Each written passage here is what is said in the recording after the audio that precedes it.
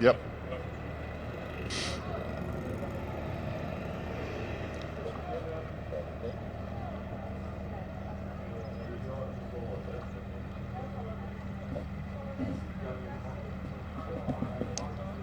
So Stefan, back for day 3. Good morning. Yes, good morning and welcome back to day 3 of the European Championships here in Ponte de Lima, Portugal. Me, Stefan Gustafsson, and Ivan Lawler will try to guide you through this day of interesting racing. We are in the wonderful village of Ponte de Lima in Portugal. Probably the oldest village in Portugal.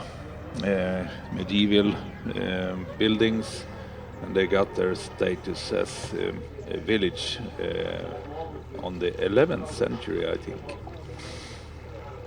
So it's great racing conditions on the Lima River, starting up on the plains of Spain and ending in Castelviana down here at the Atlantics.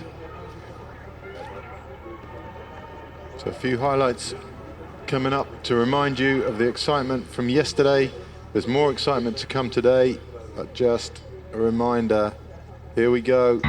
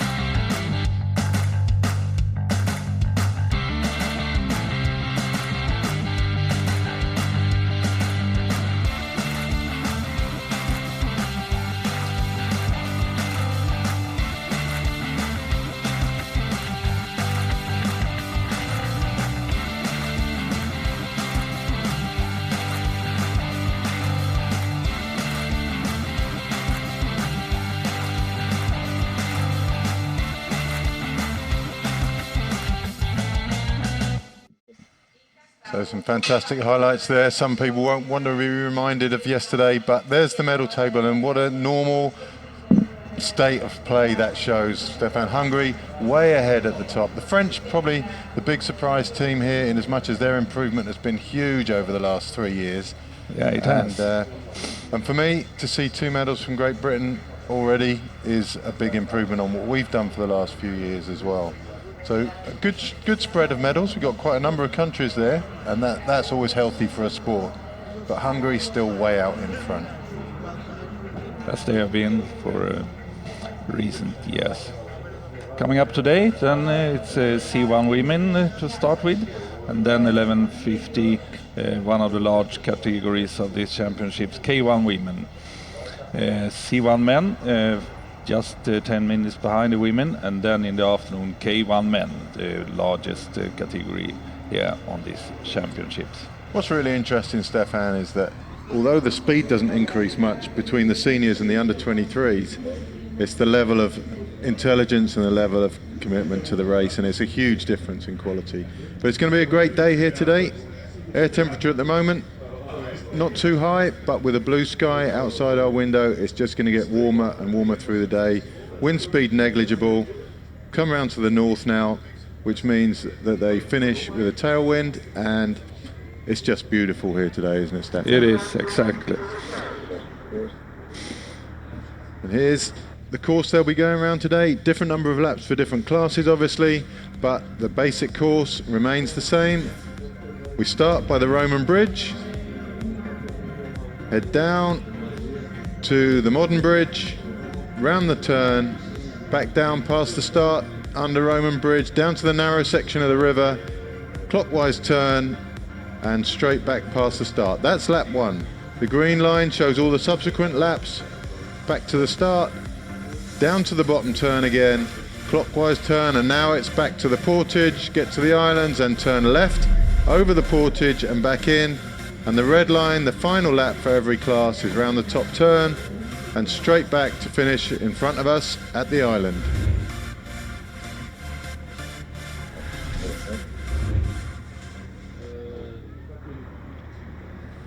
So this is the state of play at the World and European Championships so far. Zanet Lakatos, who's had a massively successful year this year in the sprint circuit, she's the world champion. And from Pontevedra last year, Catherine Duer, not competing here this year, Stefan. In fact, most of the competitors this year are new to us.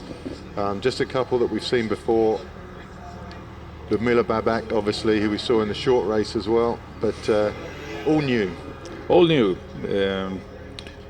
There is the start list, and it's Ludmila Babak, who had a bronze medal last year in Brandenburg, who also won the short race quite comfortably the other day here in Ponte de Lima. I think she is the one that will take most of the initiatives out there, but you've got two Hungarians as well there, though, Stefan Meskolci and Shatolika. You can never write off a Hungarian. They've had so many medals. We saw the medal table. They're totally dominant still in this sport. And there's Ludmila Babak. Maybe she's the one in this race who can challenge that dominance.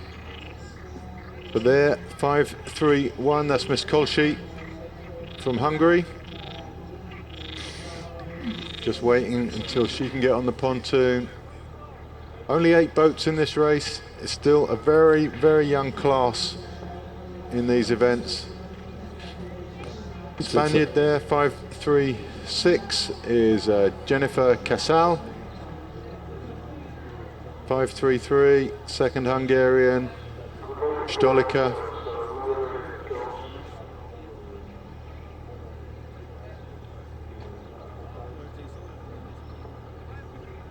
And we wait for the final competitor from Portugal.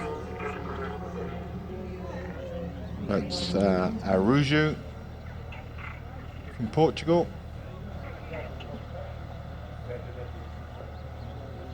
To get on the start line, she's got to turn her boat round there.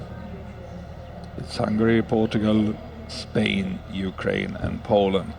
All of them good sea paddling nations. Good tradition for sea paddling in these countries. Maja Jadek there. Already 2 medals from this weekend. Second in the junior race on Thursday and second in the short course behind Babak, who lines up next to her in the yellow boat with the blue shirt. And away they go.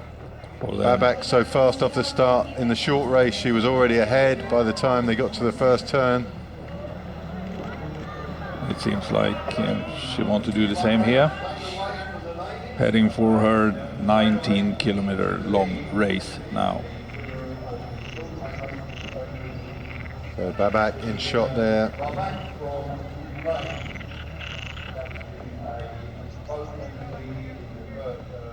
Nice aerial shot. Shows Babak leading from the Hungarians on the left of the shot there. We've got Babak in the lead yellow boat. Very nice technique. You can see we will be able to study her technique quite many times, I think, during this race. 2 Spaniards in shot now, and just moving across through the back of the shot there was Maja Jadek. So away they go on the start. Babak second from the right, immediately into a lead. And in these boats, Stefan, a lead with clear water is a little bit of an advantage in some ways. Steering isn't easy in the rough water, so to get ahead and to do your own thing is probably a significant target for some of these girls. Absolutely. And the conditions on the water here today is absolutely perfect for this kind of race. So Babak, although she's got a few lengths lead there, it's not as clear as it was in the short race where she just moved ahead and kept moving ahead. I think we could see a few changes later on in the race, but for now, it's Ludmila Babak heading up for the first turn.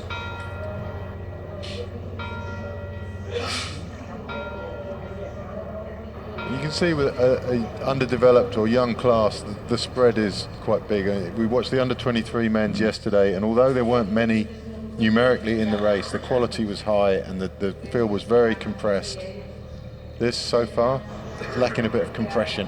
Yes, and they are, as you said, striving for their own water, calm water, without any disturbances from fellow competitors.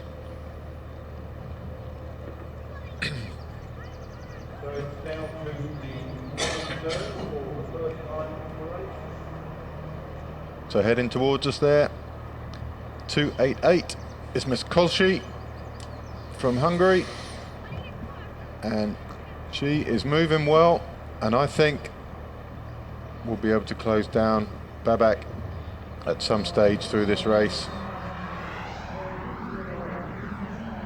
It's going to be a bit of a war of attrition, this one, I think. So Babak already ahead of the camera shot there. Miskolci just going out of shot now. Then the two Spaniards side by side, just behind the Hungarian Spaniards, Alton and Casal. Alton, yes, a couple of days ago was third on the short course, but it's Ukraine from Hungary, from Spain and Spain. Around the first turn they go. So Babak, Miskolci, Casal, Alton, Stolica and Jadek, who, remember, is just a junior.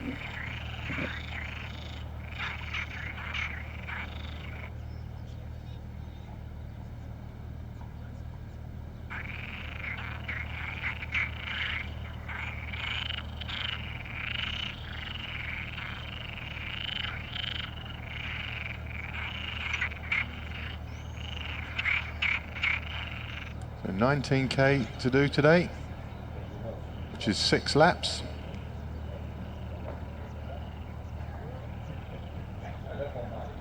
They've arranged themselves into single file.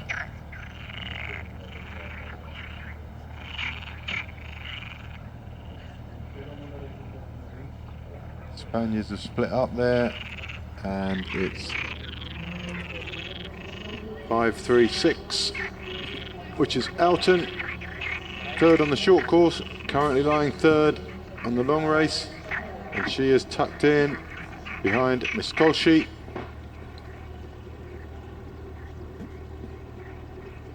And they will be aiming to close down the gap on Babak over the next hour and a half or so. 5-3-3.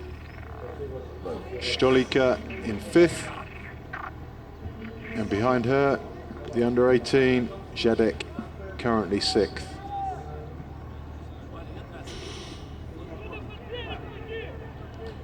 So it's a tough one in the canoes. The men's canoes went through a stage like this where there's a lot of single file racing, no groups, but we saw the men's racing yesterday. The groups are starting to form and the races are starting to develop and evolve. So there you can see the gaps.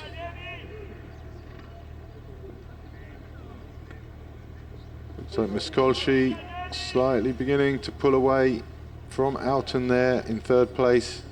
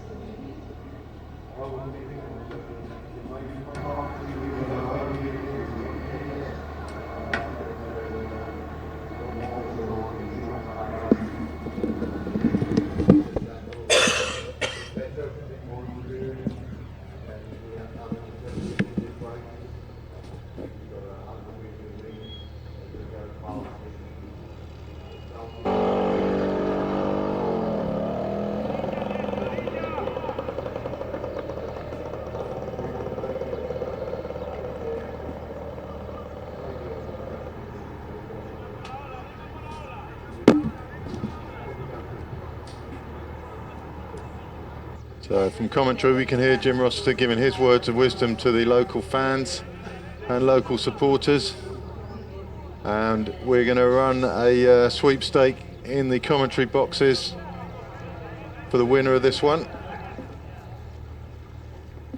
and Jim says he's going to buy us all dinner tonight if we pick the winner.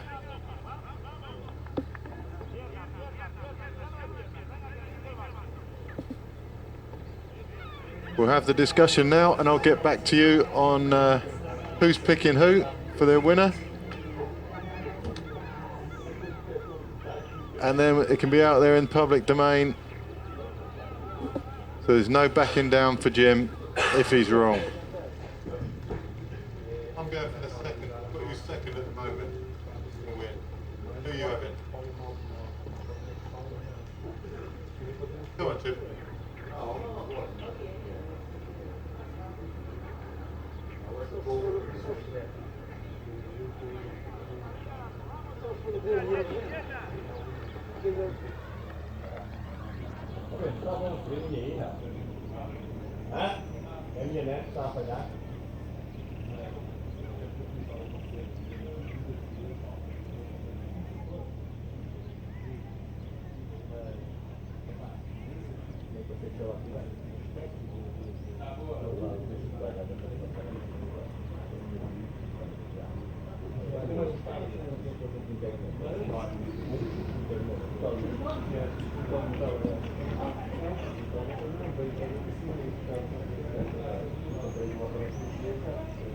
So Babak in shot there, still ahead.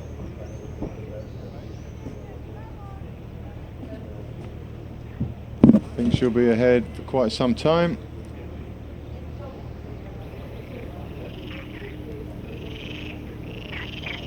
In the sweepstake, I couldn't nail Jim down to any firm decision. He was wimpy, a bit watery. He just wouldn't commit to anything. It's typical of a sit on the fence, wishy-washy local commentator, and I'm going to nail my colours to the mast of 286. Miss Kolshi currently lying in second. Looks good to me, although she is gradually falling further and further behind the current leader, Ludmila Babak. Spain in third still, Lara Alton.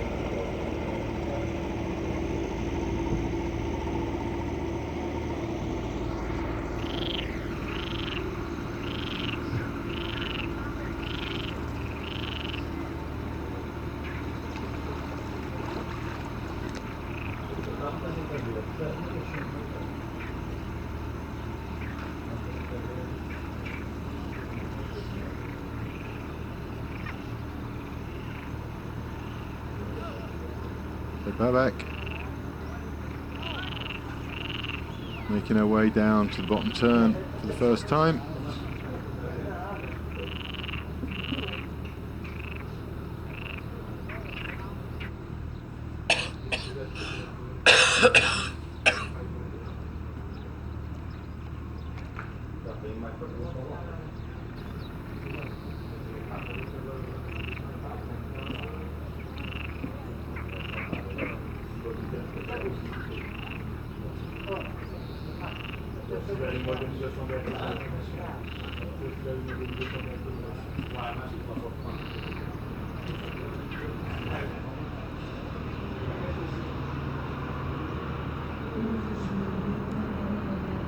Nice shot from the back of the race there.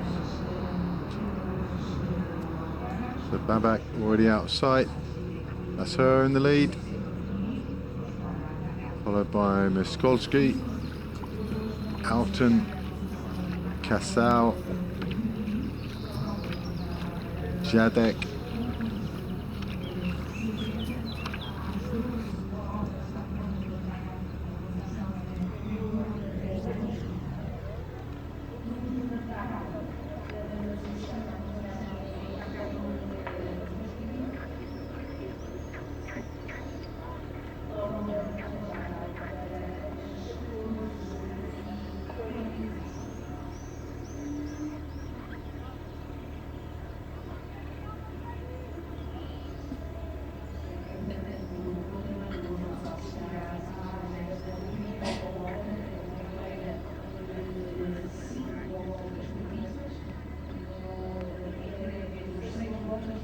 gaps gradually opening up. Third place here, 536.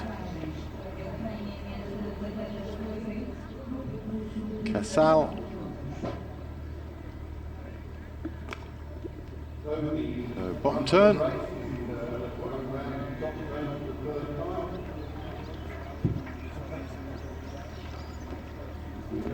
Babak making her way round. A little look back, see where everyone else is. I imagine that's a fairly comforting sight to see the racers spread to the extent it has. and really it's hard to imagine change over the next 5 laps. So Babak round the turn, followed by Miskolci.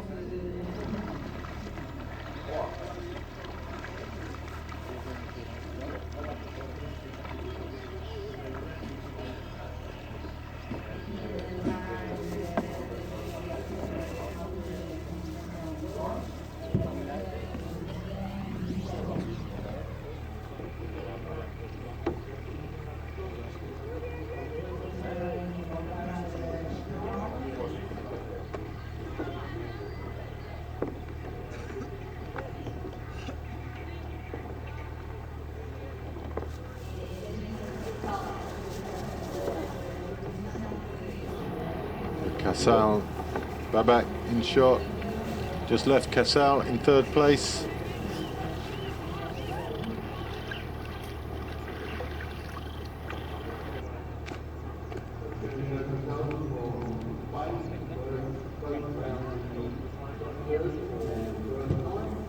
So although the aerial shot, sometimes you can see areas of what looks like shallow water, this river has actually been dredged out to 3 meters deep, which they did deliberately so that we can have racing on it, which is pretty impressive.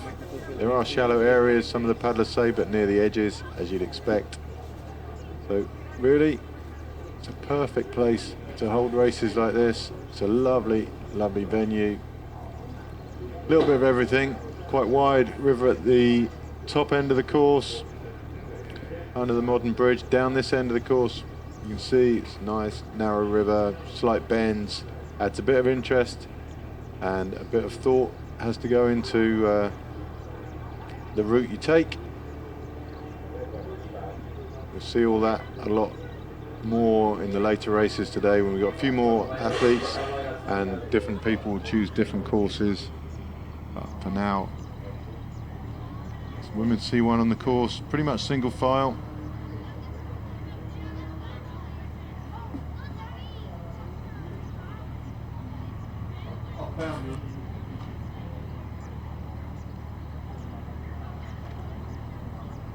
So Miskolci in shot, and just behind her, Casal.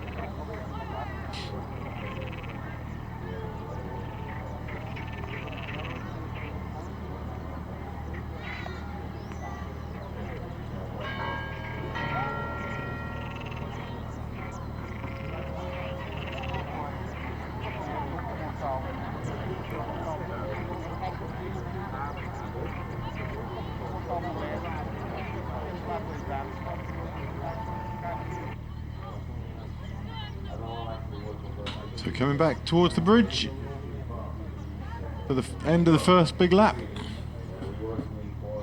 Ludmila Babak looking like she's going to have pretty much her own way today. Be her first big win, 3rd at the Worlds last year.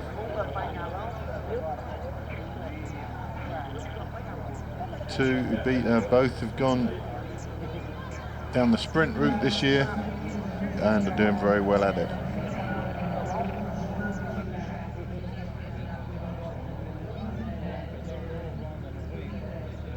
There's a view of our site on the left-hand side, just above the bridge. Very big area and a very nice place to be sat on a Saturday morning, looking out across the mountains. Clear blue sky today.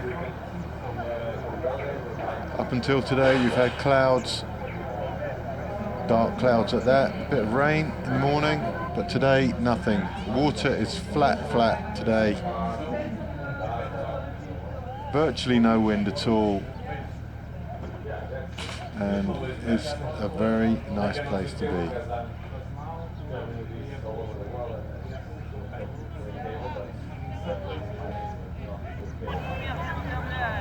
Babak under the bridge for the first time.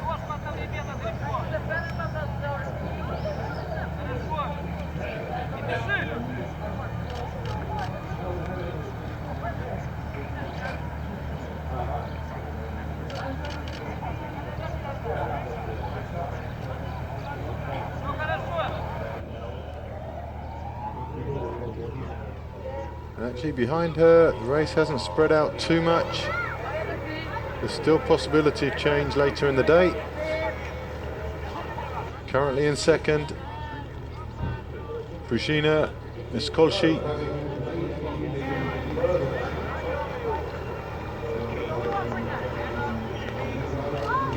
And behind her, Jennifer Casal. And then behind Jennifer Casal, 3 boats in pretty quick succession. Stefan, tension's building already in this one. You know, you've only just come back to the commentary box, but back there, bouncing some weed off the front of her boat. It's a nice shot of her technique, very distinctive strokes, using her leg there at the first stage of each stroke, creating lots of power when her arms are stretched. And the power for each stroke comes from the leg.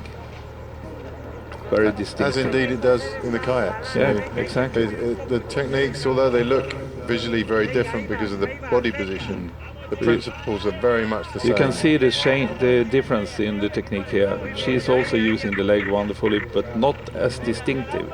This is more of a longer stroke, and the power is in the full length of the stroke, while Babak is using the absolute first stage, which is a lot more effective, of course. Exactly as in kayak paddling. So in the background of that shot, you can see 4th, 5th, 6th places. Actually, 3rd place here, Casal. Behind her, there's a little bit of a battle developing.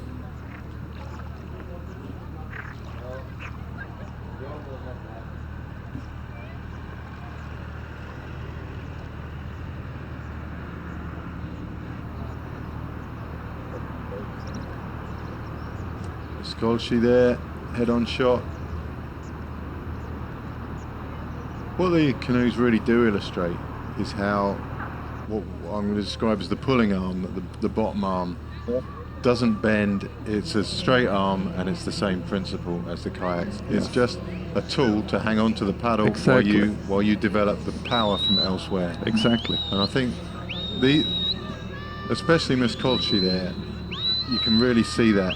And it's quite impressive. In shot there, Maya Jadek, she's making her way through the field.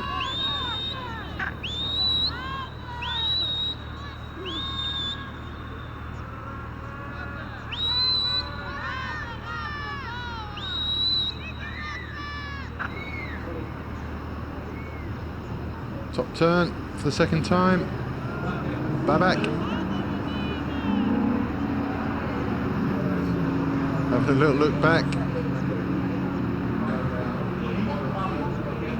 Doesn't appear too hurried. Still trying to bounce the weed off the front of her boat. I think out the front that far, you've got too much time to worry about that bit of weed on the front of your boat, haven't you? So you can see she's obsessing about it a little bit. It's probably not such a big deal, but too much time to think about it. Miskolci coming into the turn as Babak exits at the far side there. I still think she can win it, this one.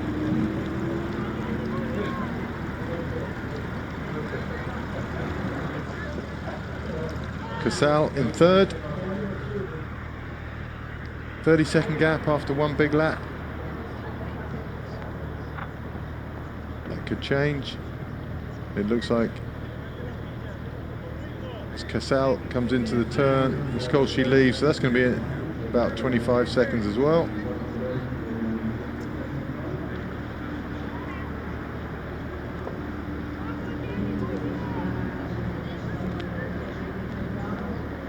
.30 seconds for her as well, so the gap's very even. 30 seconds between first and second, 30 seconds between second and third.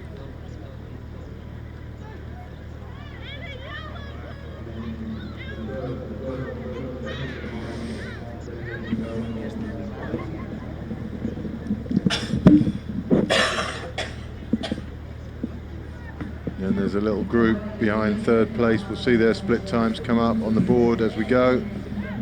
Meanwhile, in shot, Babak seemingly having today all our own way. So Jadek, the junior from Poland, a further 30 seconds down. Only 10 seconds down on her though is Alton from Spain.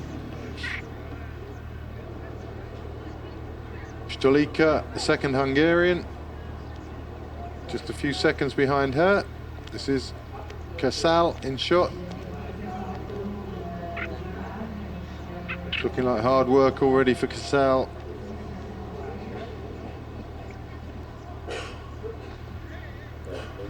And there's Jadek.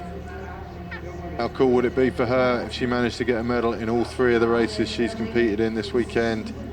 2 silvers already. Finished behind France in the junior long course and behind Ukraine in the senior short course. 5th, back to Laura Alton.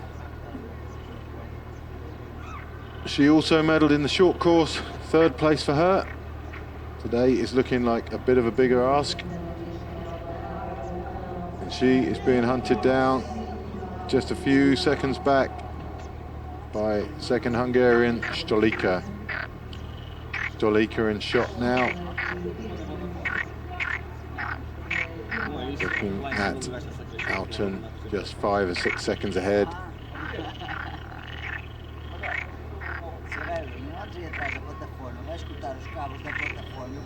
So a few more laps to go. Change at the front looks increasingly unlikely. Great shots. Babak there. Straight bottom arm as she pulls, putting pressure down on the paddle with her top shoulder, top hand, and generating force from the legs. Drives the hip back, drives the chest and the shoulders, generating downward force to lift the boat, shoot it forwards. Very much the same principles as kayak paddling, but obviously just on the one side.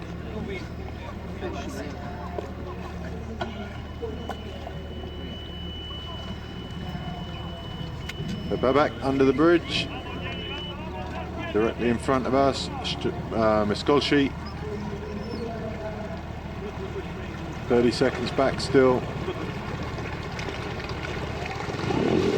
And out Casal, rather.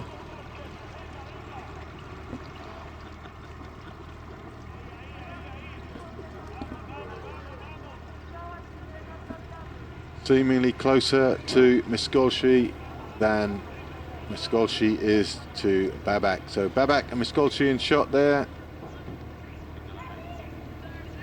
And the Spaniard behind looks like she's got a couple of fans on the bikes cheering her on. Far side of the river there, really nice little recreation area, beautiful path, a couple of exercise areas, nice tow path along the side of the river. See all the nice cut grass to the left of your shot there. I'm not sure how far that goes down the river, probably just to that little inlet on the left there, but it really is quite a nice place to be in. Now, here we go. So the changes are starting to happen at the back.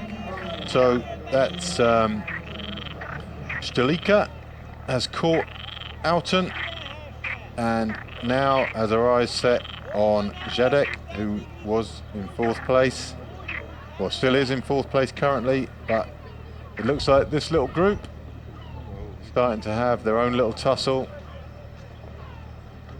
Spaniard just going back past the Hungarian now, and it looks like they might be sharing the leads to try and close down on 4th place, and hopefully for them 3rd in the medal.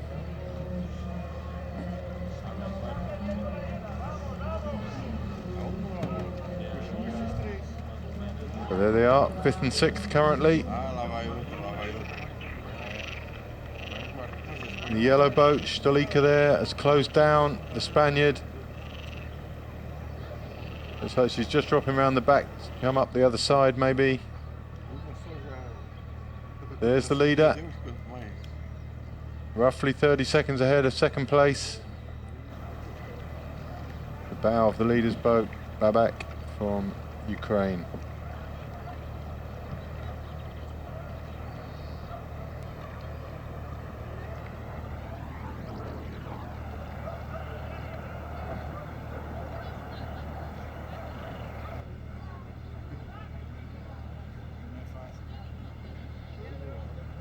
Babak from Ukraine, top of your picture there, just going past the last of the small islands.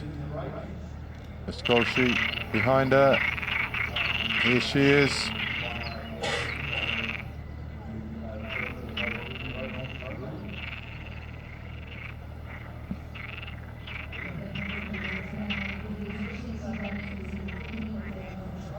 And that is about 3rd place. Jennifer Casal taking a drink.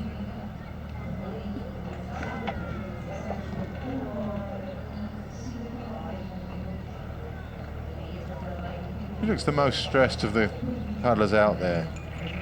Maybe that's just how she looks. She just put her paddle down a little bit. She doesn't look happy at all out there.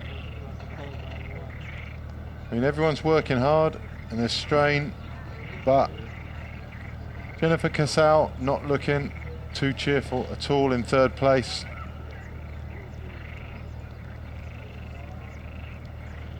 The Babak, no problem so far.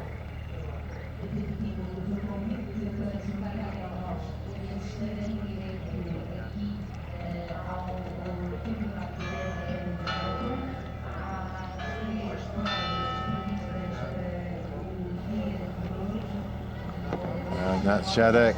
And she is being hunted down now, most definitely by Stolica and by Alton. Alton getting a ride up maybe with Stolica there. Stolica's the athlete who's coming through the field slowly. The little white tab on the top of the number that you see there is for the electronic timing system. So when you get the graphic top right of your screen as you go around the turn with all the split times, it's that little tab on top of the white number that communicates with a sensor at the turn or at the portage. We've got a few sensors around the course, wherever you get your split times, and it's that little tab that does that job. Turn marshals in the boat there.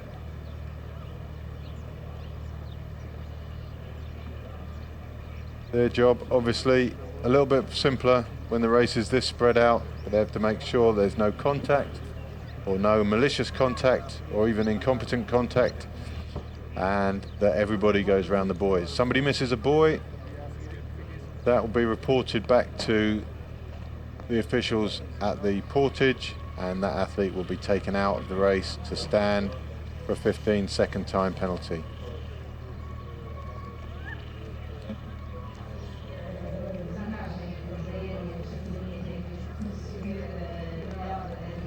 Top of the shot up there, entering the turn is Babak. She's having a little look back.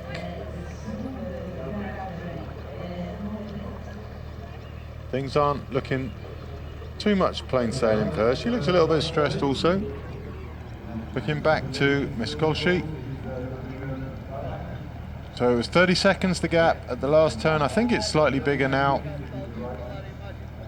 The score sheet still looking pretty fresh. Boat's moving well still. And it'll be interesting to see when Jennifer Casal comes around the turn. To me, she looked pretty stressed, very strained, not very happy at all as she took her drink. But this for now is Miskolci. Looking good, coming around the turn.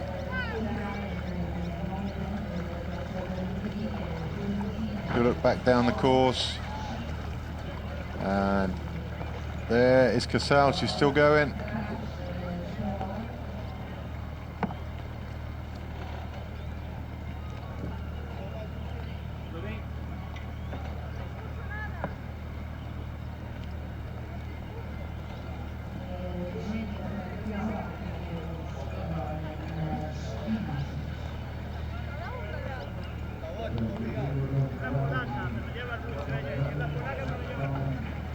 Casal just entering the turn now.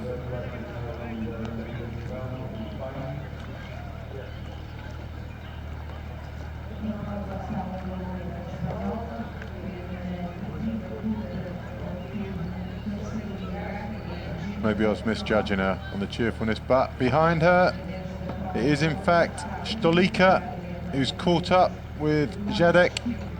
And Stolica has left behind Outen, who didn't manage to stay with her on her charge through the field. She's now on level terms with Stolica. They'll enter the turn pretty much together. But it is most definitely 533 in the yellow boat, Rita Stolica, who is making her way up through the field. The excitement builds.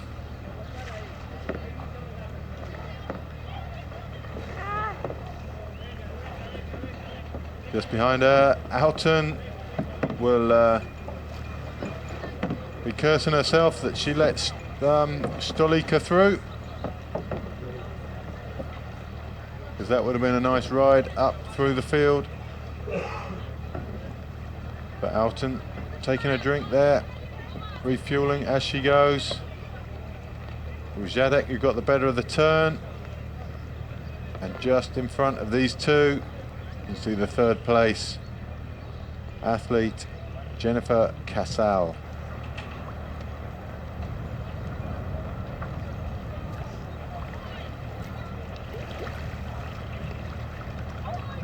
Little bit of a breeze come up. Turned into a headwind now for the finish. So this is the interesting area of the race here. This is currently 4th, 5th and 6th. The yellow boat to the left of your shot was 6th a while back at the top turn, and now she's moved into 5th and is currently challenging for 4th place.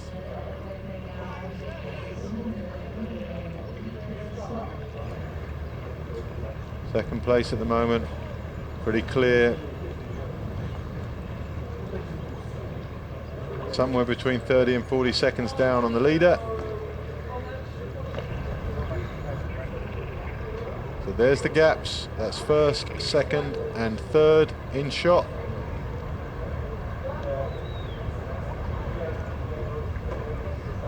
Wind really has picked up now.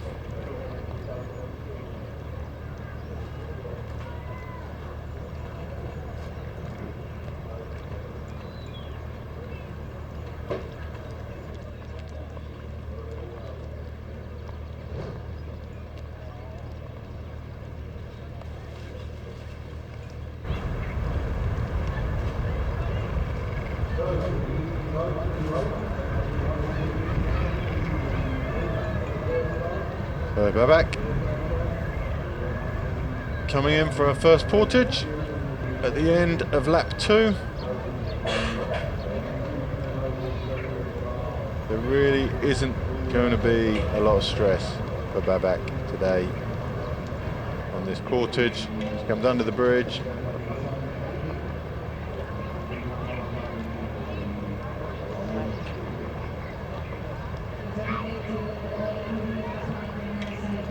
through the bridge. Bearing left slightly towards the sandy beach.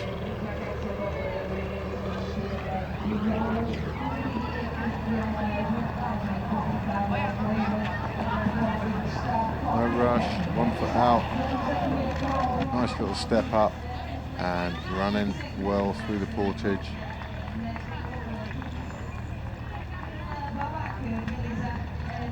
No one yet even come through the bridge. The gaps are opening up for Babak.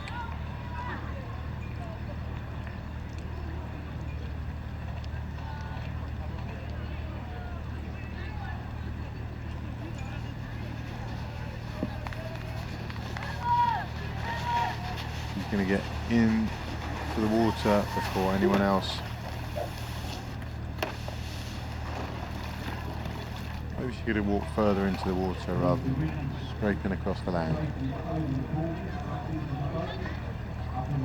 Away she goes. The graphics as leader, as she has been from pretty much the first stroke. Second place, Miskolci.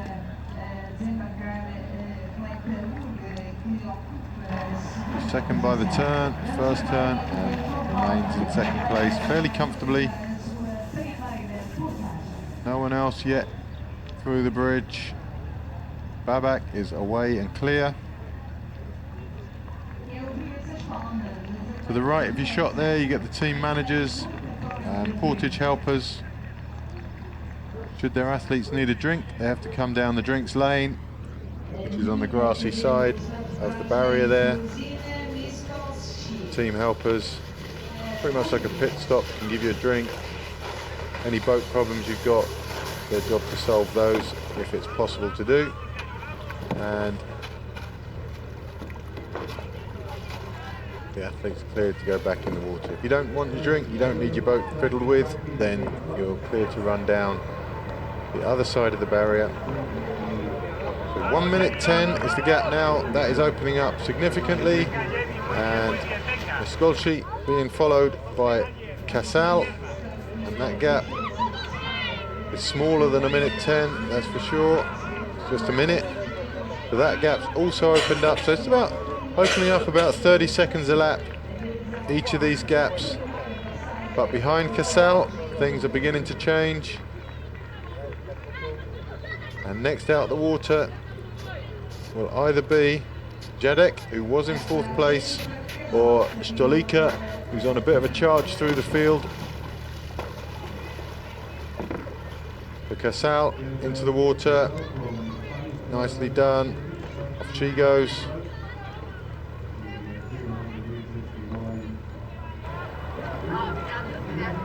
And in come the next two together, Stolika and Jadek. Stolika slightly quicker out the water. We saw Jadek opt to carry on her shoulder in the junior race as well. She's coming in. There's a support crew holding out a drinks bag. He'll slot that over her neck nicely. And she's running very nicely through that support lane. So even though she's run further, she's going to come out of this without having lost any ground. Her drink replaced.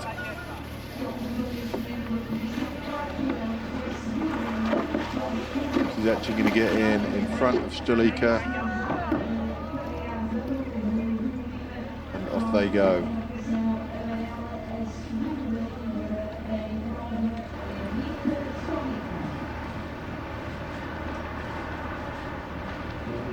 Around the top turn already, Stolika.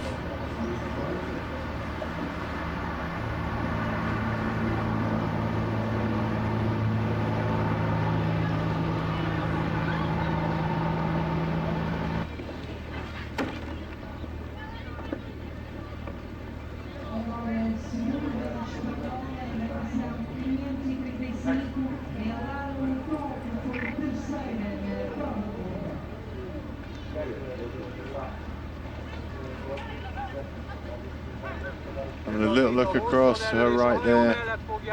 She'll see that she's pulled another 30 seconds on Miskolci, and we'll know that that is an awfully big buffer, and really fight for a gold. It's turned into be a journey rather than a fight, and for Babak, fairly straightforward process. Both first and second in shot there.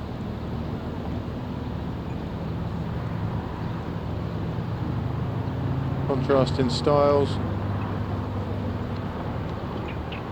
Smooth long stroke of Miskolci, slightly more aggressive stroke of Babak.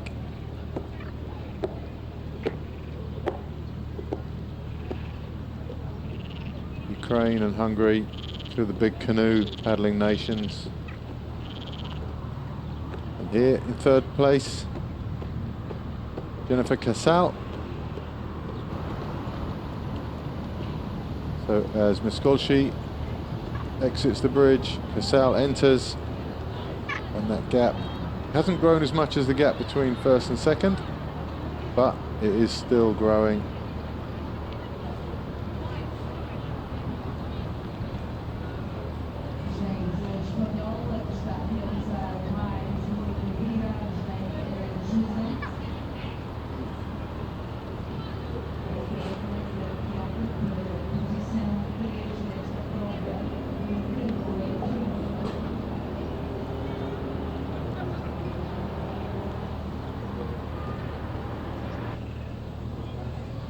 So there you see, top of your shot is Miskolci.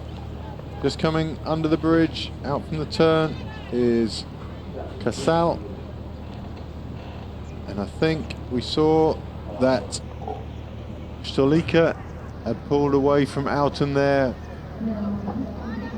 for fourth place, but it's a long, long way up to Casal for a medal. So Babak clearing away, hunting her down. Miskolci, really nice shot of the two of them. I'm sure someone with more technical canoe knowledge than me could pass comment on what they think of those two. And if anyone wants to post that on the live chat, that would be great. I'll pass on your comments to the public. And a really nice aerial shot. So the small island you see just off the car park there, that's where Stefan and I sit. Contrast on second and third place now, Miskolci and Jennifer Casal. Jennifer Casal, to me, just looks like she's in pain all the time.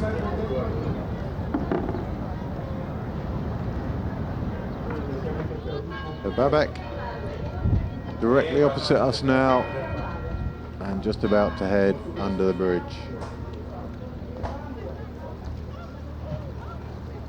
So just about halfway through.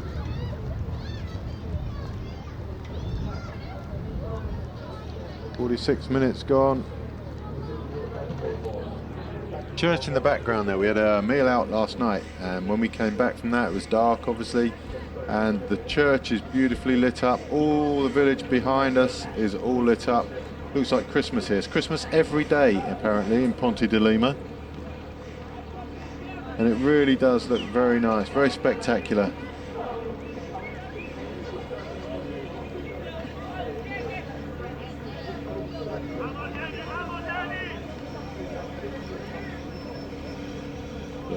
Miskolci taking some instruction from her coach there.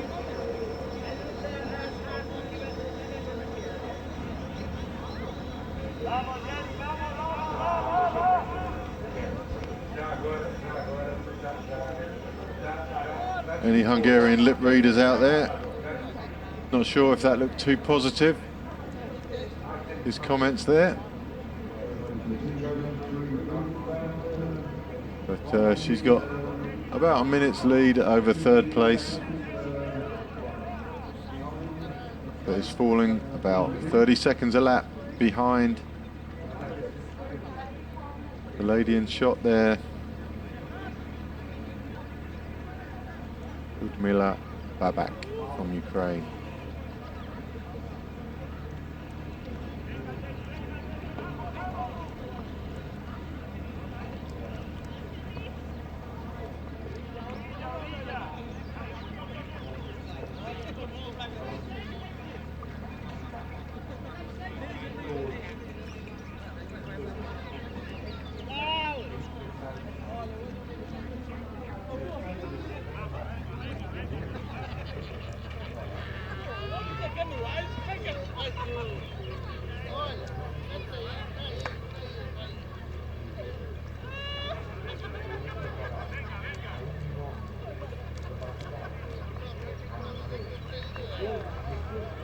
So Canoe in third place still. Just passing under the bridge. Still getting a bit of encouragement for coaches or fans on the bikes there.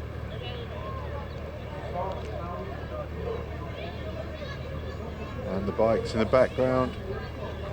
Oh, they don't look like they're supporting. They're going a bit fast, but they are. They just went past the fourth and fifth place, and it is Maya Jadek. She's held on to her fourth place, just a couple of lengths ahead of Stolika. And that is a nice little battle going on between those two.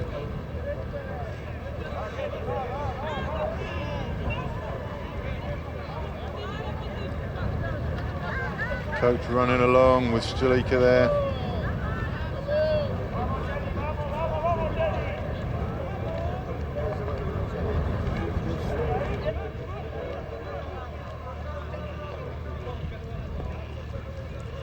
It's always quite bizarre when you're racing and you get instructions from coaches, because they're usually telling you to go faster and to catch someone up, and to be fair, you kind of know that's your job in the first place, and I'm sure Stolika has catching up in mind.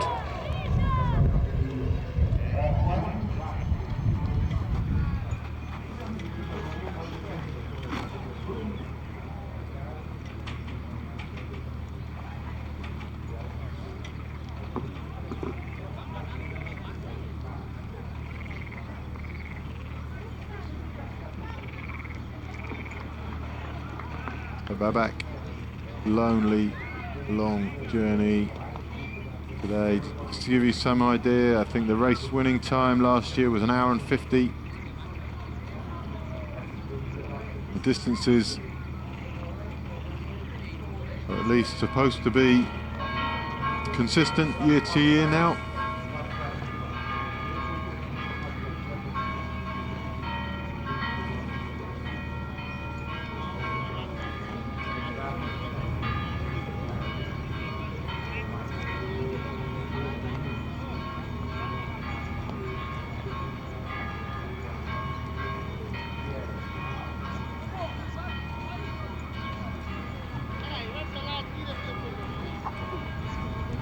There we go, Jennifer Canoe.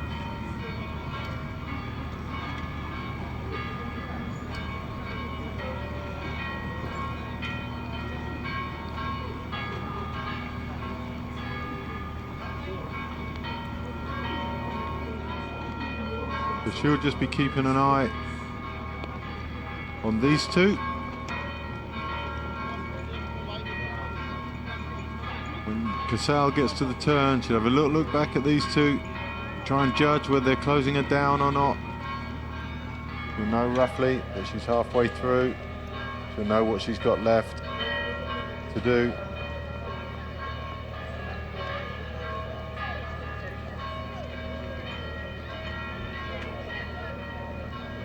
But I think those front three are pretty clear.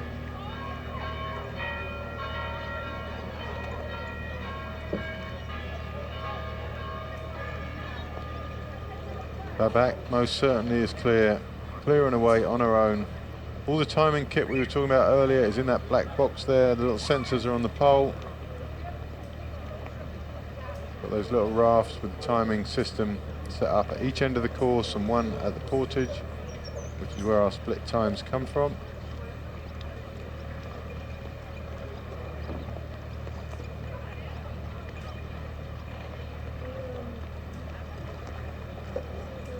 He looks back down the river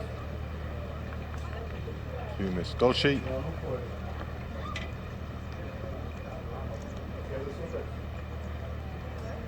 Golshi still moving well. Just gradually losing ground on the leader.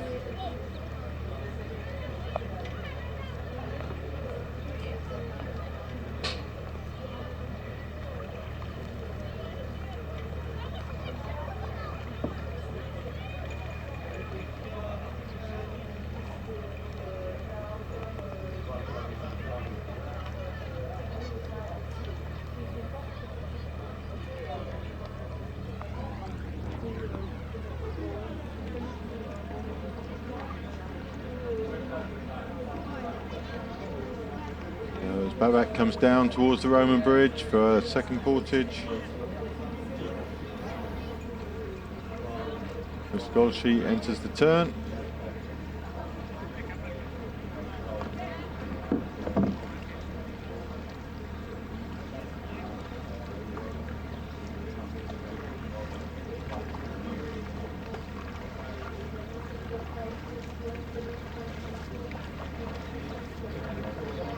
He looks back down to Jennifer Casal. Doesn't seem to be losing too much ground on her. Jennifer Casal also moving reasonably well again.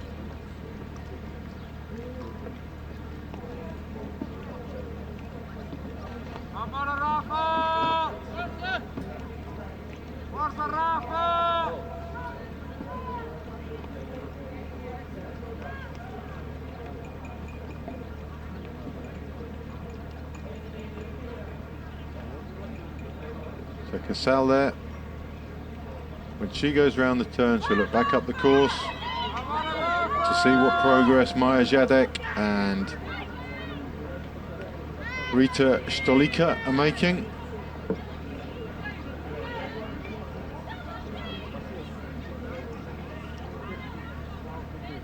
So the guys in blue there working on the top timing system. You can see from your screen we're not getting a readout from that timing system at the moment. They're up there checking what's going on. As Casal comes round, and Marcus on the timing raft there. The boys in blue. So these two look like they're closer to Casal than Casal was to Miss Golshi. It's Stolika and Jadek in exactly the same formation as they were one lap ago when they both went round this turn together. It was Jadek who got round. Jadek in the red and white boat got round quicker than Stolika last time. They both came into the portage together. Jadek runs a lot better than Stolika. Took Stolika until now to get back on even terms with her. And it looks like that process could well repeat for this lap.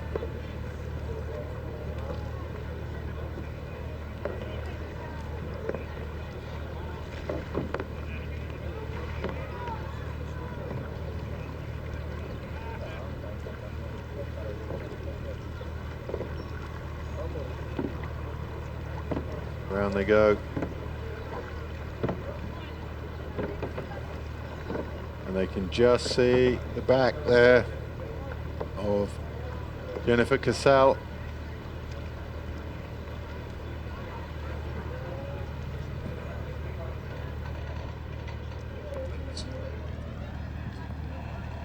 Well, Babek approaches the bridge for her second portage.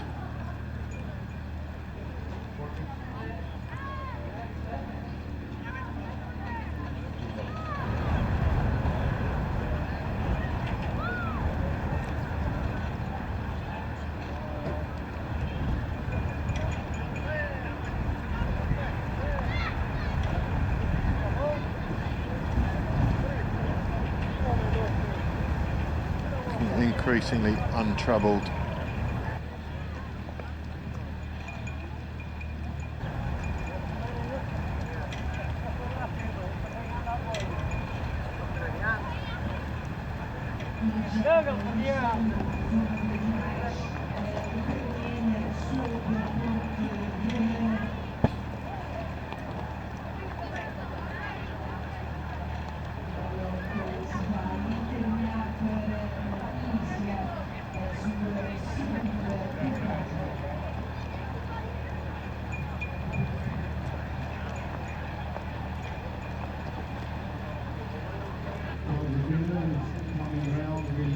So in comes Babak, Portage 2.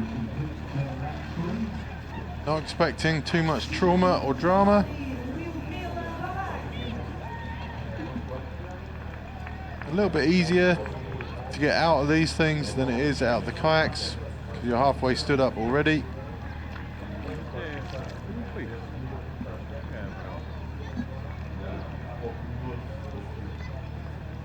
Sticking to the grass for as long as you can there. Running in sand is never much fun. Unless you're at the beach, of course. Make your own fun. Here she gets. Pick up the drink straw, pushing off, and off she goes. So we'll get a time check here. There's about a minute between first and second, and about a minute between second and third on the last lap. And here comes the score sheet.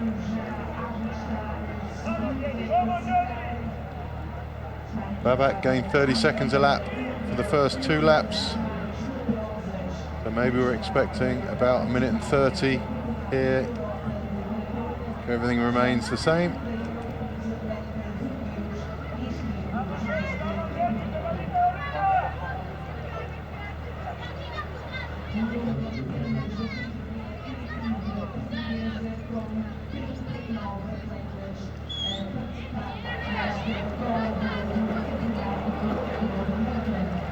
Hop out from the 12 feet.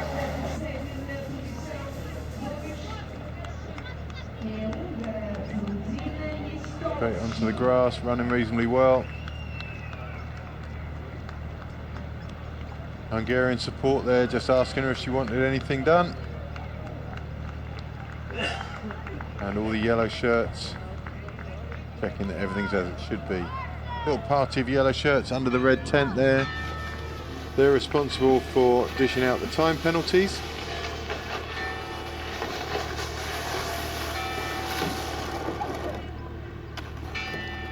So there you go, it is a minute and a half, so it's still 30 seconds a lap. That gap's growing between the leader and the score sheet.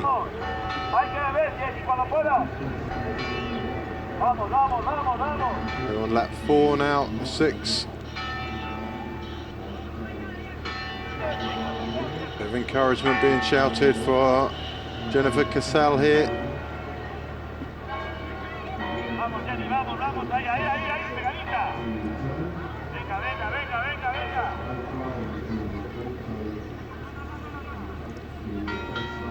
We'd expect her to be around the 3-minute mark on the split times.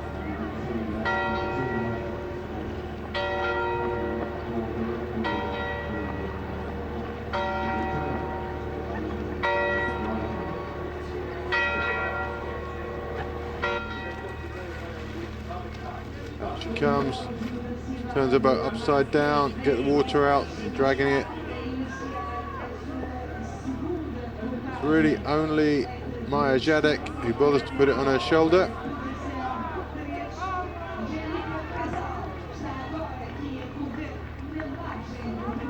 So there's the crime crew in the red tent.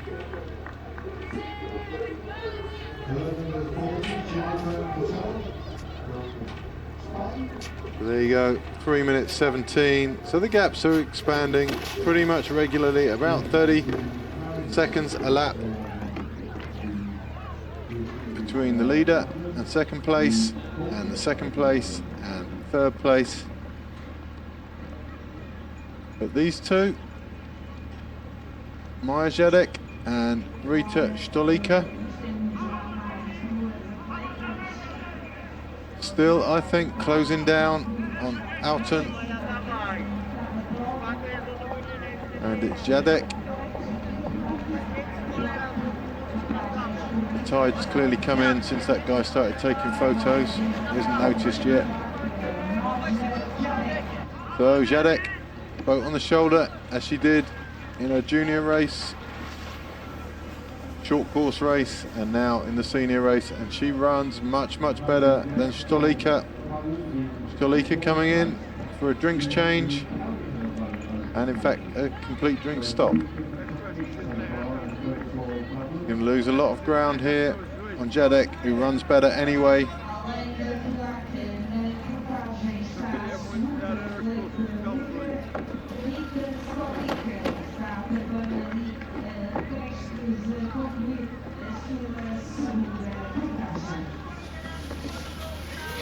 And in comes Stolika.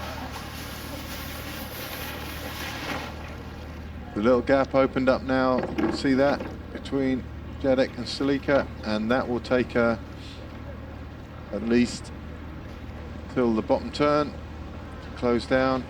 Meanwhile, opposite them, as they get into the water, there's third place, the bottom of your shot, first place at the top. That gap's about 3 minutes between them, or 3.5 minutes. And halfway between them, almost exactly, is Fruzina Miskowski.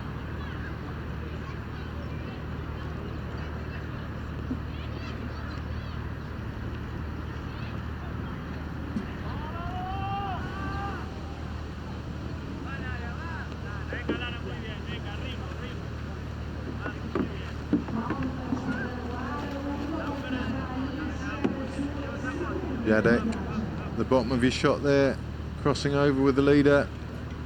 You always have a little look, see how you're doing. You'll remember exactly where you passed her on the previous lap, and you'll know whether you're losing, gaining ground, or whatever. All those things get logged in your mind. Third place here, Jennifer Casal. She'll know she's losing ground on second, but she knows she's relatively safe in terms of attack from behind.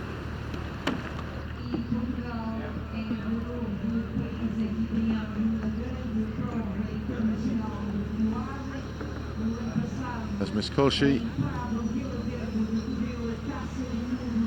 on her fourth lap now of 6.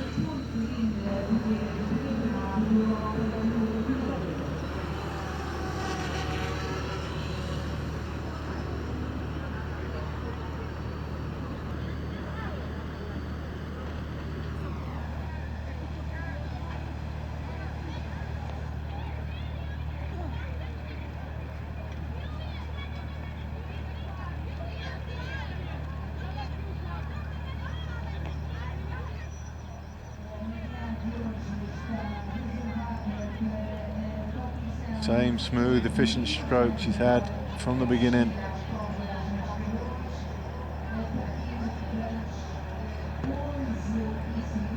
See the flags picking up a little bit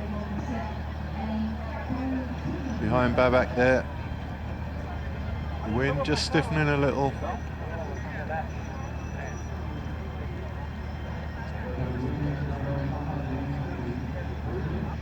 Just sent the drone up. She's just behind Babak. This film footage we got now, it's from the camera. Big swing arm on the bridge.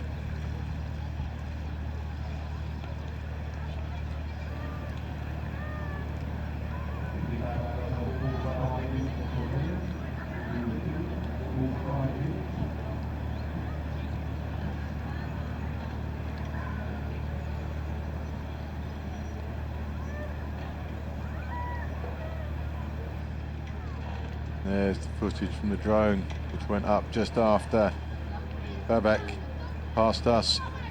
Commentary, I think drone footage, especially yesterday when the groups were big and you could see the way the groups move around, is such great educational tool, if nothing else. But actually the pictures are some of the best, well, I think the best we've had since I've been commentating the last 3 years, and what a difference it makes to A, my job, and B, your enjoyment. It's been very, very easy weekend for me so far. The Babak continues her progress through the race.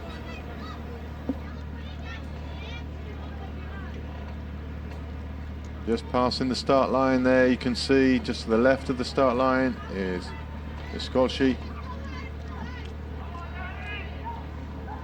Babak about a minute and a half ahead, maybe more now.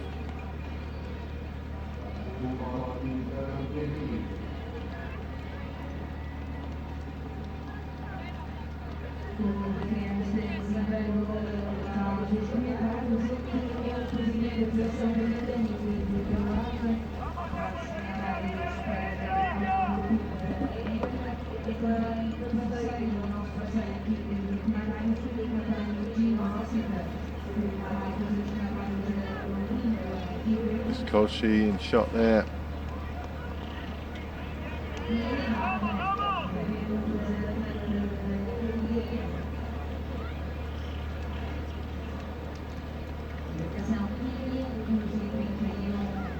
So Hungary look like they're going to add to their medal tally. We saw the medal table earlier. Hungary away and clear. Back in Jure at the World Championships a couple of years ago, the Hungarians got more medals than the rest of the world combined, and they're not going to be far off it this year either, although there were a comforting number of countries on that medal table. And I think when you've got that many countries winning medals, it shows the sport is in a healthy state, and that's encouraging for all of us. So as Babak makes her way up to the turn, in front of us, under the flags, goes Jennifer Casal. Her coach on the bike by the side of her. I think in a high-vis vest by the Roman, back there, Ollie Harding. Taking his pictures. You can of course buy those pictures for a very reasonable fee, and I'm sure if you go to his website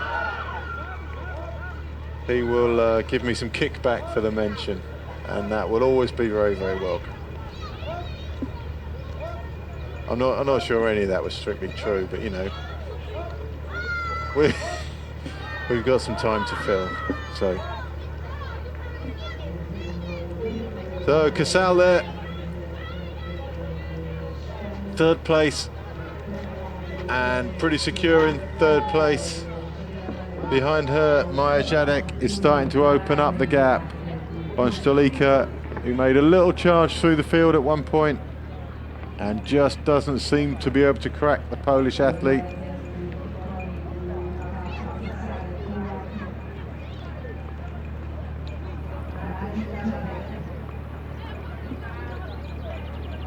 Babak continues a relentless march towards gold.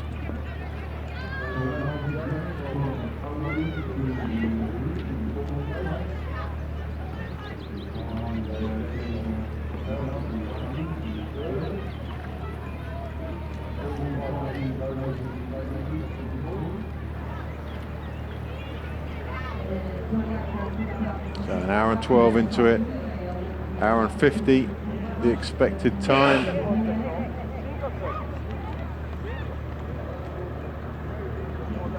Turn marshals reading their books there, making a day of it.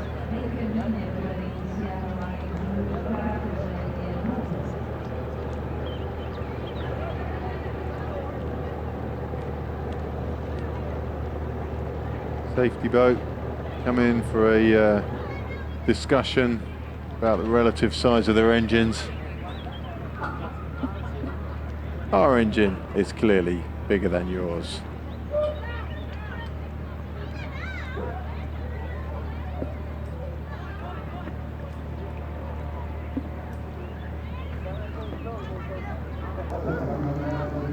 Babak enters the turn.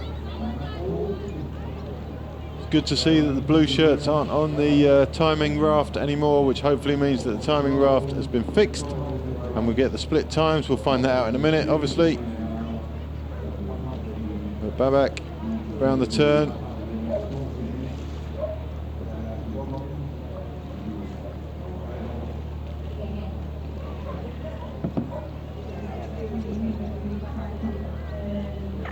There's the boys in the boats, just checking that everything's okay. Little nod, a knowing nod from the turn marshal there. Looking good to me. And there is second place. Gap was 1.5 minutes.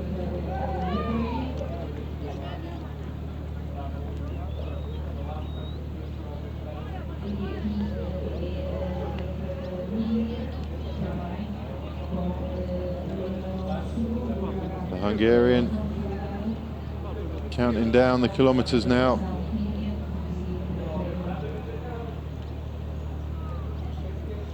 Halfway is well and truly behind them. And they're in shot, first and second, the turn just out of sight, above the screen. As Babak comes down the screen towards the Portage, the Skolshi still going up towards the turn.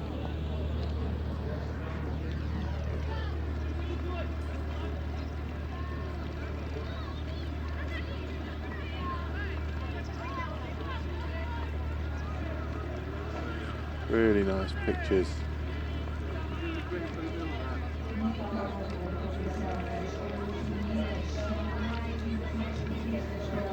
Actually, I had the wrong one going in the wrong direction there, didn't I? So, Skolshi now headed towards the turn, round the turn.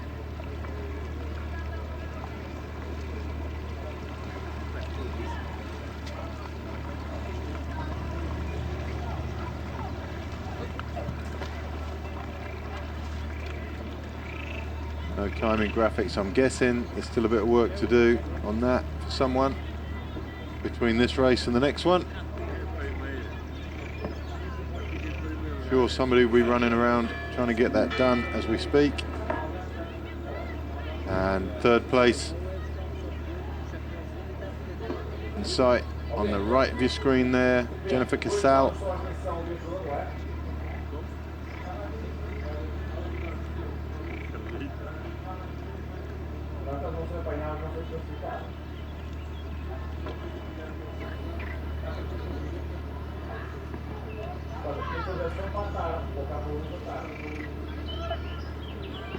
Kolshi still paddling well.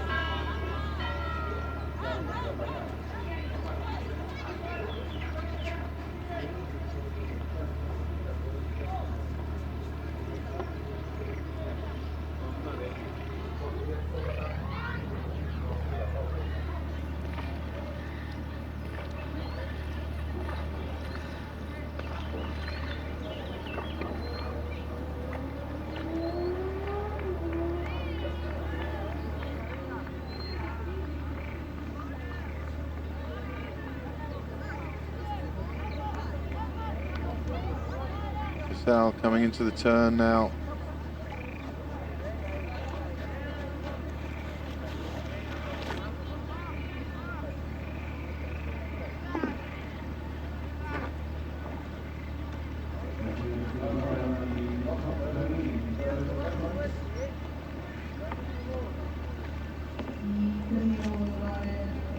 Have a little look back down the course. There you go, just then.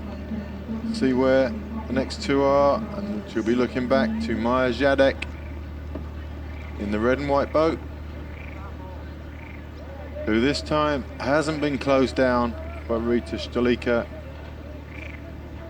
Rita Stolica let down a little bit by her portaging, Maya much quicker across the land, and this time Rita Stalika not able to close her down on the water.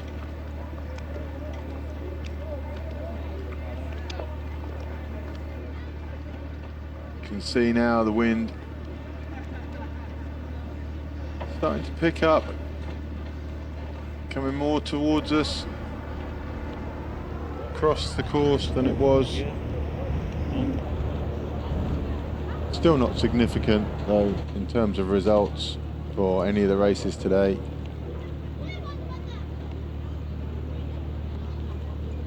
And the third Portage.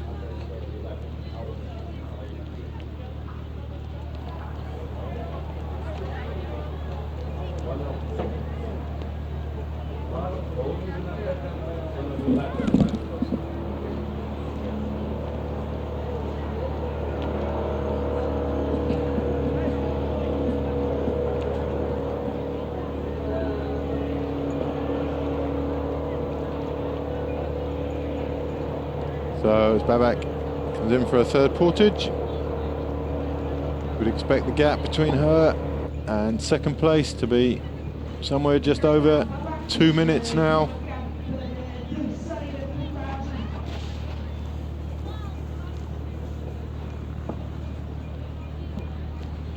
Babak running through, still not opting to go down the feeding lane. It's obviously getting cold in there, out there, because you can see the Portage marshals put their blue coats on. Not at this end though, maybe it's colder at the other end. So still in the yellow down at this end. Ludmila Babak making her way to the water.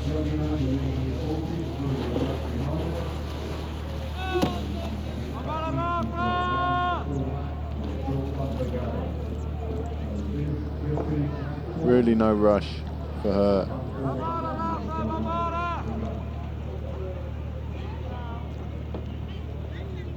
So we'll get the time checks up at the Portage as the other athletes come through.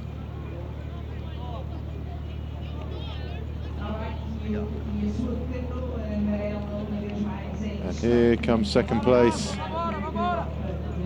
Krusina Miskolci from Hungary. So Babak already been through the Portage, out the other side, and making her way to the top turn. She's on lap 5. One big lap to do and one small lap.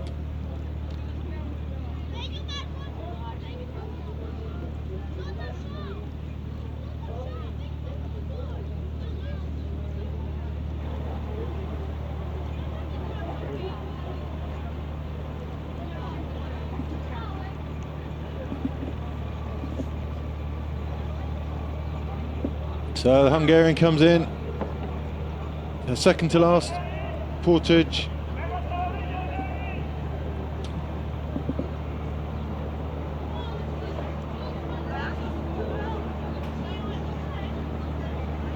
And the gap's going to be something over, I think well over 2 minutes now.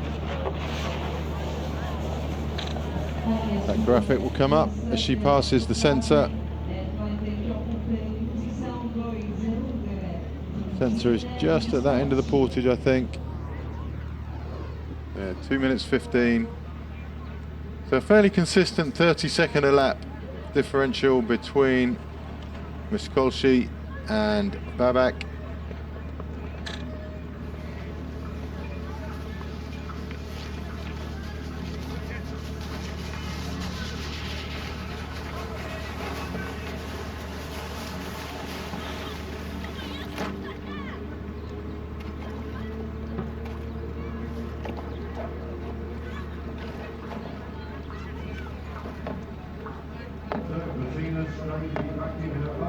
So we'll have the men's C1s later today in the same session as the women's K1. That's coming up next. And that is, those races are going to be at 11:50 and 12 o'clock Portuguese time.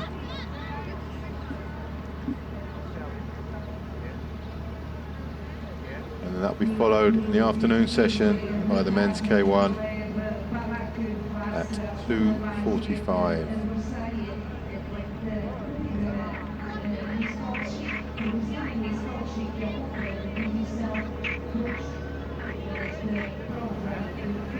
So Babak entering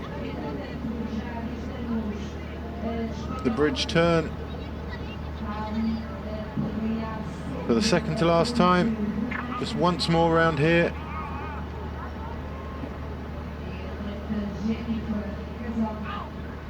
You can see the third place still not through the portage. It's Jennifer Casal.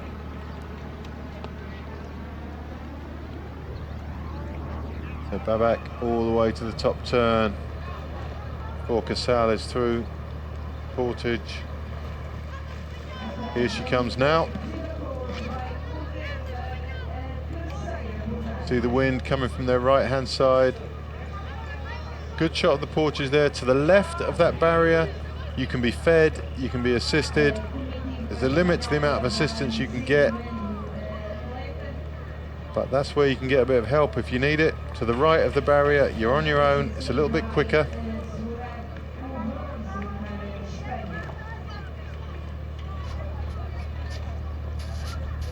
Casal.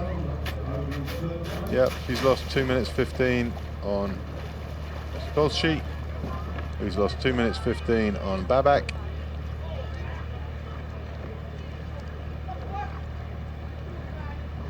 And those gaps just grow very consistently.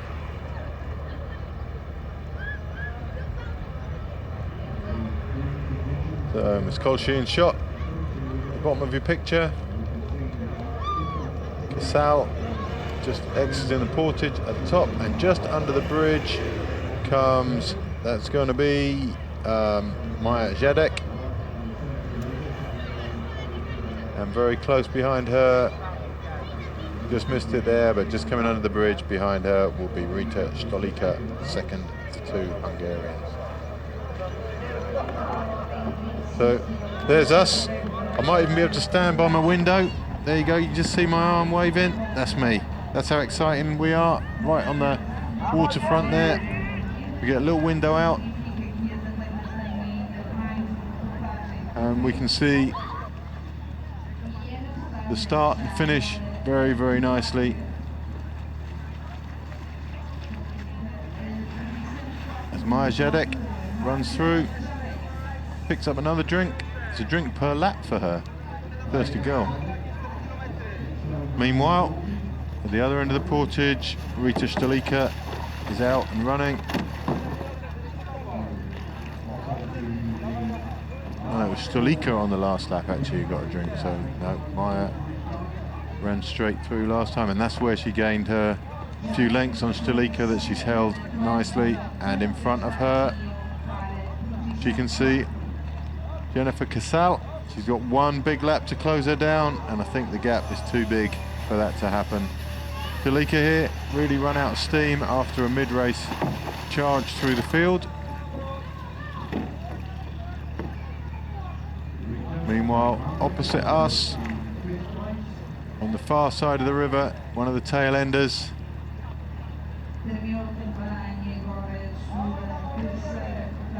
It's going to be at some risk. You can see the tail ender from Portugal just about to go under the bridge, and behind her being hunted down by Babak. So there's a very real, well, it is going to happen. She is going to be lapped. Stolika, not Stolika, sorry, Babak can see the first of the athletes who she's going to lap is just under the bridge now.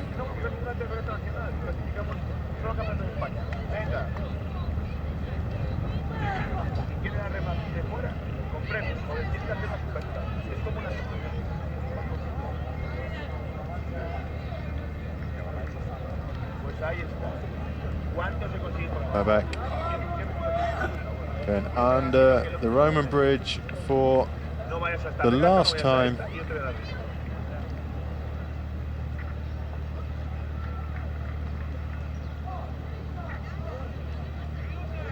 And There's Skolshi.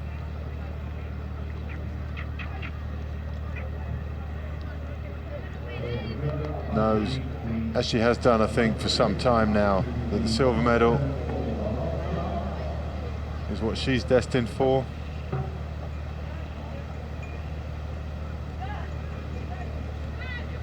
Beautiful panoramic shot of the area we're in. It really is a very nice place to be.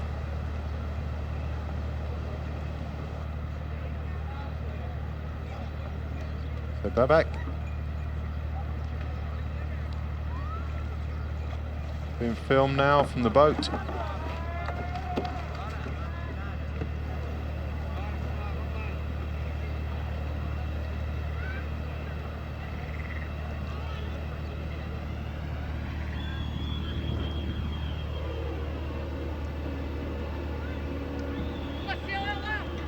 I think she'll be pleased to see the bottom turn for the last time.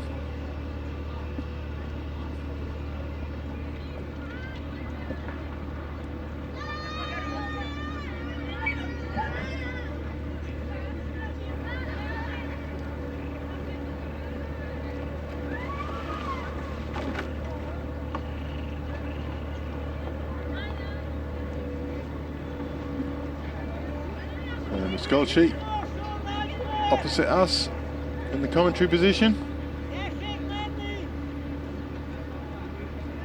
looking through the Roman bridge to a view that she's had for the past hour and a half. The blue shirt of Ludmila Babak.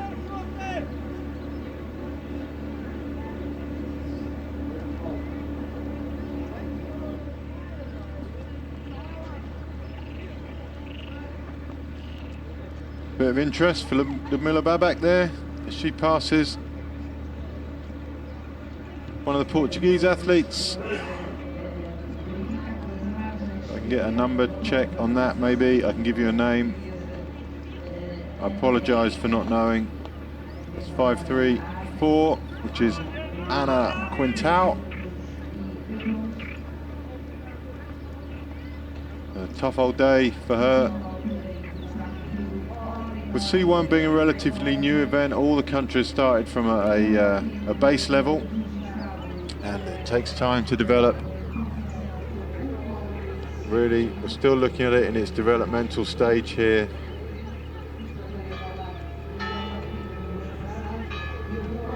The process sport has to go through.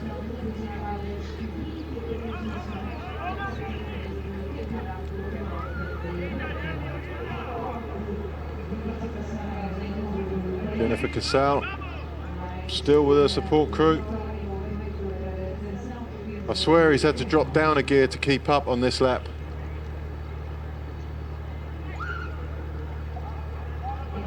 He's giving it his best shot, but it's not easy.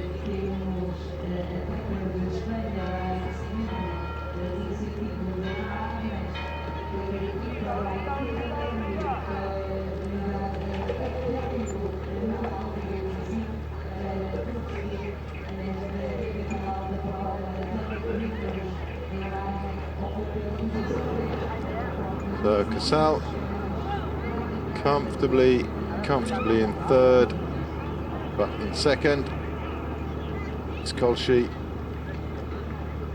She's through the Roman bridge, going down for her final turn.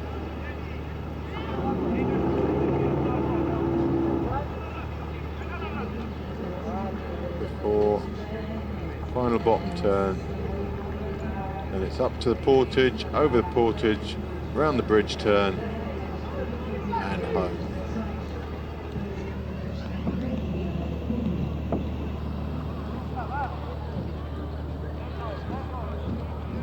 Casal just about to go under that bridge.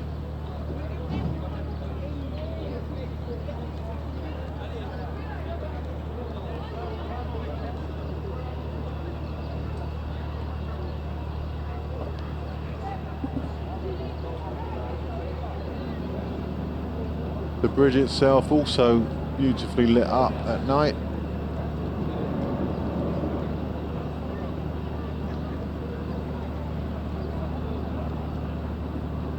Ollie and the Roman in the background. Ollie just packing up his cameras. Obviously off for a coffee and a cake. He's got all the shots he needs from this morning's race. If you scan through his website, you can get all the shots you need from this morning's race. If anyone's interested, they can put on the live chat, they can ask me what his website is, and then maybe I'll be able to dig it out for you. Oh my word, comedy in the commentary box. Jim Ross has just fallen off his chair and through the temporary wall. It's chaos in here. So,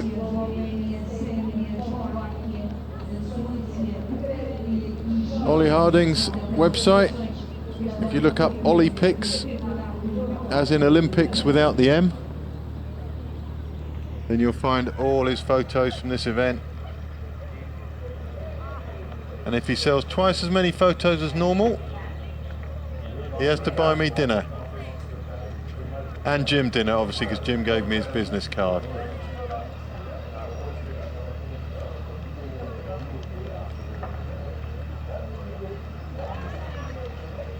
So round the bottom turn for the final time, it's Ludmila Babak.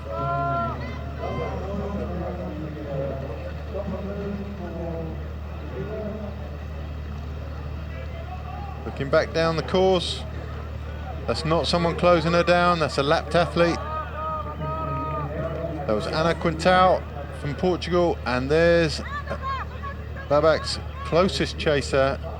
She's going to be some 2 minutes 45 behind, and that is from Hungary, Krishina Miskolci.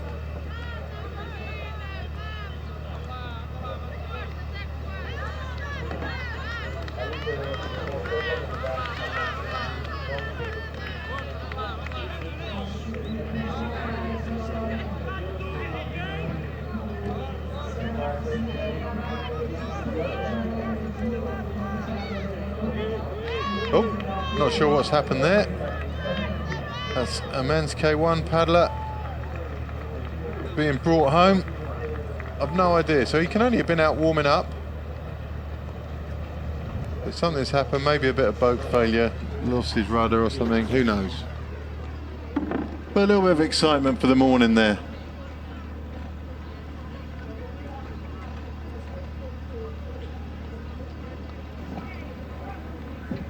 So we're getting all sorts of suggestions as to what might have happened. But actually I'm too embarrassed to air those in public. So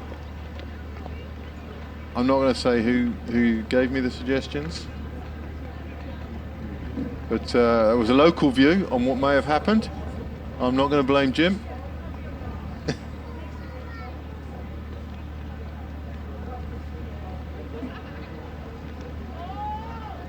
Fujina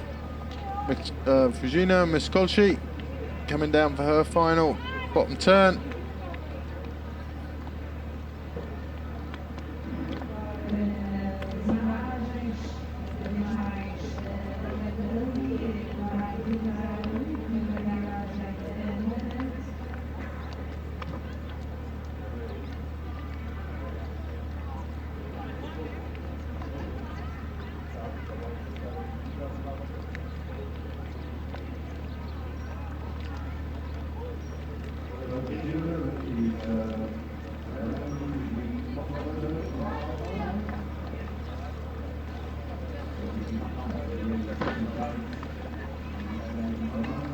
Look back down the course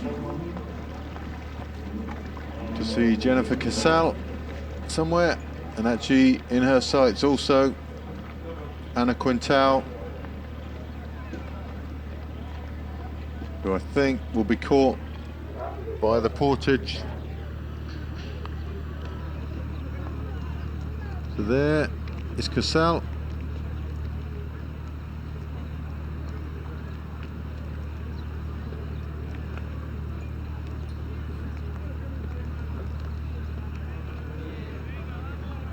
So it's Casal and Mikolci cross over. Got about 15 minutes to go now.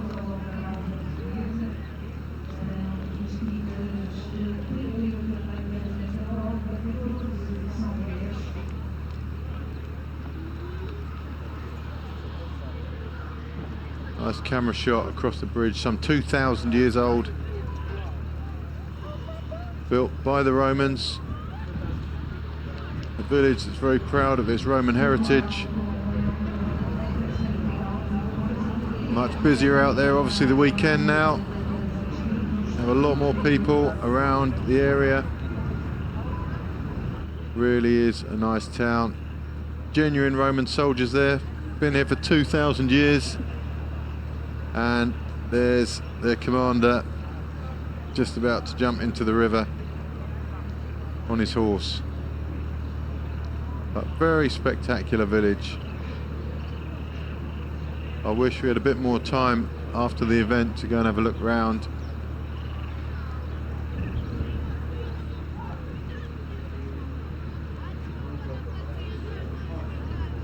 So, if anyone out there is into their bridge building, I would like to know how the Romans put the bricks that are underwater in. How do they start building a bridge? How does that work? I know I'm exposing my own ignorance there. There must be a simple way of doing it. But how do you build a bridge so secure that it lasts 2,000 years on a flowing river? You send down one slave with one brick, make him put it down, and whether the slave comes up or not, it doesn't really matter. Does he just have to hold the brick down until the concrete's set around it, or lay on top of it, sacrifice yourself on top of the brick you've taken down, and then you wash away the slave and put the next brick down? I think that's how it's done. I think that is the official, that's the official way of building bridges in Roman times. That's not my information, that's what I've been told. So here we go, the final portage for Ludmila Babak. Emptying her boat out for the last time, running as well on the last portage as she did on the first.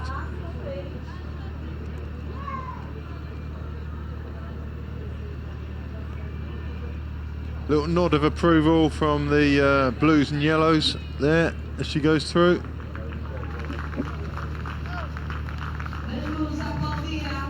Blues and yellows, of course, the officials who make sure everything's done as it should be. Taking her drink bag out of my knee block there. Round the bridge turn and back. And her day's work is over.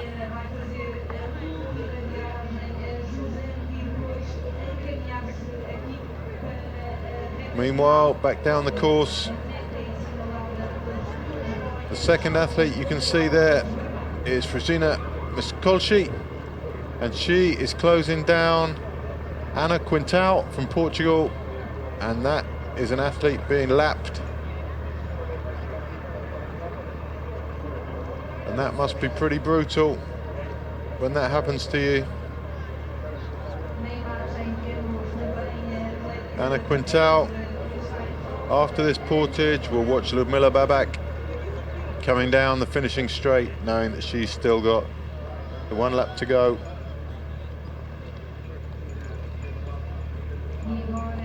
So this is Miskolci.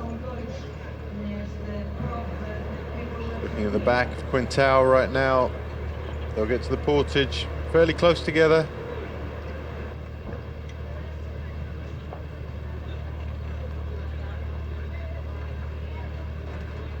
The big difference being when Miskolci goes around the top turn or the bridge turn, she's only got to come 3 minutes back to the finish. Quintal, one more lap.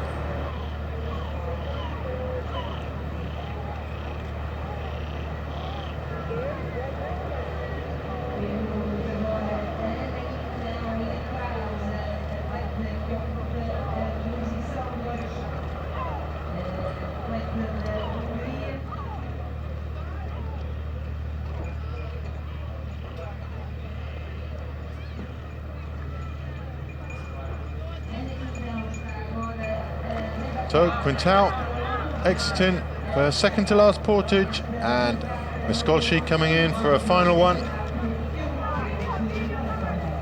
So Miskolci steps out of her boat for the very last time, and it looks like the officials have stopped Anna Quintal. She's been lapped. I'm not sure if that's how the rules work. I'm guessing it is, because she's been stopped by the official in blue there.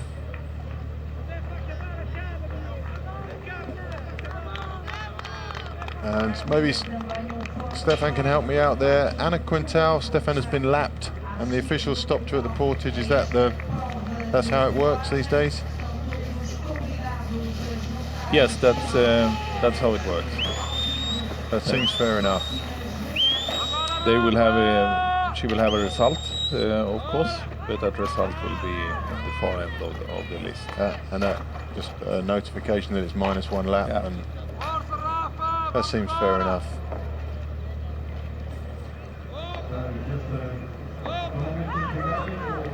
So final turn. Babak, it's been a display from her this morning. Never been troubled since the first leg up to the bridge. Rita Lionel there, helping Anna Quintal with her boat. And Rita obviously looking forward to this afternoon.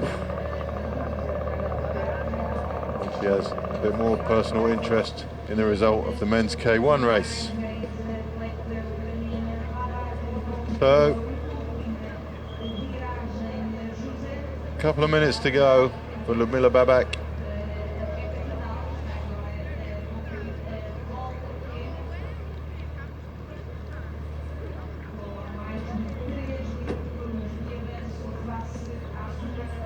Three minutes to gap. It's uncanny. It's been 1 minute, 30 seconds every lap, virtually consistently, well, very consistently throughout. You can see 6 laps, 3 minutes. 30 seconds each lap. Babak has pulled out on Miskolci.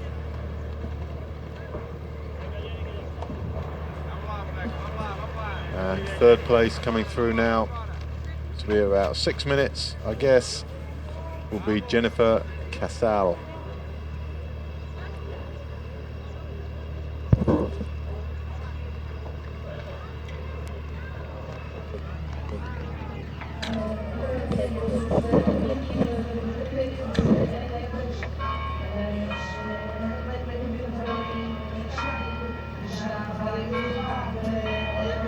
So Casal's had a good lap in comparison to Miskolci this time.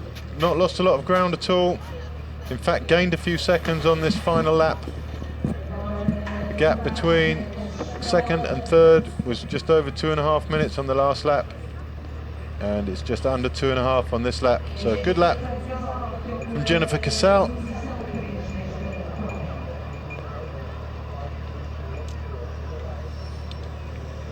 I think she's actually lapped faster than Babak on the final lap.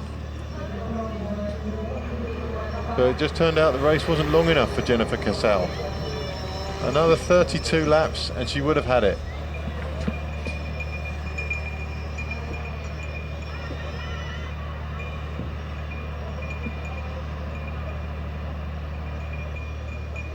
So there's Babak, there's the finish line.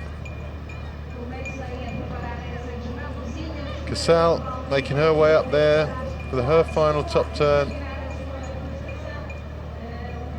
And right in the centre of your screen there, you can see the little white drone.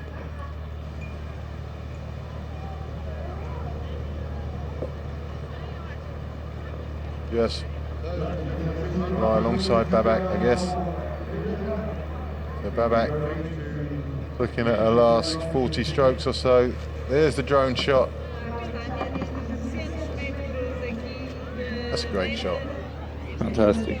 The drone pilot is quite skillful doing that.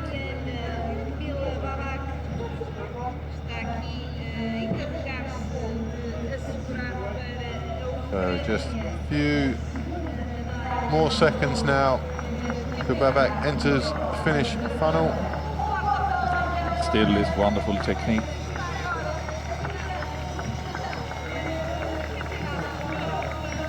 Game over.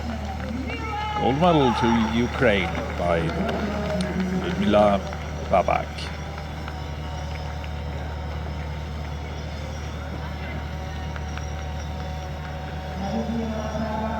Despite a significant lead, looks like it was quite a hard day's work.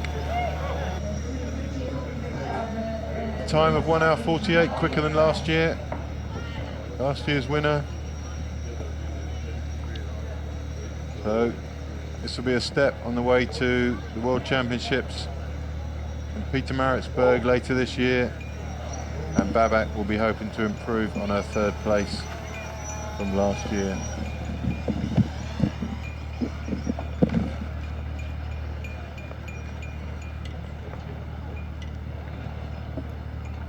So Stefan's heading out for an interview, if you can get hold of her.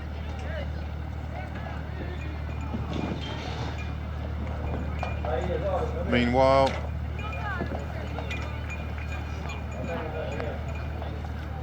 both Jennifer Casal and Krishina Shkolshi are still out on the course.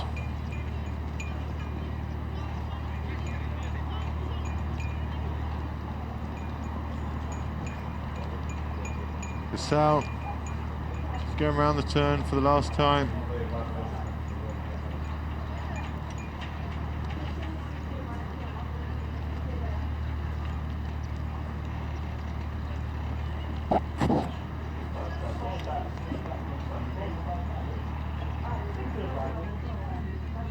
As Miss Golshi approaches the finish tunnel,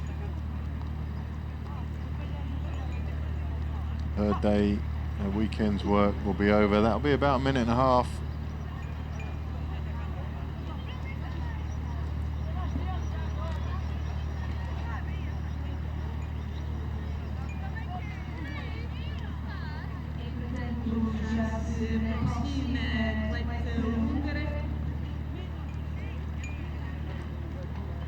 Going up towards the bridge on the left-hand side there, you can see what will be Maya Jadek and Rita Stolika.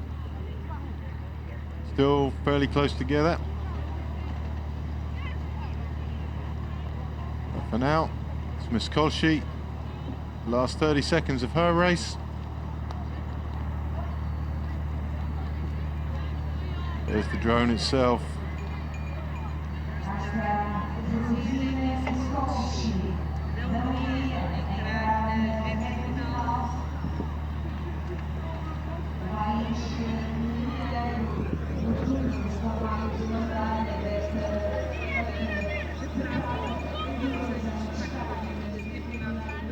So Miss Kolshi into the finishing funnel.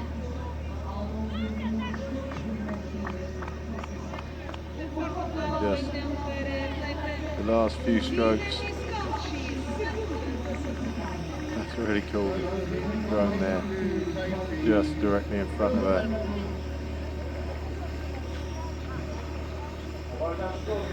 Fantastic, good effort from her.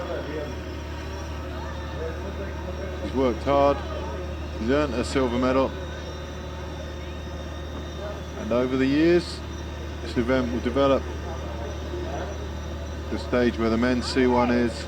We'll see that later, 12 o'clock today. So she's happy with her day's work. Another medal for Hungary.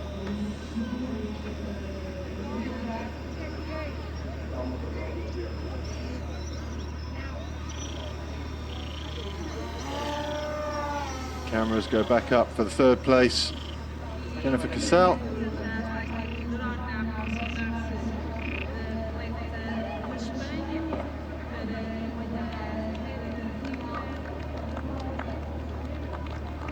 These first three never really troubled today. There was a slight hint that something could happen behind Casal with Rita Stolika earlier. She came from 6th to 4th.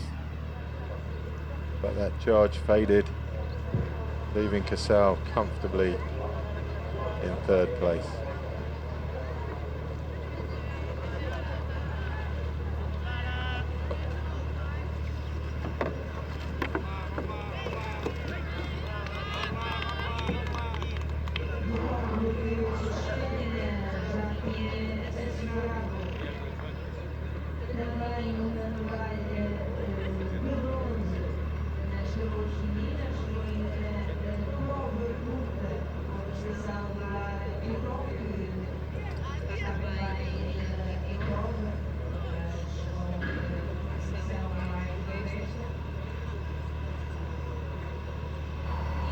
Casal approaches the finish on our first session of the morning. Slowly draws to a close.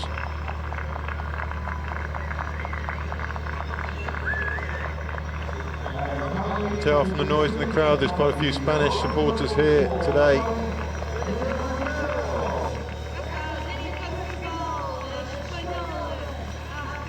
So Jennifer Casal across the finish line, bronze medal for her.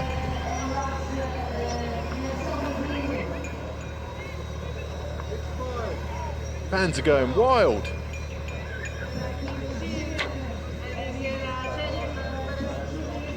For the first time we've seen her smile today.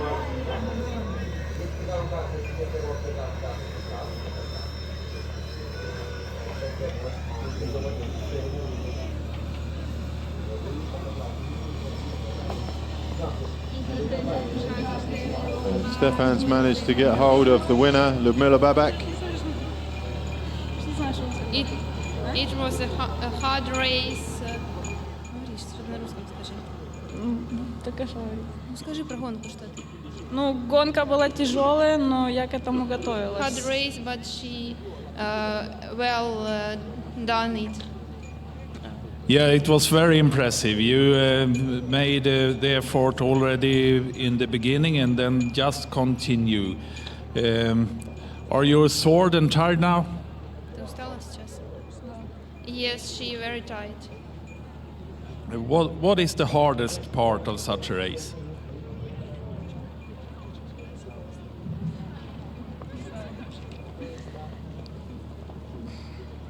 Don't know. So all race through, you worked very, very hard. Очень сложно было. Yes. Very hard. Very hard. Have you done many marathon races? Сколько много у тебя уже было? She done many races, World Championship, and Europe Championship, third place last year. And you're going to South Africa for the World Championships as well? No, Africa. Yes, Yes. So congratulations and good luck in South Africa. Thank you, скажи. Yes, thank you. Ludmila Babak. So while we were having the interview there, Maya Jadek, second in the junior race, second in the short course race, finished fourth. Great performance from her. Had a tough weekend, 3 races in one weekend. And just behind her was Rita Stolika.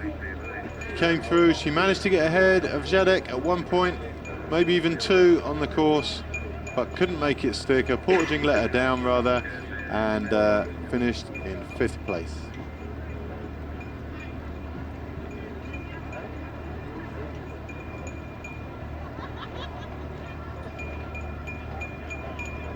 Quick recap of the race coming up.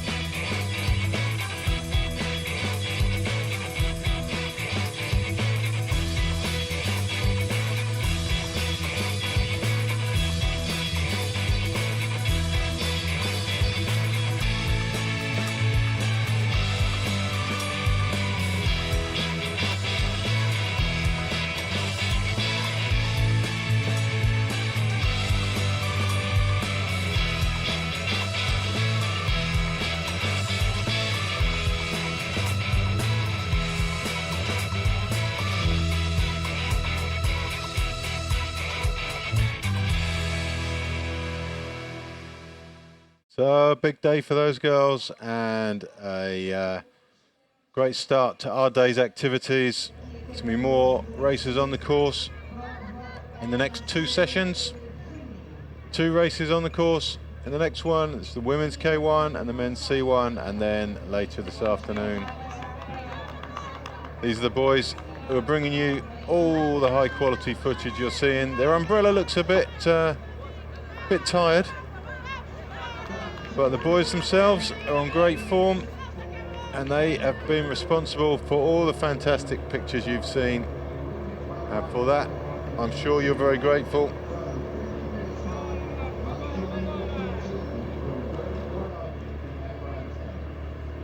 That's also the boat that picks up all the weed off the course. See the sort of weed catcher on the front of that. A nice drone shot.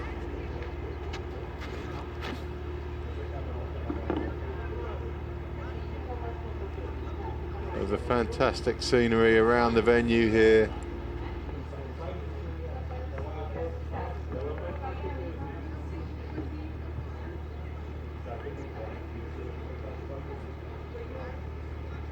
Lovely little village, really nice places to eat in town. Had a nice meal out last night. Can highly recommend Ponte de Lima as somewhere to come and spend a weekend.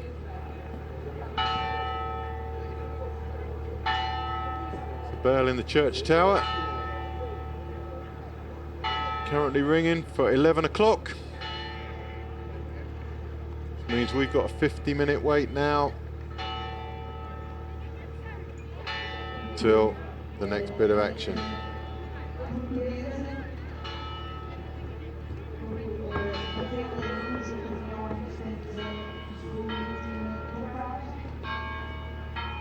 Meanwhile, hang on a second, that's going to be 6th place is Lara Outen.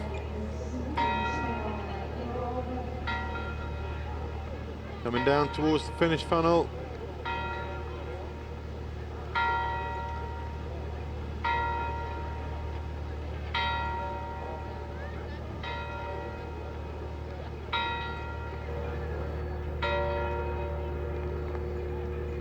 Lara Outen, medalist on the short course. It wasn't to be for her today. Never really in contention with those top 3 places.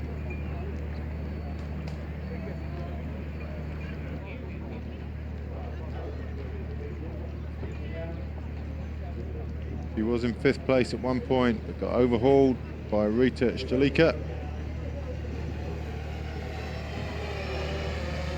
Now finishes in 6th place. Linha de chegada está a segunda atleta dos meninos.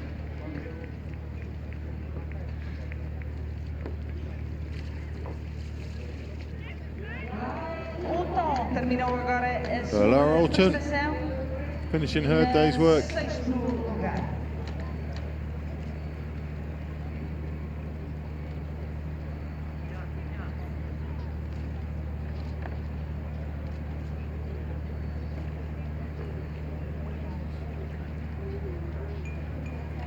Pretty good day on the water for her.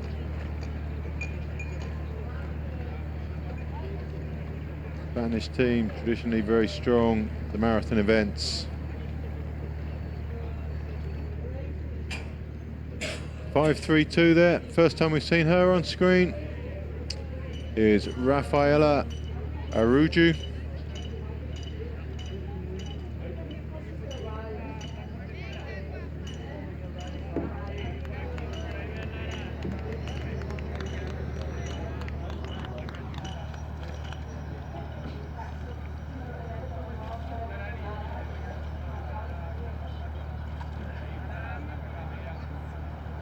Final top turn for her.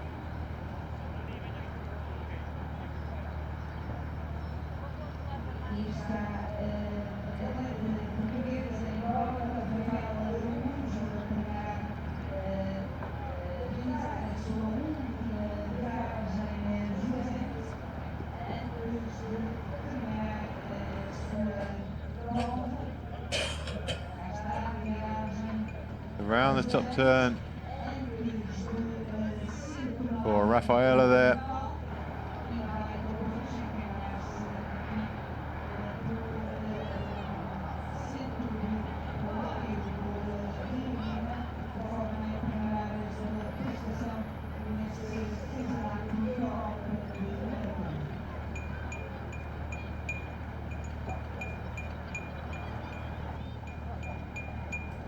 She's just got 3-minute journey back to the finish line.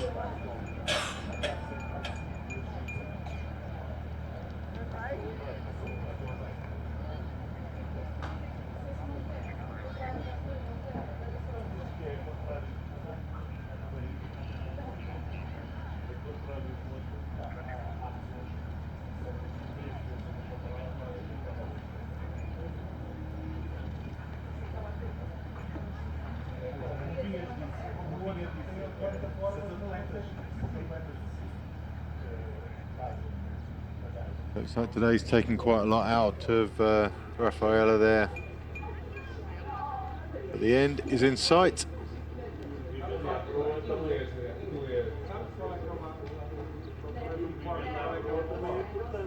Paddling into a headwind that's diminishing again slightly.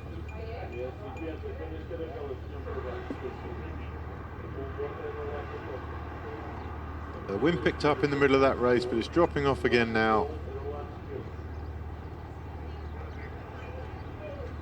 And that bodes well for this afternoon's racing.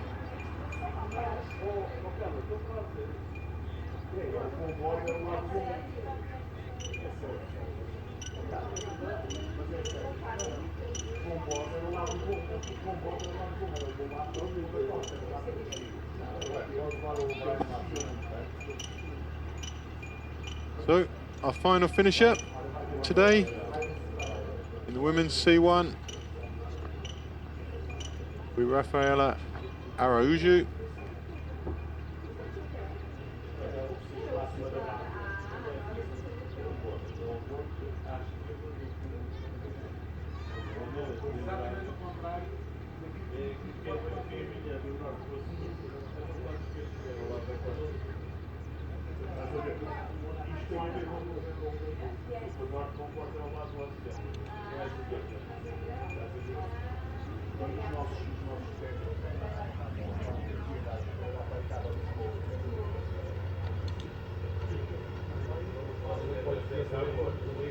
While we wait for Rafaela to finish, I highly recommend, if you look on the YouTube channel, that you go back and watch yesterday's highlights.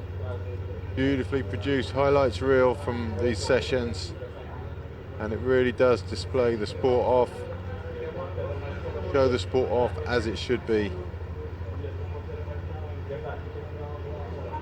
Yesterday's highlights reel, particularly good.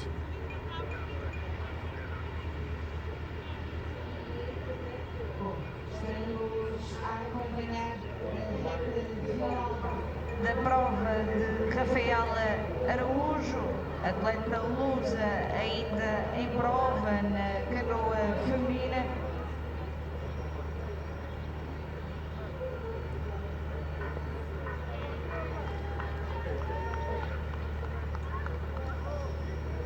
So as the race draws to a close, about a minute or so to go. Oh, less. 20 seconds to go.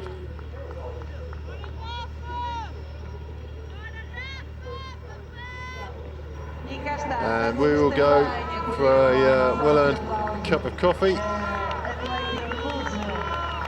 So the final athlete from this morning's session is going to get hit by the side-on waves from the rescue boat just as she crosses the line. She'll love that.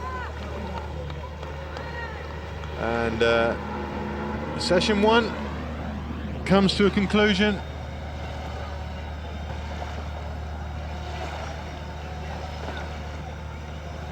And we look forward now to the women's K1 and the men's C1 in session 2, day 3 of these European Championships from Ponte de Lima in Portugal. Plenty of action to come today. Women's K1, men's C1, and of course the men's K1. It's its own session this afternoon at 2:45. Some big names, all the big names will be out there in both or all three of those events.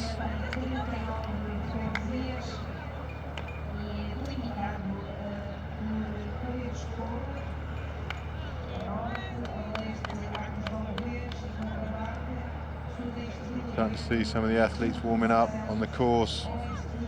C2 coming towards us there, and there's the results list. Never really in doubt from lap 1. Ludmila Babak clear and away, some 3.5 minutes ahead of Fruzina Miskolski. Jennifer Casal put in a good last lap, just 2.5 minutes down on Miskolski. Maya Jadek, second in the junior race, fourth in the senior race. She's going to be one to watch for the future. Rita Stoliska, she made a charge through the middle of the race, but that didn't stick, and she finished in 5th. Laura Alton 6th. Rafaela Araujo in 7th, and Anna Quintal, unfortunate to get lapped, and that took her out of the race with just 1 lap to go. But all 8 finished, and we move on to the next 2 sessions.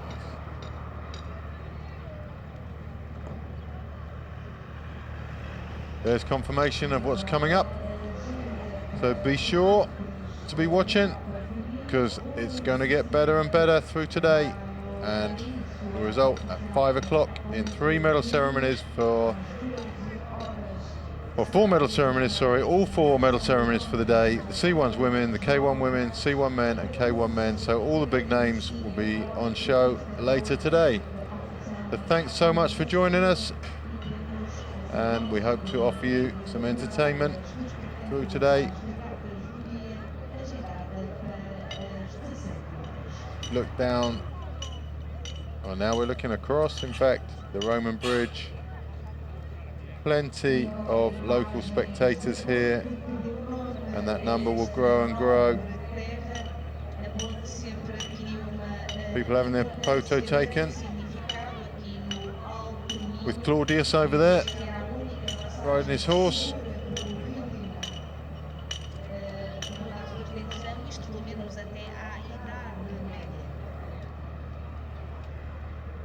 Of course, it's the view from the top turn, bridge at the top turn, and across to the hills, mountains in the background.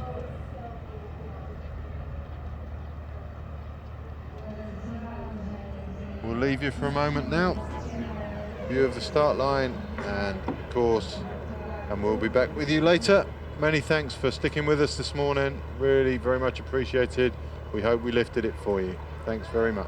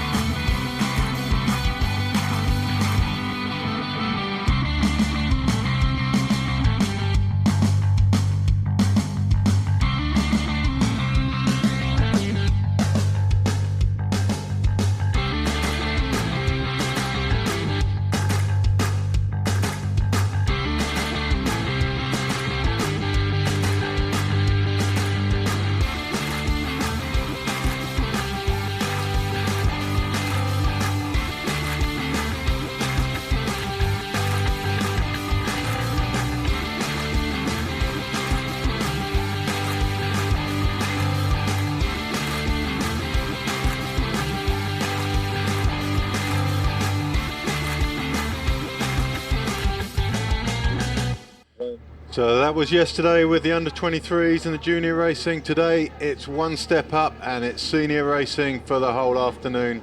Things are going to get bigger and better, and first off will be the women's K1, and a lot to look forward to in that. Stefan, any of the favourites stick out for you? Absolutely, all the big names are here. We are in Ponte de Lima, Portugal, a wonderful city, or not a city, once again it's a village, an ancient village in Portugal with a Roman bridge in the middle of the course. And we will have the K1 women now, and directly after them the C1 men, and in the afternoon also K1 men. But first now concentrate on K1 women and C1 men. Okay, so you say all the big names, Stefan. The one big name that stands above all the others in the women's K1 is Renata Shea. Absolutely so. Renata Shea, that have been in the sport since 1997 actually, and has 18 gold medals in these races. And she'll be racing this afternoon in increasing temperatures. We're up to 17 now. It feels warmer out there though. Wind speed picked up a little bit from this morning, direction the same. It really is a nice day out there for racing, and a nice day for spectating also. You can see the windmill barely going round. It is lovely out there. Yes, and the course is also lovely. It's a great course, a great marathon course here on the Lima River.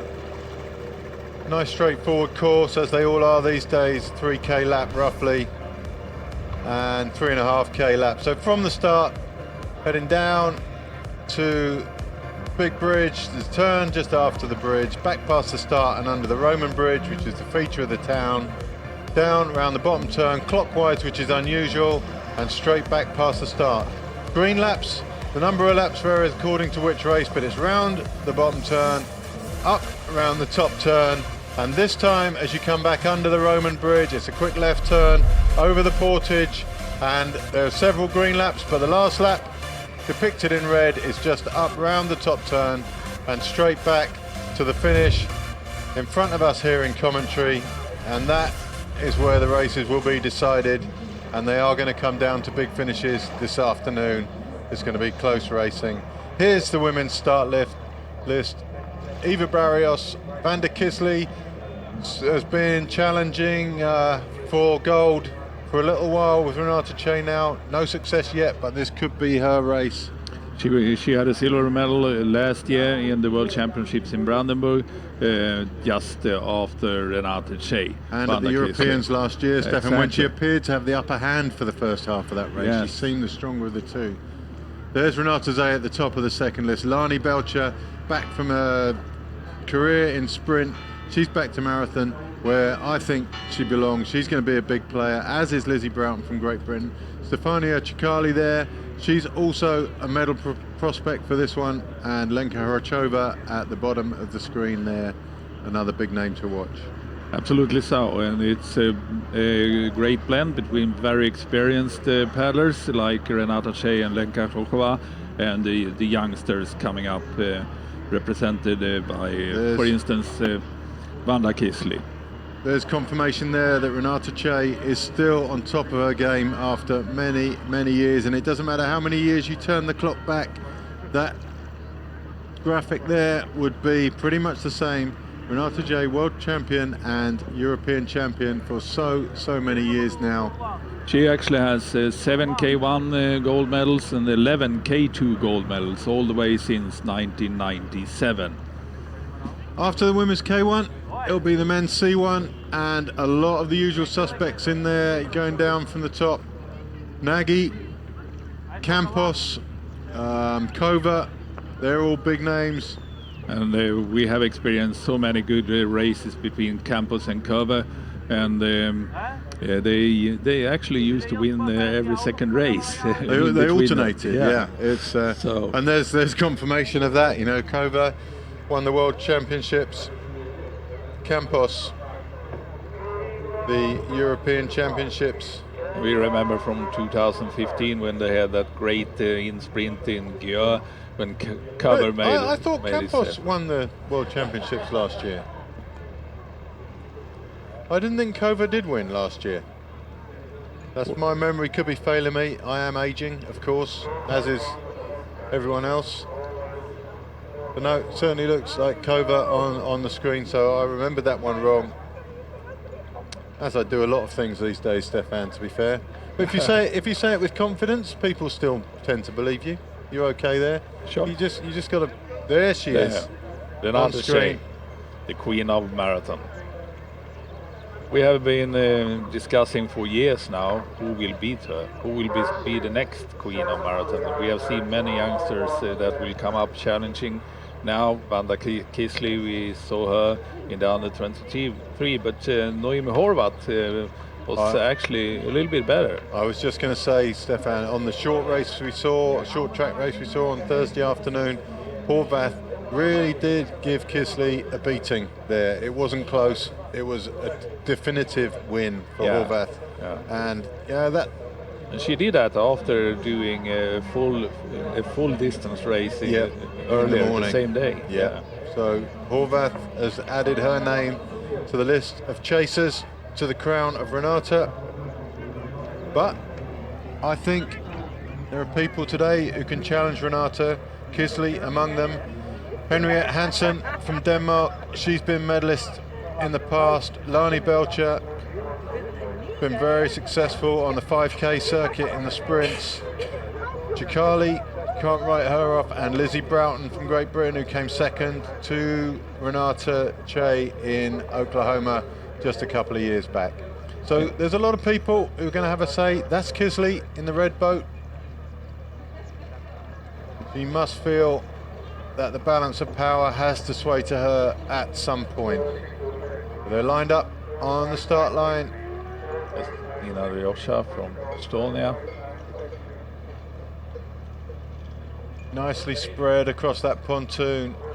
No stress there, plenty of room for paddles. Renate in the yellow boat, as she most frequently is, and it's Lani Belcher taking it to them from the start line. And Renate at the moment just fighting it to stay with her. It's Belcher and Broughton. Belcher and Broughton and Shea. Broughton has spent a lot of time working on her speed. The start used to be a big issue for her, getting in the right place in the group, but not so anymore. So it's Great Britain 1 and 2, Hungary 3. And you can tell from the strain there that the speed is reasonably high. Germany 4.65 is Isabel Fried. We saw her in the under 23 race as well. And Amélie Kessler from France there also.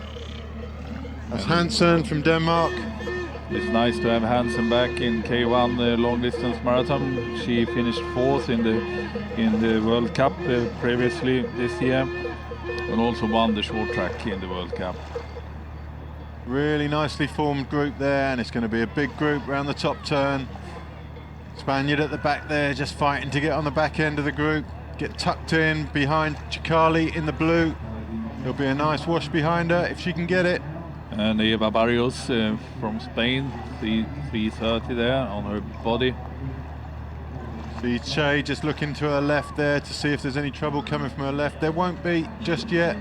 What she's worried about there is that someone will move up and try and squeeze her off the lead wash of Belcher. Great group racing. Lizzie now. Broughton doing the same to her right, just that little glance to the right, make sure she's safe. Rocheva in the background there, in the blue shirt, 2.53. 3:03 Chikali, and Renate Shea in the yellow boat. Easy to recognize, she's the only one using a yellow boat. And a little bit of a speed up, change in pace there. Belcher holding them both off. A swimmer out to the left, not sure who that is. Maybe if it was Sweden, 4.66 is Emma Andersson. Not an ideal start for her. Eileen Connolly just passing through the camera shot there. One person we are missing in this race, Stefan, Jenny Egan. Yes. She has come up and up in quality over the last couple of years. She's won a couple of the 5Ks this year, and it's a big name, probably one of the only big names missing from this European Championship. But it's Belcher from Che, from Broughton, from Chikali, There we got them all. Freed all still of in them. there, Kisley in there. We haven't given you a name check on her yet. Hansen really struggled around the outside of the group on that turn. She's got a bit of ground to make up now.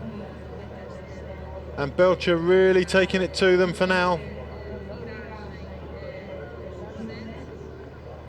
Incredibly high speed from Belcher there, splitting the group in these early stages.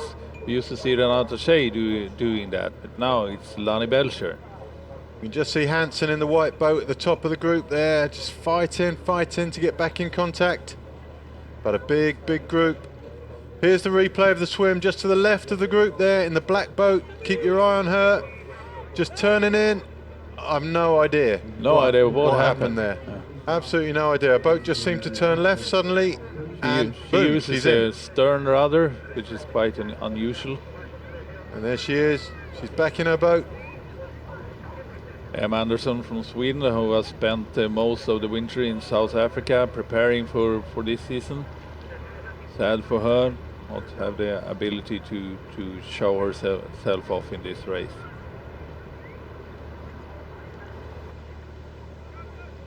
And it looks like Che is taking up the pull and it's stretching the group. Another swimmer there. That's Lizzie Broughton, I think.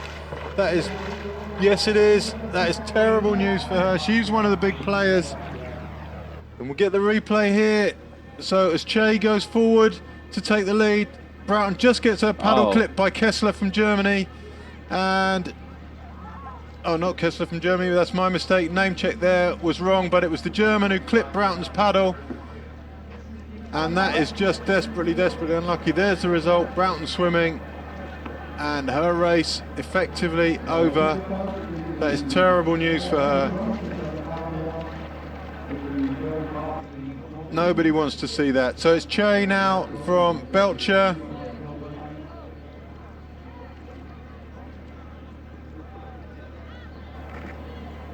And Kisley on the far side there.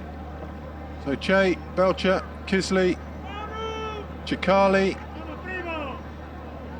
There's the German. She's having problems with the Spaniard on her paddle now. 465 is Isabel Fried. And then the Spaniard making up the rest of that group. Eva Barros. Eva Barros. So we got Belcher, Che, Fried, Barrios, and Kisley. Front group of 6. Kisley, well positioned. Belcher, I'm going to say safe, but nobody's safe, it seems, in this group. Chikali. No, it's Aurora Figueras. It's not Eva Barrios, it's Aurora Figueras. Our apologies for naming the wrong Spaniard there. It says Figueras from Spain. He was a little bit off in the start, but now she's with the top 5. Top 6 actually. Speed is still high. Now it's Renate Shea, as we are used to see her, pulling, setting the speed, setting the pace of the race.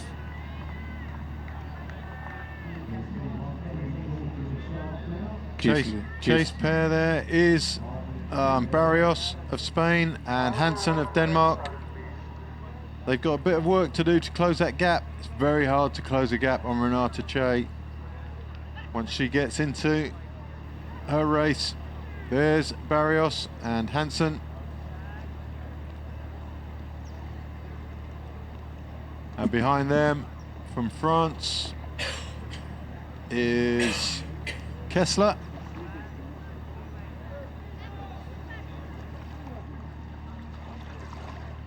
So this is gonna, looks like it's gonna form into 2 big groups, 2 groups of 6 probably in the near future.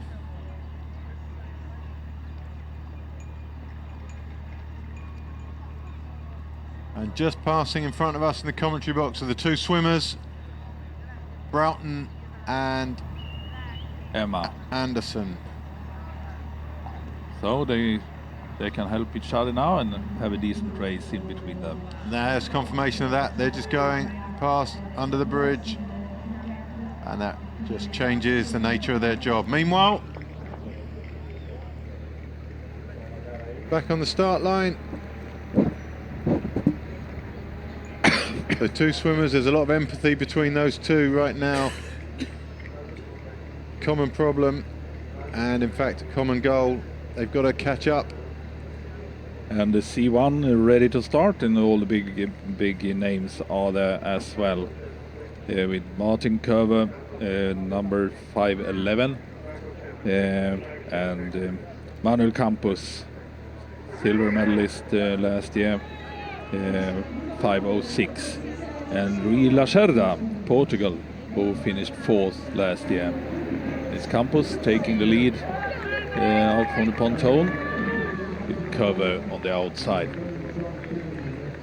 There's also Jan Luhi and Jakob Brezina. I think it's Jakob Brezina that is holding the lead now. Yes, it is.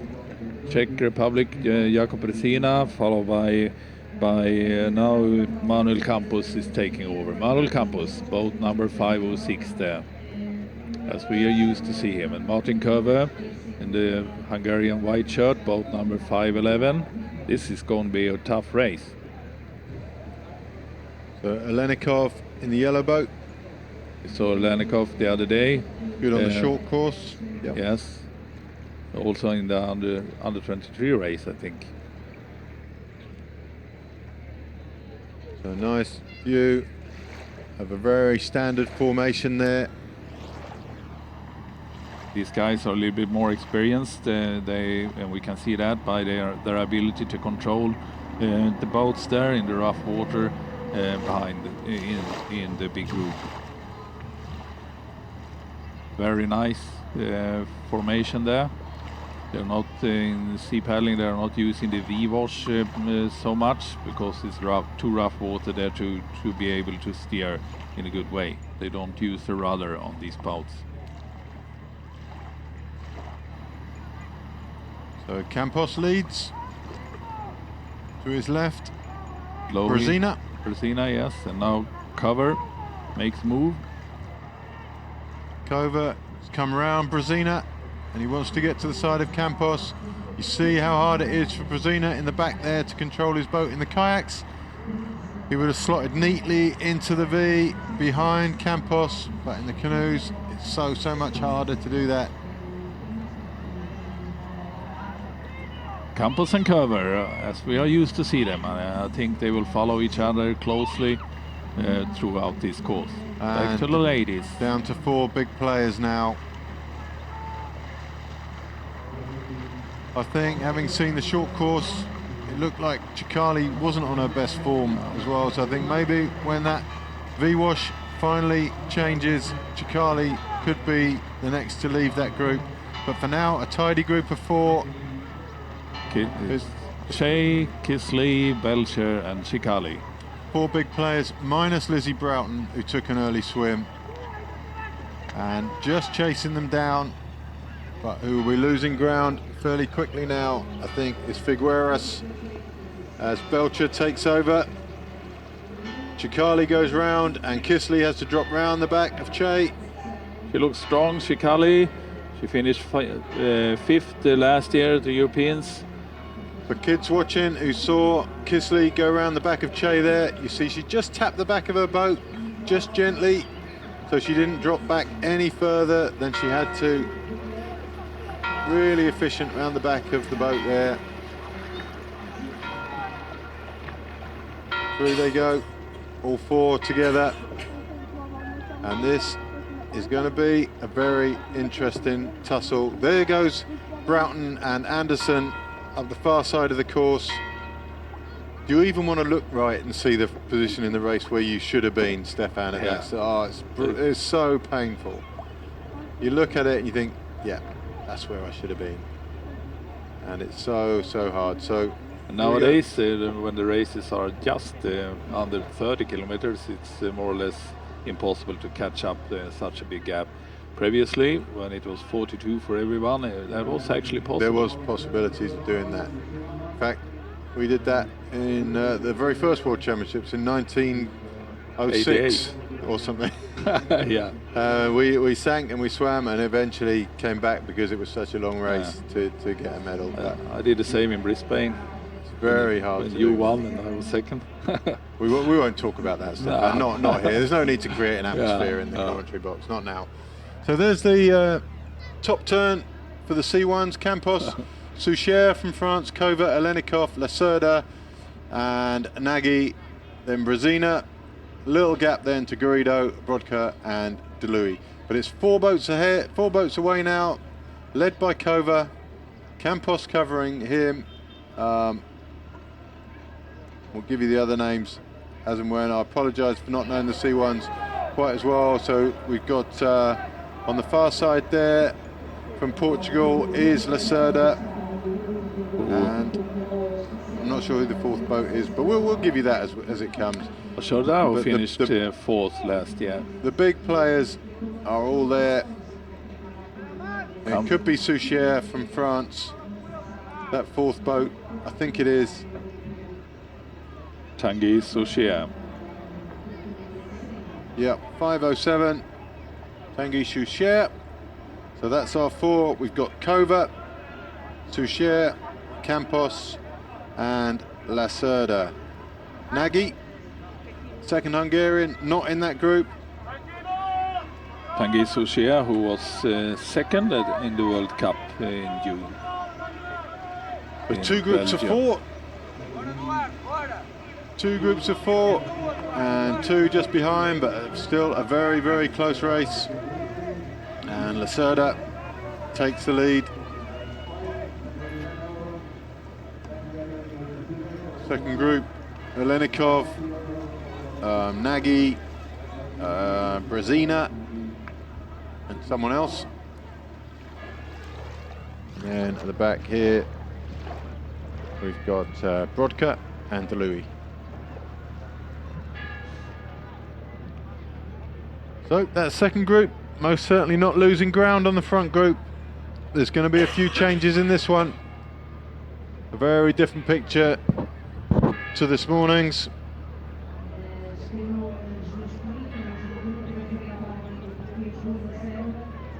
So in the women's race then, Stefan, apart from the ones we've got Jenny Egan missing. We've got Anna Koziskova missing and Bedek missing. So there's some big names missing, I guess, from the women's K1, who we can see just heading through the bridge. That's the 3rd group you can see. 2nd group is two people only, and here's the leaders. Belcher leading. Chikali in the red boat, Che in the yellow boat, and in the what looks like a pinky boat in the back there, which is actually red and white stripes, is Kisley. So as Che takes the lead, strange choice from Kisley not to follow her. That's because Chikali's gone all the way through. She saw that before we did, and Kisley will tuck neatly in the back. And this is a really good race unfolding here.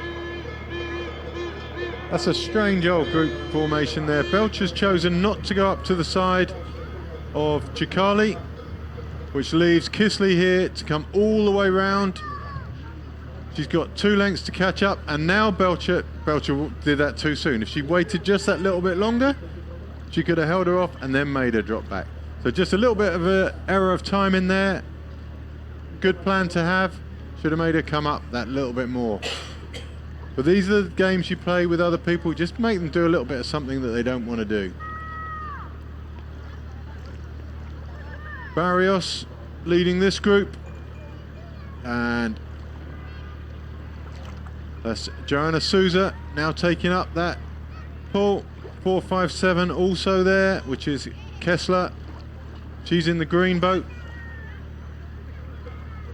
That group undecided about who's going to lead. You can see from the bizarre shape there, you've got 2 people side by side. It's going to be the white boat to the right of the shot that ends up leading, and the group reforms. And they're trying to chase down these 2.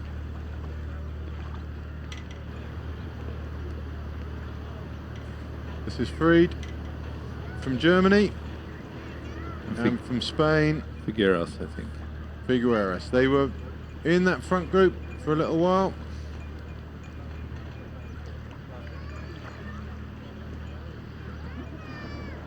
But no more. So our front group, Chicali, Belcher, Che and Kisley. The two chasers, Fried and Figueras. And then a group of 5 working hard to close them down. Chicali taking the lead for now.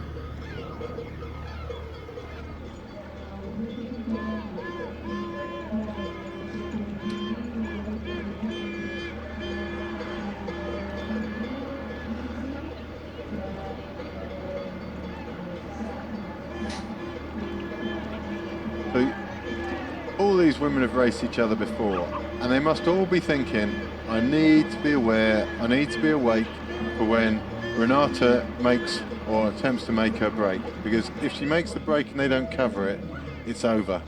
It's always how it's been, and they need to be aware it will happen somewhere on a portage, a turn maybe, a little opportunity. When Renata sees that opportunity, not again, you're kidding me. Wow. You are kidding me. So 2 swims and we haven't done a lap yet for Anderson.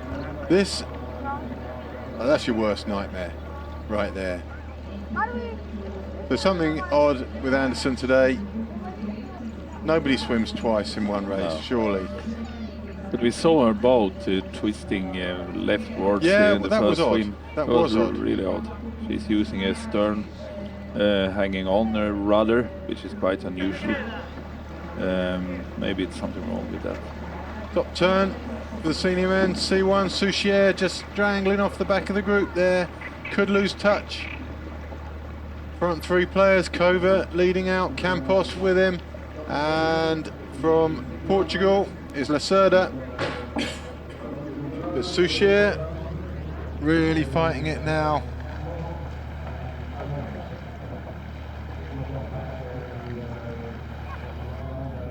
Garrido from Spain in the chase pack, but that's Lacerda in the blue boat, Campos in the white. And on the far side of your picture,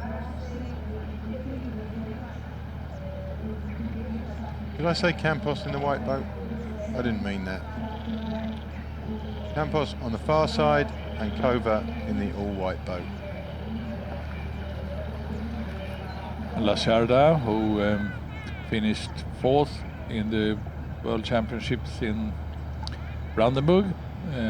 Bronze was to Portugal, his teammate Nuno Barros, who is not participating yet today. So it's the same 3, Cover, Campos and Lacerda in top. So we saw Garrido, Nagy in that group of 3 in the background. Garrido, Nagy and Brezina. And Nagy finished 8th last year.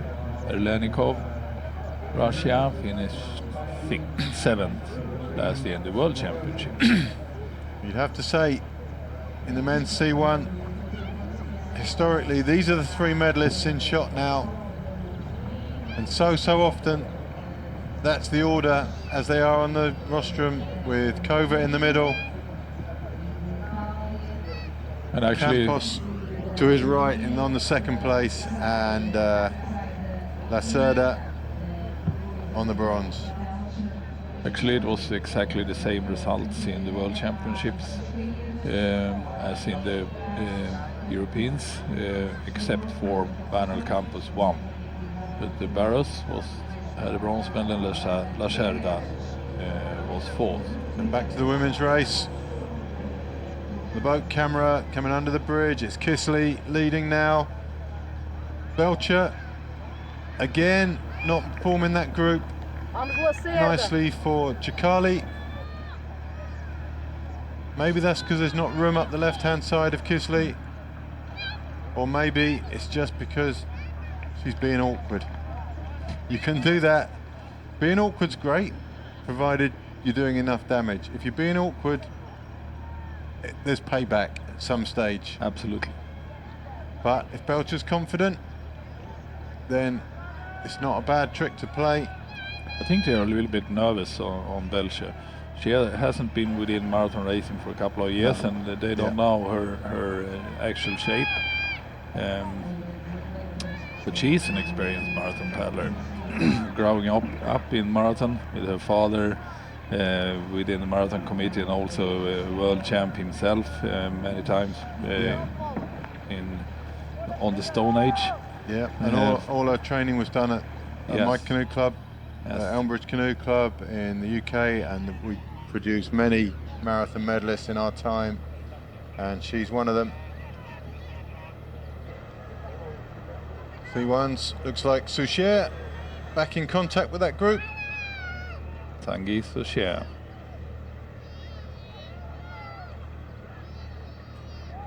Camera boat in the middle of the river there, doing a great job. C1's coming back to the bridge. There's Campos, Kova, Lacerda and Souchere.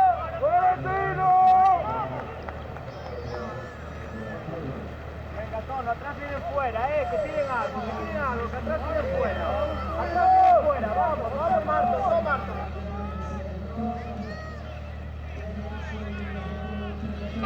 When was the last time we had a French C1 fighting for medals? This year in the World Cup.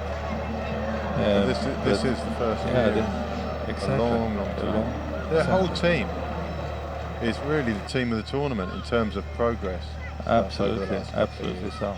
It will be interesting to see them this afternoon as well, the K1 men. Yeah, very much so. They're 4 in the top 6 of the short track men's racing.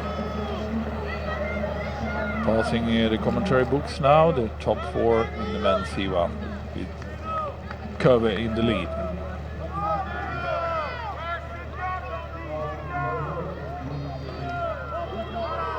This friendly fight between Campos and Kova has been ongoing. You sure for it's friendly? Yeah, quite sure. Doing the interviews with them. Yeah, they do. They get on very well. So in front of us, 5'9", 5'10", and 5'01" is Brezina, Garrido, and Nagy. That's the group of 3.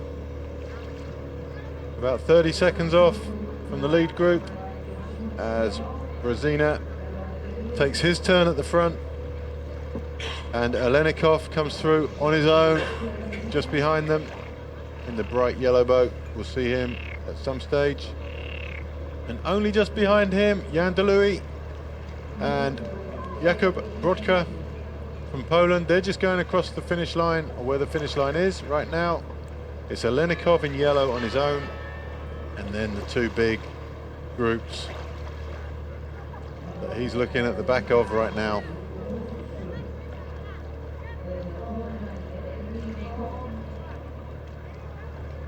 There's Alenikov.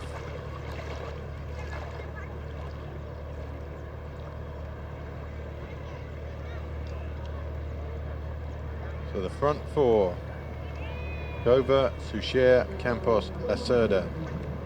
Behind them, Brezina, Garrido and Nagy. Alenikov on his own, and then de Louis and Brodka.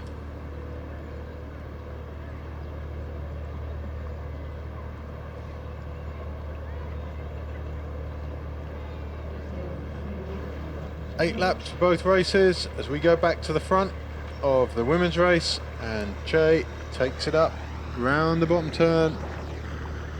Kisley to her left, Chikali to her right. Belcher tucked nicely, taking a rest for now.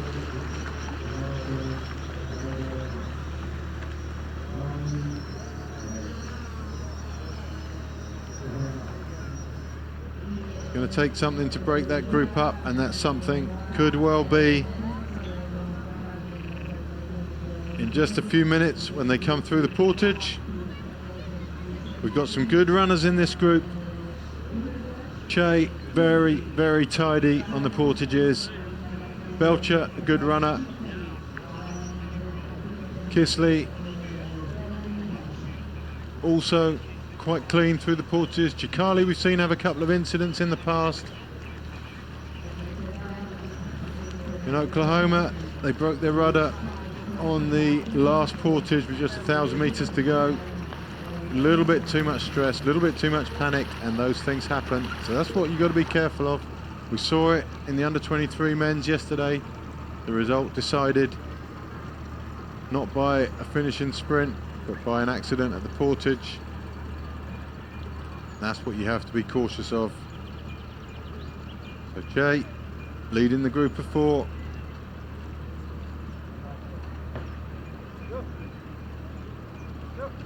And they are moving very, very well.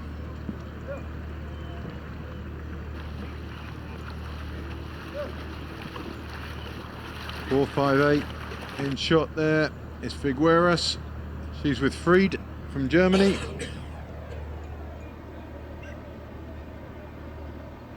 And just at the top of his shot, Broughton has caught up to what looks like Inna Verstraat from Belgium. And Broughton will be making her way through the field. But to catch this group of 4, not really an option. No, Well, it just isn't an option. I don't think so. Renate will not allow that low speed.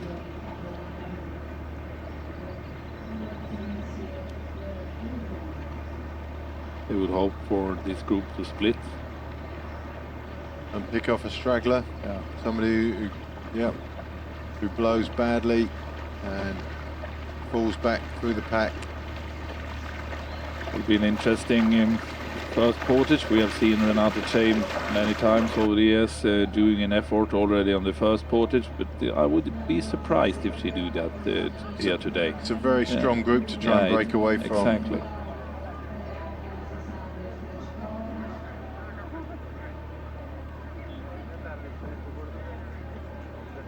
There's a little bit of stress in that group now.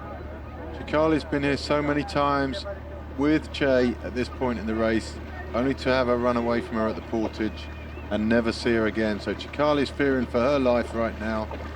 But the Portage is shorter. This is a very short and technical Portage. It's not possible to really run through in a decisive way and gaining enough ground to break free. But we've seen so many people have small accidents getting in, getting out. It's keeping that level of stress to a controllable level where you can do what you've done so many times before without error. It's very hard to gain time on a Portage, but very, very easy to lose it.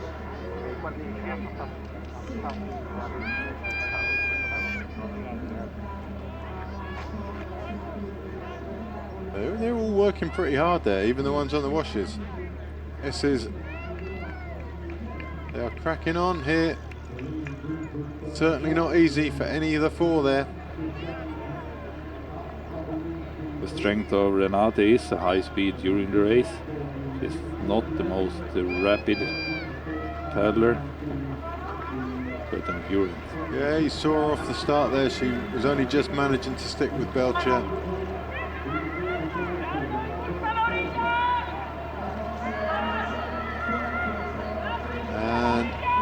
Stress levels increasing all the time. They're under the bridge. It's only seconds now until the first test.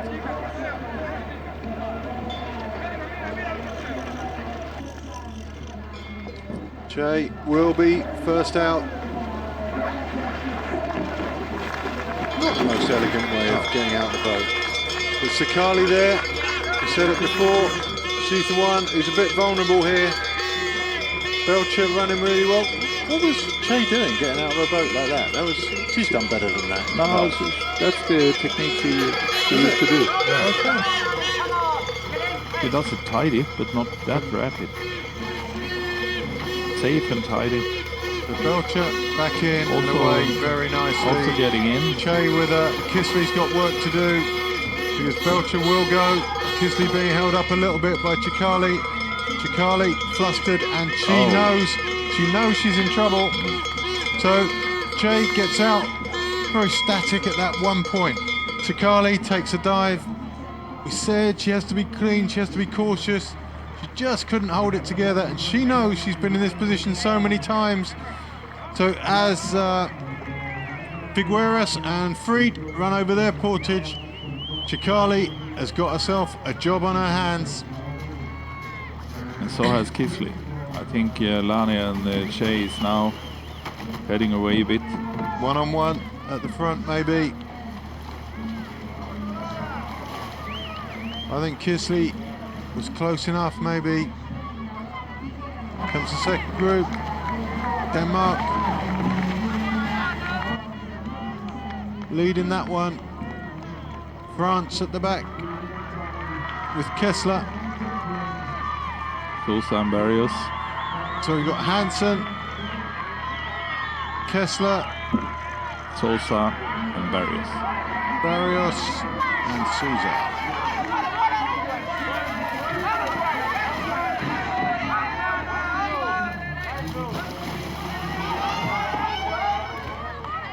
All four of those pretty much together, but Barrios keen, it seems, to break away with Hansen. It's 2 away. There's the front, so 3 back together. Kisley did catch up, but Chikali is in trouble, big trouble. Absolutely so, and it was interesting to see the skill of Lani in the Portage, getting out and in her boat really quick. Definitely the best of the four. Yeah, if Definitely she is, the best of the four. Yeah, if she is with the Renate in the far end of the race, that could be decisive. I think so, because Renata's going to have a hell of a trouble overtaking Yes, Belcher. She hasn't got that turn of speed that will overtake, and Renata will be computing that already. She's seen what Belcher can do. definitely. She so. ran faster than her, she got in and out better than her. So Renata's now planning, I need to do something somewhere before that last Yeah. Portage, if she can. And she's planning that, and she also realized that this will be a very tough way to win this race. Yeah. She need a higher speed, and she need to do something in the far end in the second half of the race, and just go for herself to win this. That's a tough way to win a marathon race. And you've got to be Painful.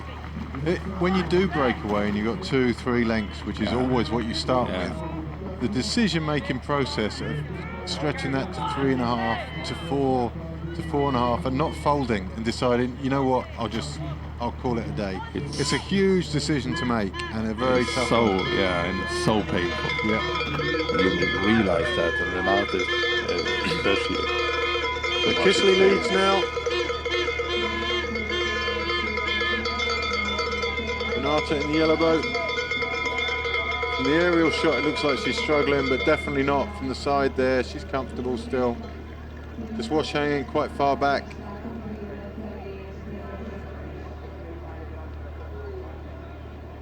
Chikali. It's painful viewing. It's even more painful to be doing it by the looks of it. She's kicking herself right now. She's hating the fact that she just messed up. One little trip at the Portage causes that huge gap, and just the race just moves away from you. Back to the bottom turn then, and we're into the men's C1, and it's still the same four. Kova, Campos, Choucher and Lacerda. So it's Kova, Campos in the red and yellow, Kova in the black boat to Kova's left, and Souchere again just off the back. But these guys are not far behind. Oh. So that is Brezina and Garrido.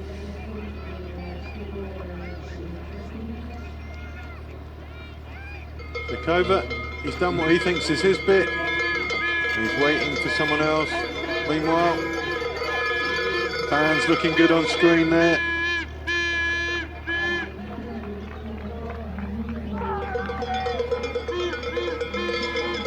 So Campos, Kova, Lacerda and Souchere. Souchere decided he's had enough of the slow stuff,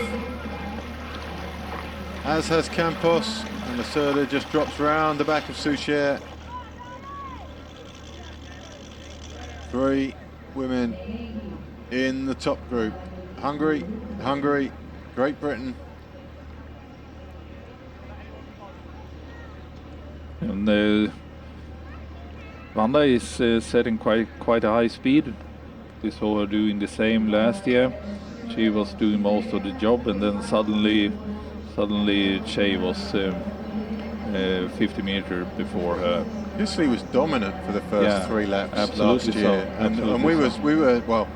Maybe you weren't. You're a bit wiser than me. I speak before I think half the time, but I was saying that Kisley was the stronger of the 2 last year, and that it looked like she was in charge now. But then in the interview, she said, "Yeah, but then Renate just decided to go away. and pedal away, Yeah. and I couldn't even follow on the wash." Yeah. So. And that was around lap 6, I think. Yeah. I think it was the last couple of laps she did that. Absolutely. And there she goes now. It's Renata's turn. Belcher will go up around Kisley, who has to drop back behind the yellow boat of Renata Che and come up the right-hand side. She doesn't want to lose too much ground. Come out over the wave. You see the nose of her boat just come out in the air as she climbs the wave. And boom, running downhill again. And life's good. Just a couple of strokes there when the bow is upwards that needs to be strong enough not to lose too much ground. So in training, when I'm coaching back at my club, we give them 10 strokes maximum to get from the back to the side. And when you get good, you can do it in 5, but they have to be very, very well timed. Not more than 10-15 centimeters behind the aft of absolutely. And that's one of the keys to it. Yeah. So they're learned skills, like any other skill. You need to practice it. She has a tough race. Oh man. There is just no nice way of doing this for her from now. She can't afford to wait. There's no one else behind her who can help her. She got the highest seat in the world there, Stefan. She was almost sitting on top of that boat. So there's the 3 leaders.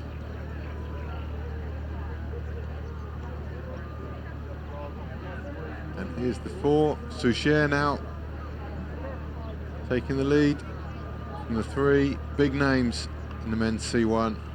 Very comfortable, all of them, as it seems. They're coming, closing in. As Campos comes round. That very much look there, Stefan, like the 3 big names are using Souchere right now. When it's convenient for them, he's leading. Portage coming up. Campos said, no, I want to be in control for this. And they're going to come to the Portage any time now. I see how difficult it is there to control the boat in the V-wash.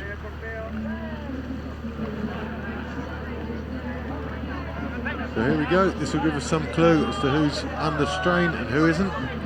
So Campos, red and yellow. Kova in the all-white boat. Lacerda in the black boat. And Souchere from France. The surprise package so far in this race.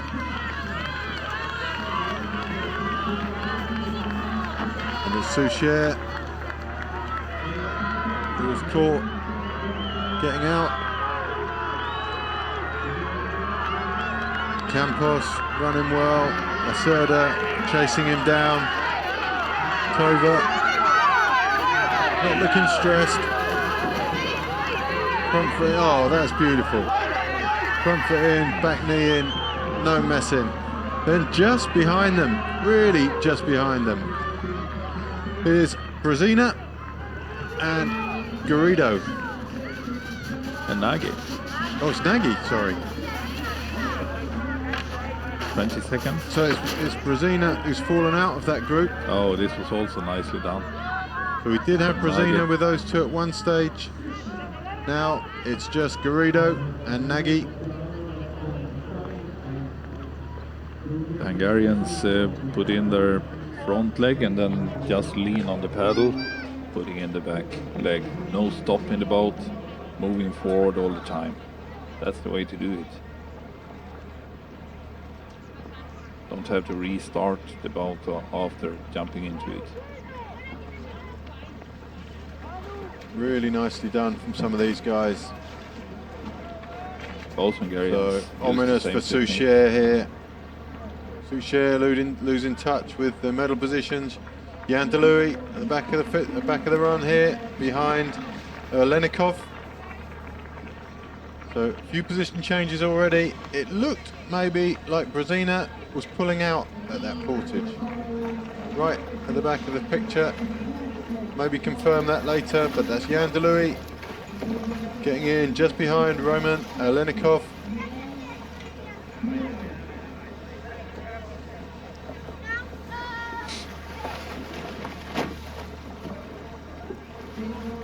So only 20 seconds, the gap between what was a lead group of 4 and the chasing pack, which is Garrido and Nagy. But out in front now, seen it so many times before, it's Campos leading from Kova. Kova just choosing to go up the other side of Campos. I imagine that's for steering reasons. He just finds it easier to wash hang on the right hand side. I think it also not to disturb Campos' paddle. Maybe, yeah. So that was indeed Jakub Brezina pulling out at the first portage. So his game is over for the day. We're left with 9. So Campos Kova. 1-on-1, as it has been so many times before. Lacerda just behind them, and Souchere closing down on Lacerda.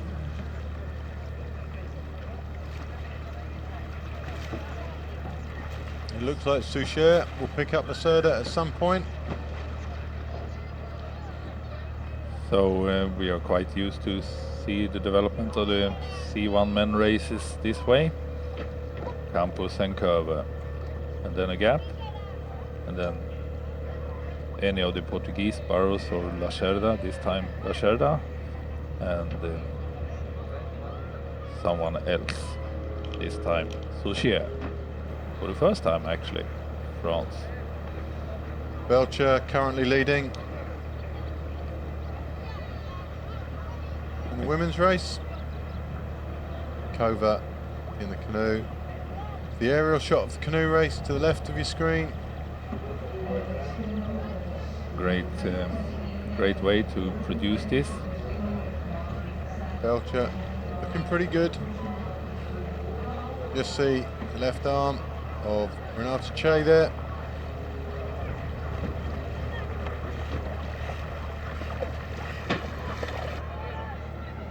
Here we come, Portage 2 in just a couple of minutes.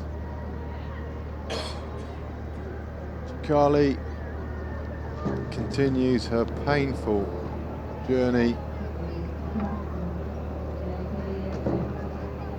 Interesting to see if they will adjust their tactics into the portage now. They know that Lani is really good in portaging, has the ability to break away. Not break away really, but to gain some. Certainly to give them a hard time. I think if you look back to Che's race last year, maybe the first half of the race is just waiting. Yeah. And if she's going to make a break, she's going to try and make it when the others are more tired. I think she knows she hasn't got the firepower to do it to these two girls now. So maybe, as we look back to Figueras and Fried, the lead group slowly approach the portage, and C1s head toward, in the other direction, toward the Roman Bridge. Wash hanging in sea boats. The wash hanging boat try to be on the other side than the first boat is using his paddle, just because not touching the paddle, and destroy the race for the leading. When you wash hang on the paddle side, all you need to do is sweep away Yeah. to correct. I've just had that in from a canoe paddler on the live chat, for which that sort of information we're really grateful for. We know we're not experts in everything, even though we like to, well, we love to think that we are, don't we, Stefan? But the reality is always very different. So we really appreciate your comments on the live feed. Belcher working quite hard. Nicely out, hand on the front of the boat. Much, much quicker than the other two. Imagine this being the last Portage, Stefan. That's yeah, significant. exactly. That is a significant difference. That would give Belcher, she's not going to hold them off from here on the last Portage, but it would give her a good, minutes real downtime before the big sprint. She's running really easily there, really easily. Just the technique, jumping out of the boat, made her let the others suffer. Yeah. Renata adjusted her technique a little bit, getting into the boat quicker this time.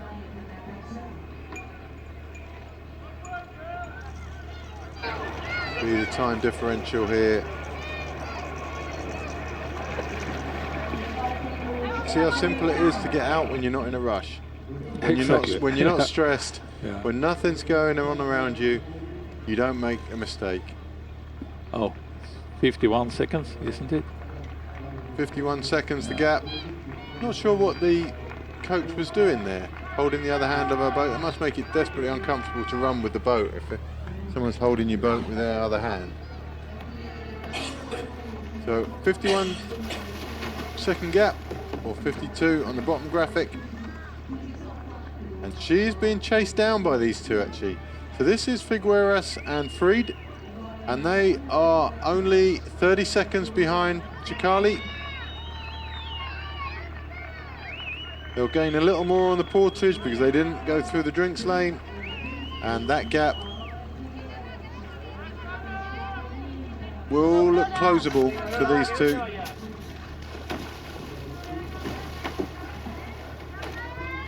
Not if they take that long to get in their boat though. So off they go. And you can see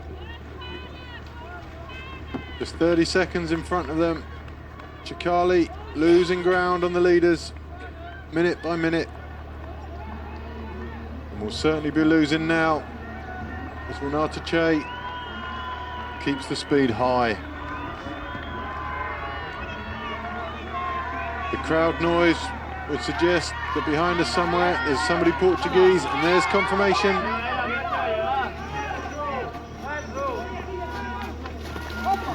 So, Hansen, Souza, and Barrios and Figueras. Barrios, Souza, Hansen, Barrios, Souza together. 2 minutes behind the leaders.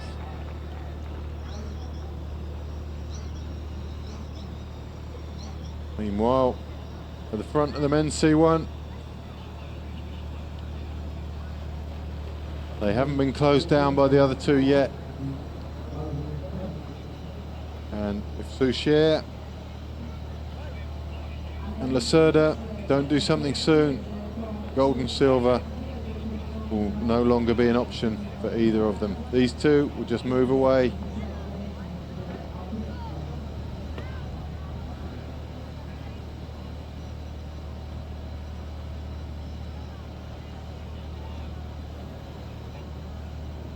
Ooh, the gap is big. Big gap back to second and third now. The chase is not on.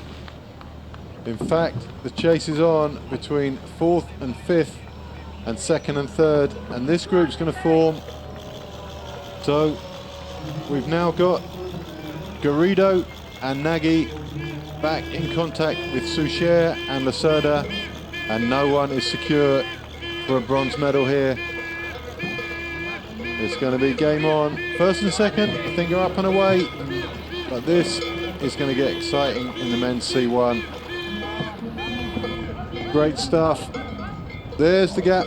The reason the gap looked so big earlier was because the second group of 4 was on the other side of the river, so we couldn't see them in camera shot. That gap isn't... It's not over yet, No, is it's it? not over. It seems like Garrido and Nagy are on the chase.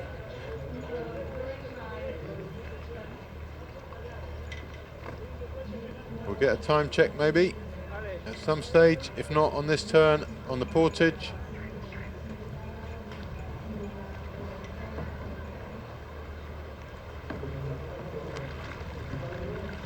Campos and Kova.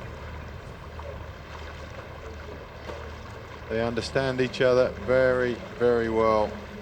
Souchere leads the chase pack, which is now a chase pack of 4. So we have Souchere, Lacerda, Garrido and Nagy.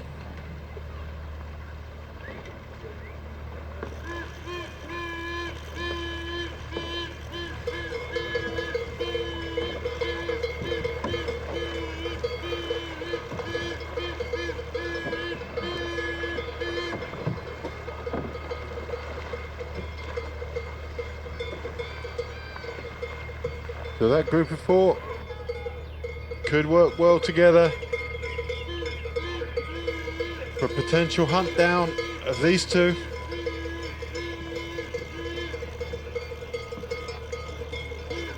If we watch these C1s come out from the bottom turn opposite us in commentary, 3 lead women with Belcher ahead of Che and Kisley. So 4-6-2. Stressing at the Portage, not her day. 4-6-2 there, Hedy Pol from the Netherlands.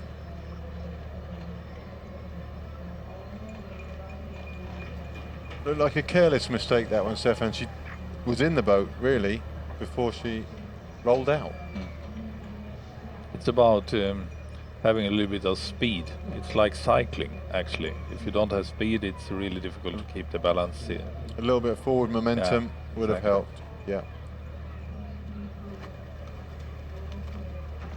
So Belcher leading Che and Kisley back up to the top turn. This is an intriguing race now. This is good fun.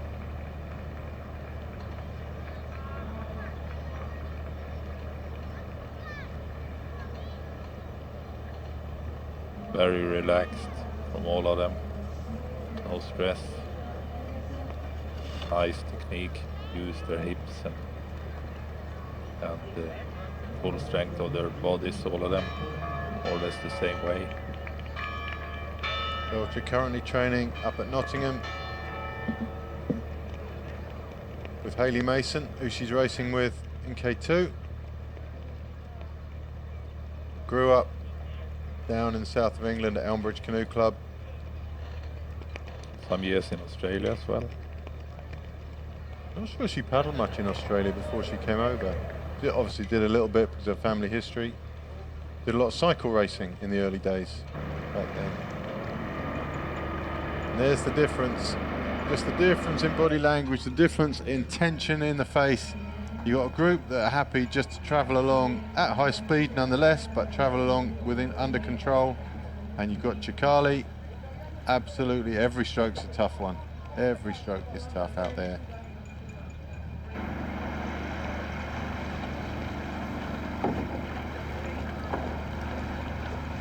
And it's very frustrating when you are chasing a group down like that because they always look like they're trying less hard than you as well. I don't know if that's just a psychological thing, but you can see Chikali is in imminent danger now of being caught by Fried and Figueras. In that situation, with a huge gap to first, second and third, if I were Chikali, I would take a bit of a breather at this stage, accept the inevitable and be fresher when you get there. As they go up towards the top turn, the camera boat is with the lead men's C1s Kova, Campos.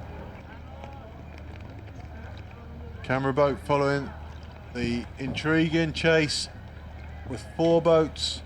Garrido leading that one right now. Garrido, Lacerda, Souchere and Nagy, and they are only 30 seconds behind the lead group. Or the lead pair, really.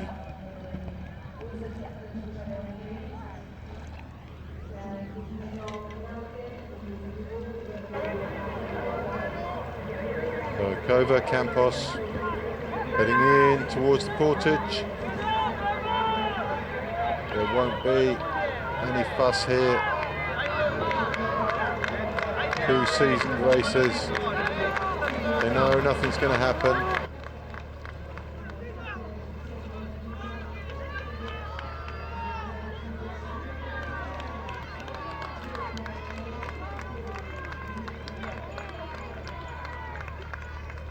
Really very straightforward. Just watch Kova get into his boat. If we get treated to a view of that again, was so tidy on the last one. Boat in, front foot in, knee in, and off they go. Right. Campos puts his back knee in first and then brings his front foot in afterwards, and it just doesn't look as tidy somehow to me. A little bit more unstable. And there, Garrido and Lacerda have broken away from Souchere and Nagy by miles. What's happened there? 10-second gap, it seems, back to Souchere and Nagy. Yeah. That was strange. There's Nagy with Souchere. We get a replay of this. Maybe we'll see what happened in the replay. So here we come. Cutting it very fine to the edge. Oh my word. So Nagy just clipped the back of Souchere's boat. Souchere's got nowhere to go. Test the depth of the water to see if he can get out there. Pushing out with his foot. And just an error of judgment from Nagy there. It'll be interesting to see whether he gets a caution and a time penalty for that. He definitely interfered with Souchere's direction. It would have been an accident. There's no gain to either of them to do that, obviously. You've seen that. And a little bit of drama there in the men's canoe race. Impressive that it didn't fall. Very impressive. Meanwhile, Belcher leads. Che and Kisley. Kisley moves on from there. Belcher will drop round to the left of Kisley. Che will join in on the right. There goes Belcher. She dropped round. A few hard strokes to get up to the side. And Kisley. All 3 girls very happy to keep a high average speed going in this race.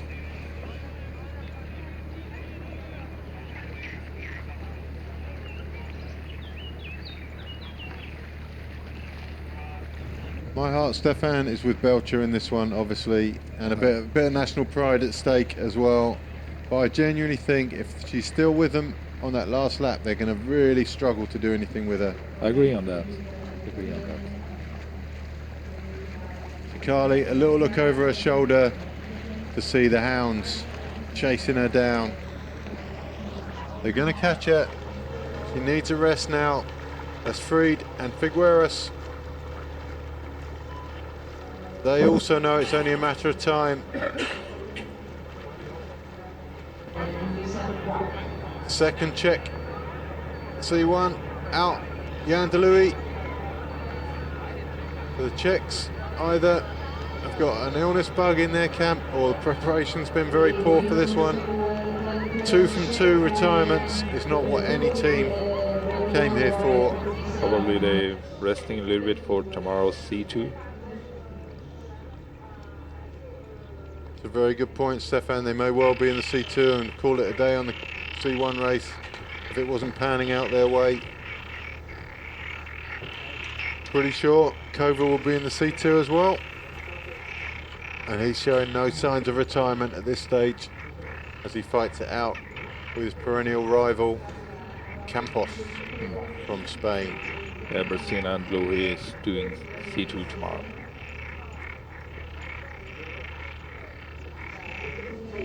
As his cover, as his Campos.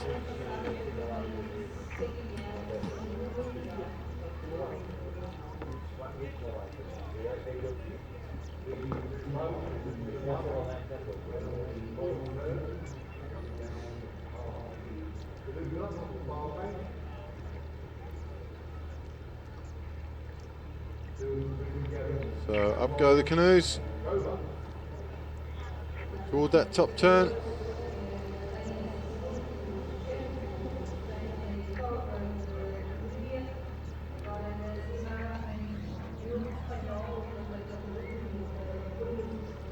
And the chase pair, Garrido and Lacerda.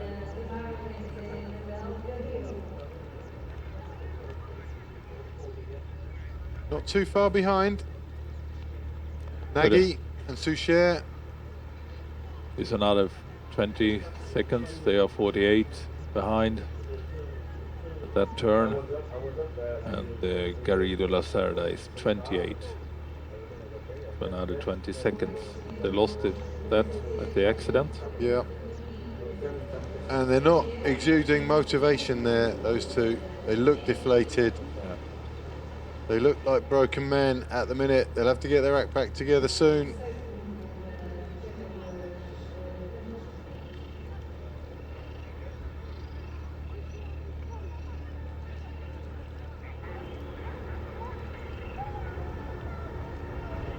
Vanda Kisley.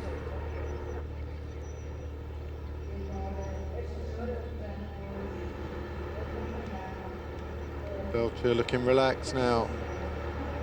So the speed's dropped a little bit from the first lap. They were all working very, very hard for those first couple of laps.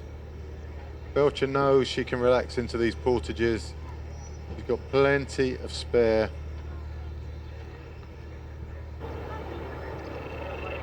So here we go again. Kisley in first. Pretty sure Belcher will be first up and running. Jay looking a little bit vulnerable on these portages. Kisley just taking up the speed, just a fraction coming in. Just stops the other boats being around your paddles when you get out. The Belcher matched by Kisley that time. Jay also didn't lose nearly as much ground on that one. Belcher the faster runner. Jay matching her though this time. Both Hungarians on the sand. Belcher sticks to the grass, and this is very well matched.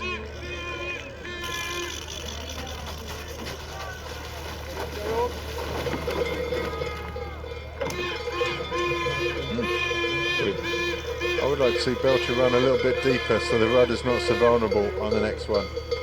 Very close to the edge there. Look at this. But they judge it better than we do. Yeah. They're on.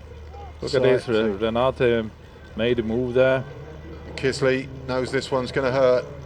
You can tell by Kisley's body language that she knows Renata is serious about this break. Belcher's there. She's reasonably comfortable, but Kisley, that is someone who's been here before. And she's done it. Interesting Renata that has a look over, drops her arms a little. interesting that Renata managed to create that little gap with her quite slow Slow exit Portage. and entrance. Yeah, she ran well on that one. Yeah. Though. She ran harder. Yeah. So here we go. Chicali has been caught by Fried and Figueras. That's Fried in shot.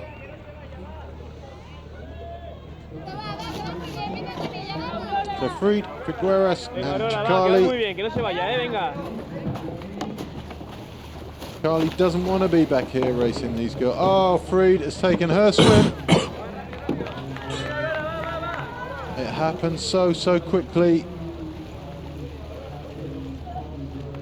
A nice calm. Maybe too calm. Emptying of the boat.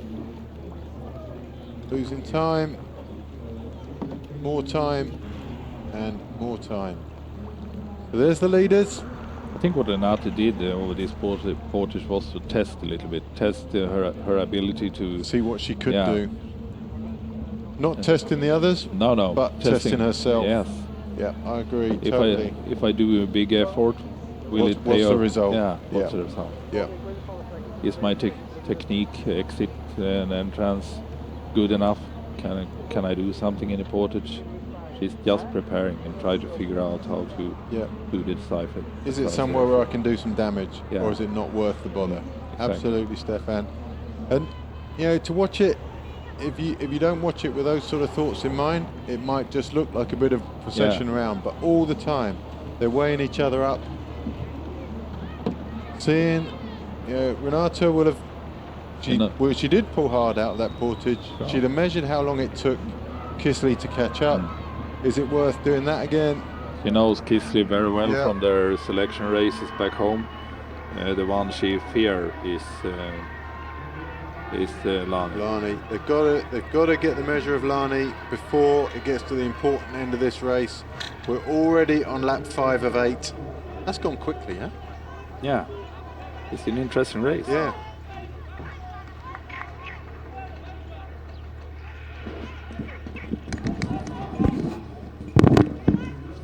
So this in this third of the race, or last third rather of the race, is where Shay normally steps it up a level to test her opponents. Last year we saw her, I think with 2 laps to go, just paddle it away from Kisley. Kisley couldn't even sit on the wash.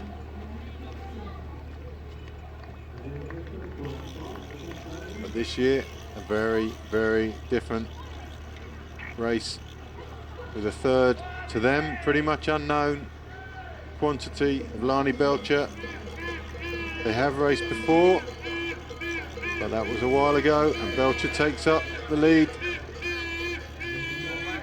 Obviously no sting taken out of Belcher from Che's lead there. She's ready to go.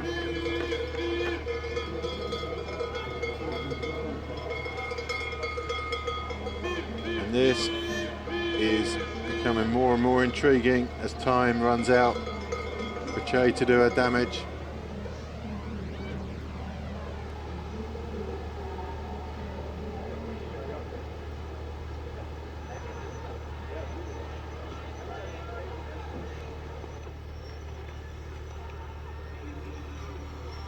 So Belcher, Che, Kisley, in that order.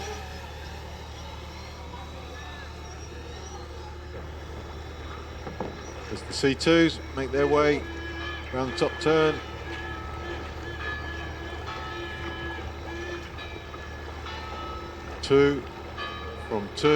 Top two, Kova and Campos. Then it's Lacerda and Garrido. And Souchere and Nagy, who had that coming together just before the previous Portage, have really had the sting taken out of them now. And they are dropping back by the minute.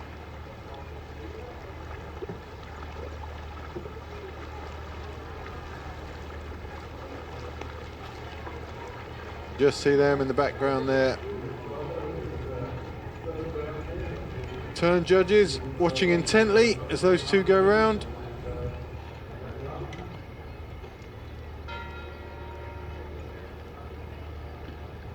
Campos, Kova. We saw Kova earlier this weekend in the short course.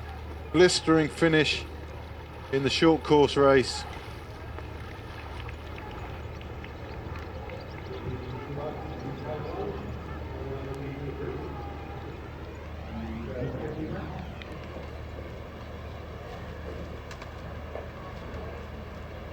Olenikov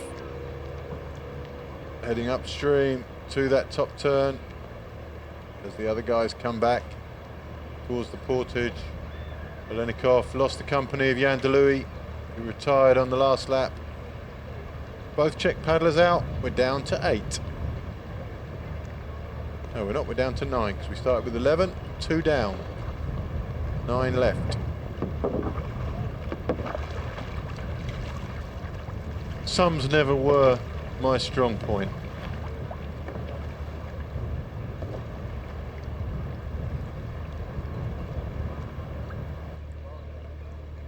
Okay, takes it up again. She knows she's got to do some damage somewhere. I really don't think, unless she grinds Lani Belcher down, she'll have the speed to match her if it comes to a one-on-one finish. Shay is working hard there. Very hard. Belcher also working hard just on her wash.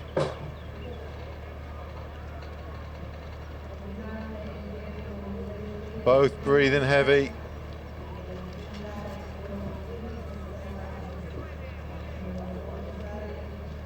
And Kisley not looking too comfortable on the backwash there.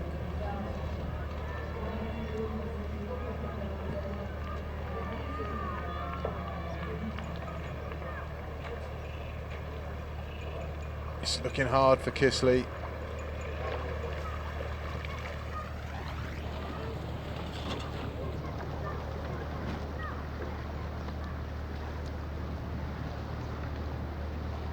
Jay is really putting this down now. Belcher looking the stronger of the other two. Kisley taking strain.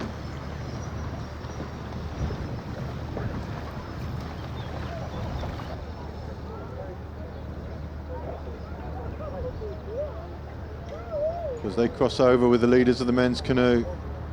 Over Campos. Chased down by Lacerda and Garrido.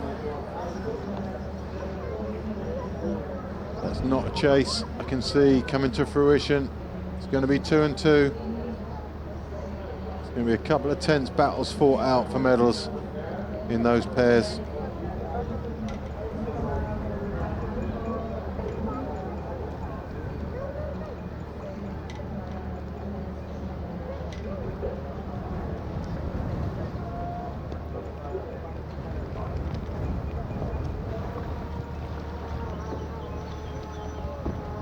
Few of the fans on the bridge there. The numbers are building and building through the day as the C1s approach Portage number 3.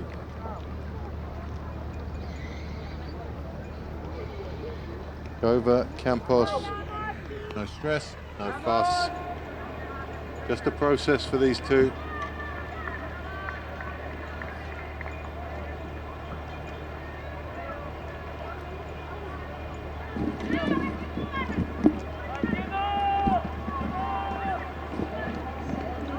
Campos first to arrive.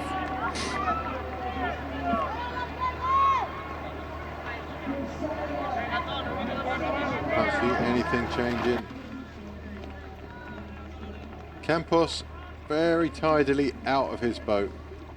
Both coming in for a drink. Hungarian's not doing a good job of that. A little bit too scrappy. It's a complicated system to put a bottle into a boat. Into the boat. What's the different ways of getting in? The other benefit of getting in with the front foot first seems that you don't drag a load of water in when you bring the foot in later. These two, not far behind. Big cheer from the crowd. 35 seconds, they have lost 10 seconds or so during this lap.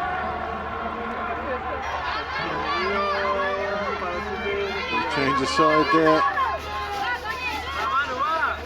And Garrido, Lacerda, as his front foot comes up, he's in. And away they go, and that's the gap. 35 seconds to these two.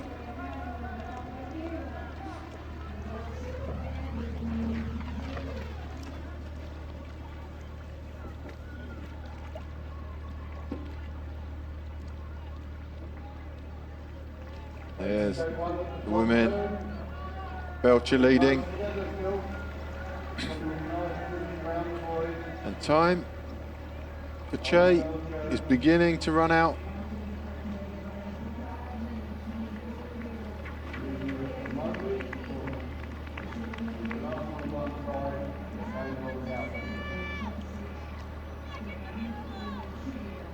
I think she will wait.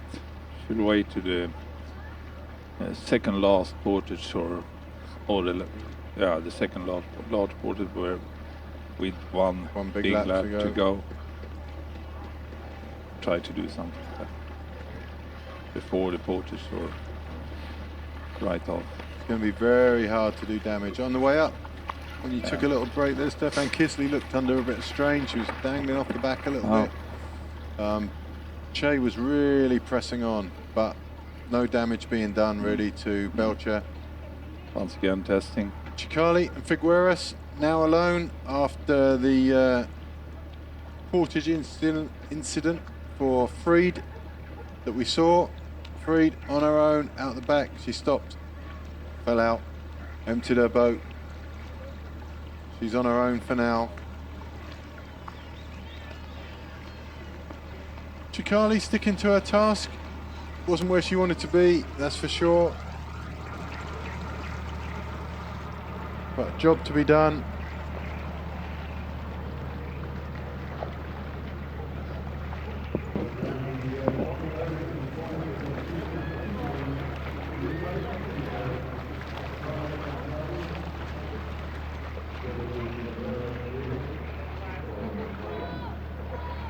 And here's Freed.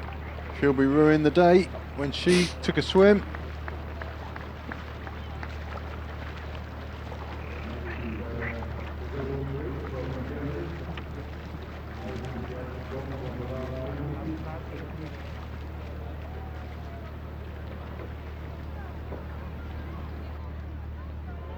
The leaders, led by Kisley.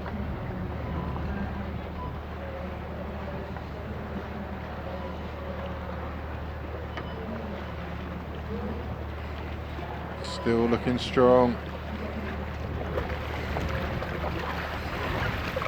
These three girls looking strong there. Absolutely. They pass. That's Anderson, who's taken a couple of swims already, and from Ireland it's Eiling Smith. Jenny Egan not here this weekend. We've got a couple of big races coming up on the sprint circuit in the next week or two.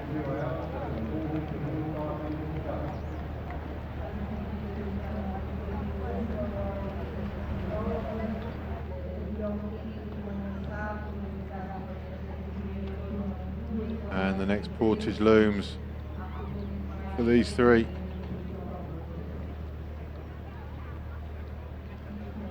Can't see too much happening of note.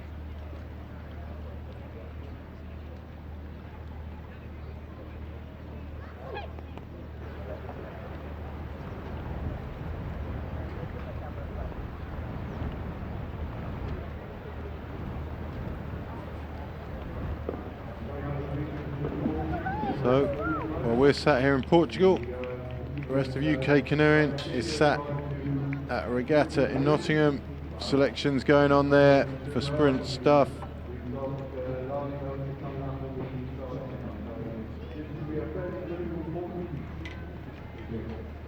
And a big shout out, bit of a personal one this, for Totty Kay, who's sitting looking after my dad who broke his hip last week and is taking, just sucking up all the attention he can. I think it was just an attention-seeking thing in the first place, but it's working for him.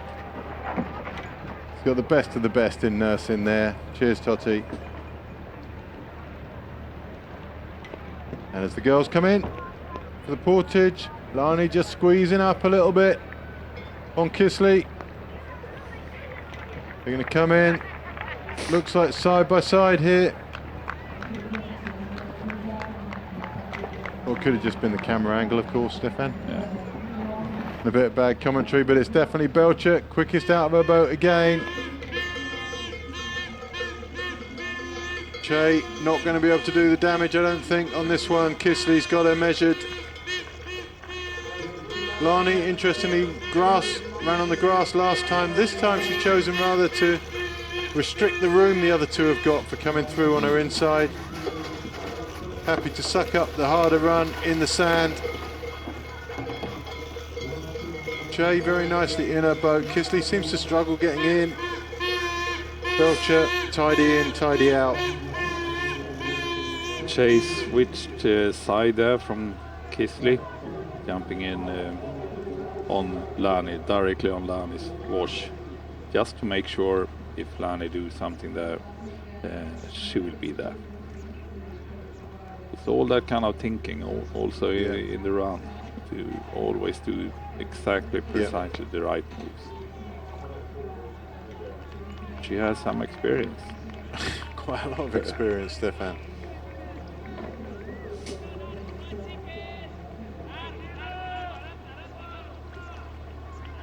It's 20 years now since her first international marathon medal. 20 years. How old is Kisley? 24. 22, yeah. Because she just left under 23, yeah, so right. she must be Yeah. 23, 24. Right. So Kisley in the red boat was 3 years old And when Renata Che won her first race at this level. Che probably wouldn't have seen her as a threat back then. But now, things have moved on.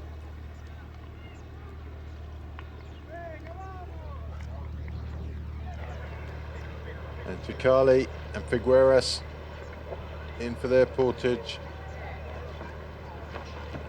See how simple that is? But not so simple when you're under pressure. Paid a huge price for that early mistake. 2 minutes. In your mind, it's not 2 minutes, Stefan. That is a lifetime. And she knows it. So Italy from Spain, Figueras looking tired on the run.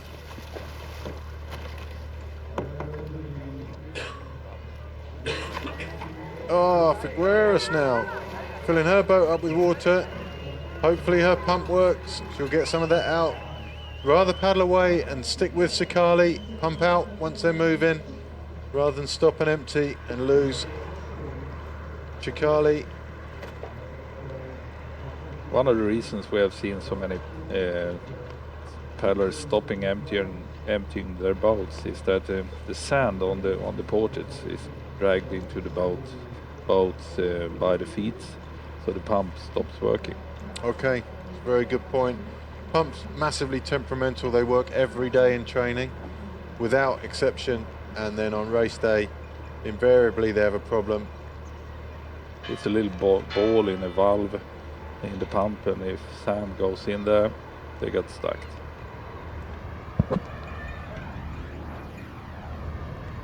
So Belcher looking strong.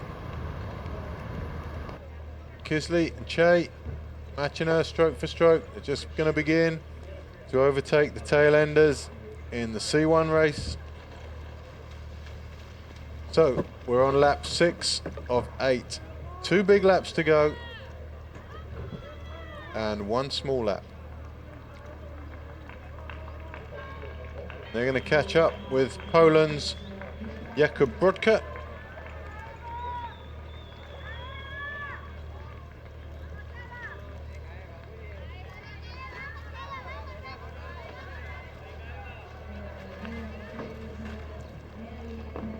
Lani seems eager to keep up the speed, actually. And if you're Renata Che, that's quite frustrating because you know she's not tired yet.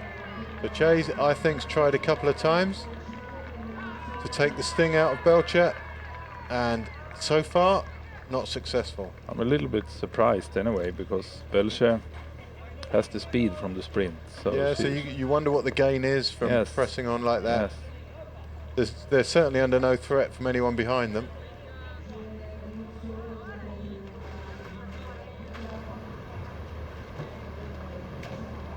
Kisley didn't have the speed the other day.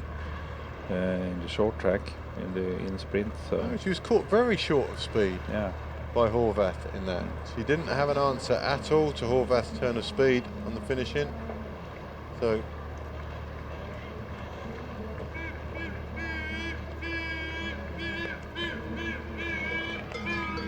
she has to wonder what she's going to settle for. This is the chase pair. Figueras having a little look over her shoulder to see where Fried is. none of them has a K2 race tomorrow, so they are going for their only race here this weekend, so they are eager to do a result. Is Lani not racing K2 tomorrow? I mean, these two. Oh, these two. These Yeah. two.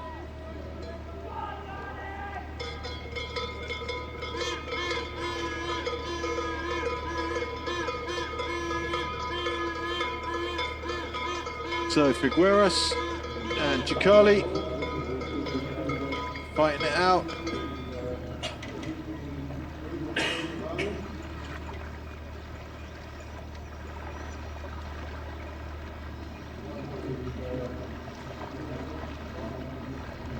As the canoes, Kova, Campos go around the top turn. A couple more of those to do.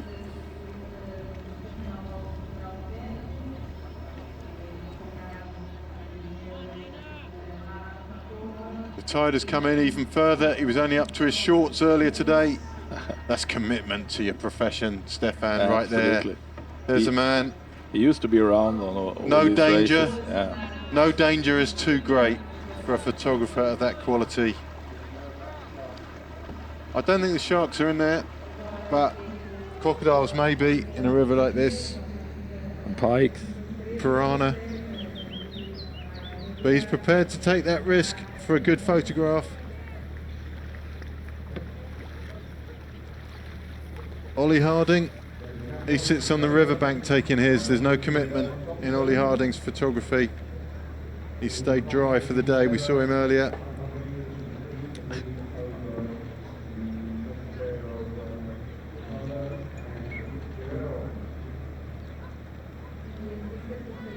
So Kova Campos, battle resumes. Very nice shots, yeah. So controlled, both of them. Kisley leading the women's race now.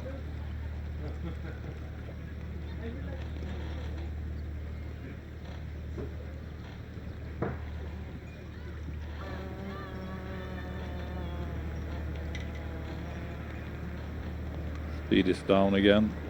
Lani is watching over her shoulder. Where are the others? It's always that worry when the speed is slow. That maybe someone is catching now. This is interesting.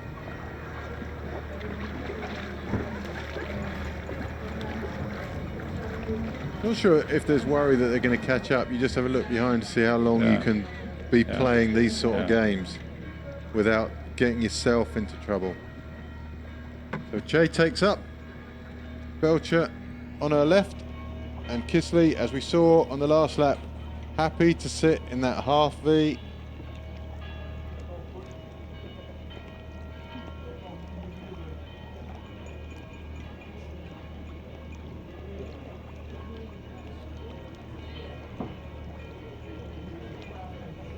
That means she's very controlled and stable in the boat. The water back there is a little bit more rough than being at the side, but if you're comfortable with it, it's a good journey. Over Campos. Aerial shot there. About 2 minutes from the Portage.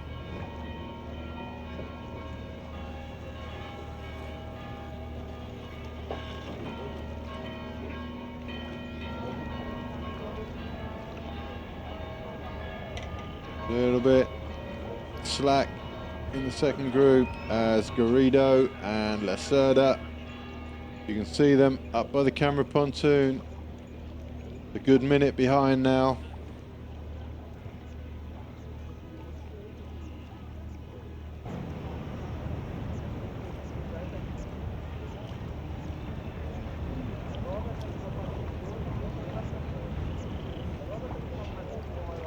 So how's this one going to be decided, Stefan? This is going to be a big finish from Kova, isn't it? I think. Yes. But last year at the Europeans, he tried exactly that tactic, And but couldn't get past. No. Yeah. Campos responded in a very good way. So.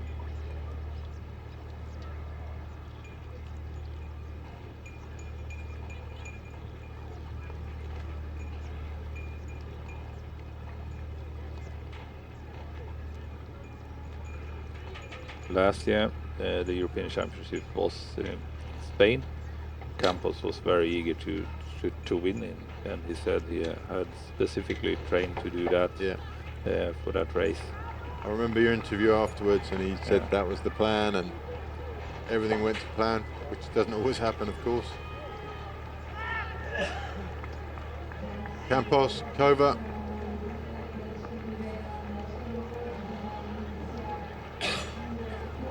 Just finishing their 5th lap.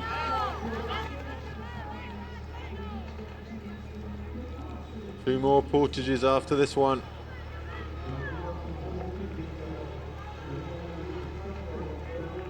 Flags in shot. Exaggerating the wind a little bit. I don't think it's as windy as that looks on screen. These guys might, of course, argue with that. And away they go. No drama at all there.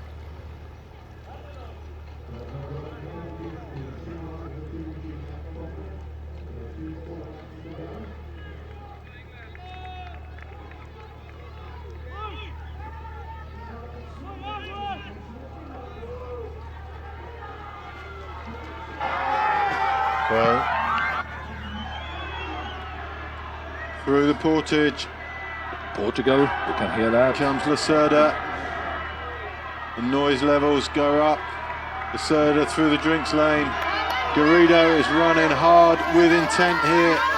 There's strain on both faces. Garrido in and away. Lacerda following him. A little bit of stress for Lacerda there. Garrido is trying. He's making an attempt now.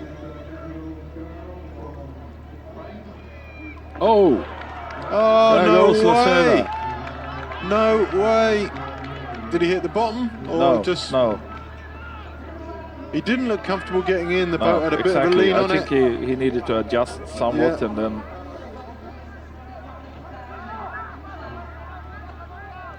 a little bit too stressed for a moment. Wasn't calm enough, Garrido. We'll go back and have a look at exactly what happened there. So he was uncomfortable getting in. I don't know, that did look like he hit the bottom. He jolted up there. There. Yeah. I think he did hit the bottom. Yeah, could have been. That's a question for the interview for you afterwards there, Stefan. Be really interesting. It looked like he just jolted up. It's very unlucky. We haven't seen anyone else hit the bottom there.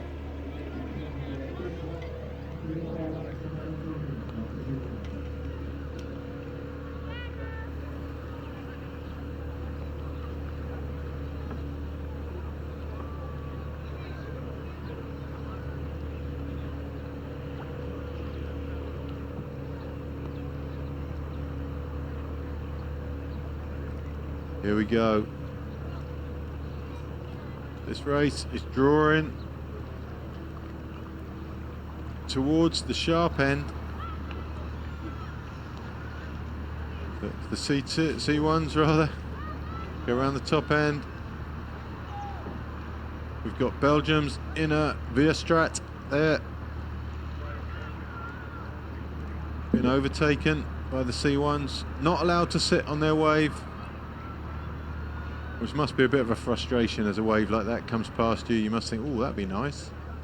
But no. They're the rules. Over Campos, a little look across to see that Garrido is next.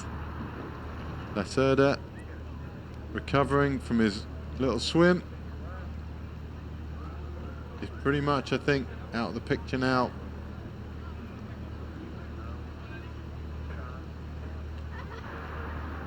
So there's Garrido on his own. Look, his mum's sewn his name into his trousers. Stefan, he's clearly careless with his Canoe kit. His mum's fed up with him losing it and has named all his clothing.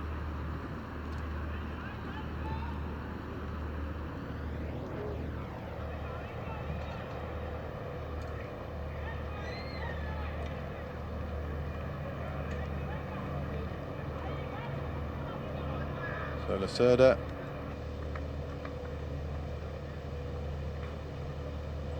He's not out of touch with Garrido. Certainly giving himself a job to do, but it's not an impossible one. I think he will manage to close this Just gap. on the right there, we've got the Canoe Club. Very fantastic Canoe Club. Where anyone who was anyone, or everyone who was anyone, went there for a meal last night, Stefan. All the people that really matter. There's a nice little restaurant there. We're treated to a local delicacy of pig's ears, which was an acquired taste, probably. It's a good club, fantastic gym there. Phenomenal facility. Yeah. Yeah, absolutely. I thought there were 4 boats then, but no. It's the second of the C1s being caught by the lead group of K1s.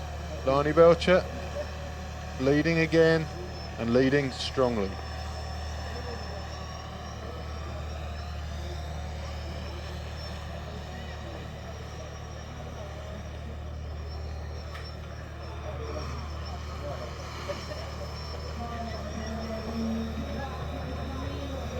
Into the Portage. Out nice and tidy. Oh, she created a slight gap for herself there. Again. Now she's running fast.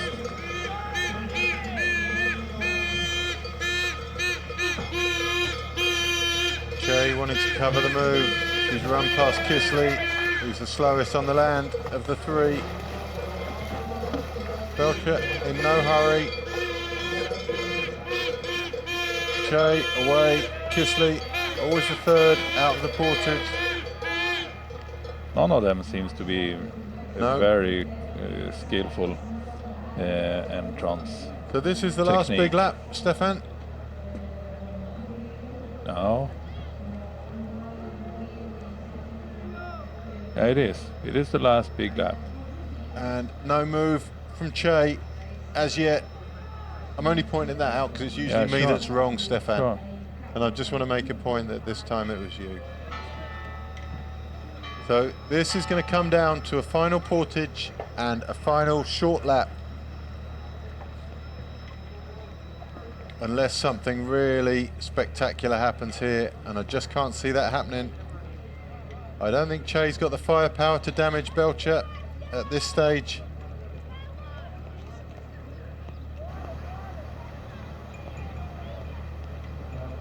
The speed has increased a little bit, but it's not decisive. Not at all yet. Che is thinking now. Che is wondering what she can do here. Belcher's starting to think about how she can win. Yeah. Kisley's wondering what's going to be left, I think. I don't think Kisley sees a win here. No. If you don't see a win and you're in a group of 3, you have to work out how second place is going to be possible for you. Stay on the right wash, not losing in the ground, not doing any mistakes. Pick the right wash at the right time, or if there's one leader and you're one either side, sometimes you hang back on that wash and run down it at the very last minute. Timing's crucial. Interesting to see if Renate is trying something on this lap as she did last year. Carly and Figueras running through, neither going into the drinks lane. 2.5 minutes down now. Lost another half minute on this lap.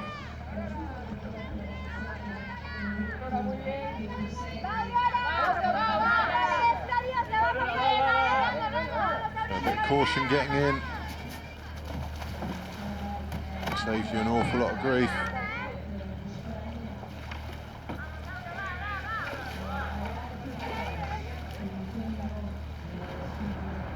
As the leaders go round the top turn. So Che leading from Belcher, from Kisley.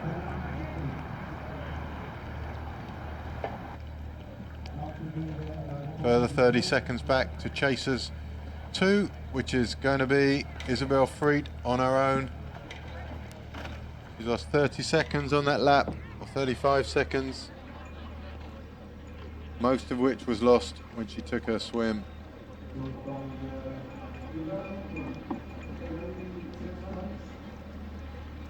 So overhead and side shot of the lead group past the Canoe Club. Che happy to lead for now.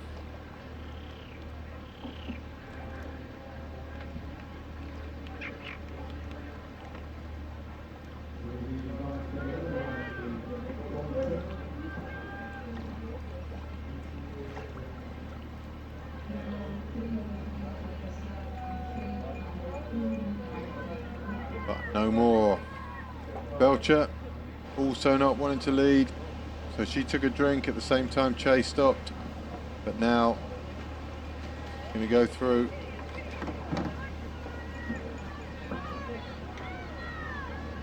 Kisley seemingly happy to sit on the half V behind whoever's leading. You do get a combination of two waves there, the wave off the back of Belcher's boat, Belcher leading at the moment, and the wave off the side of Che's boat. So you do get a double advantage, but then you lose something just through the little bit of choppiness in the water. So win some, you lose some, but Kisley obviously happy there. She's chosen to be there when she's had the option.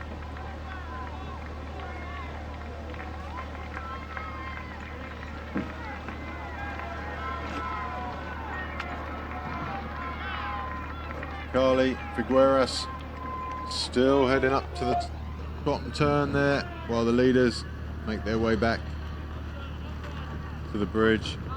Spectators now beginning to line the riverbank. Two of them. Don't know if you get to call two people a line in the riverbank, you know. No harm in being ambitious. Flags outnumbering the spectators 2-1 in that particular zone. Belcher pressing on.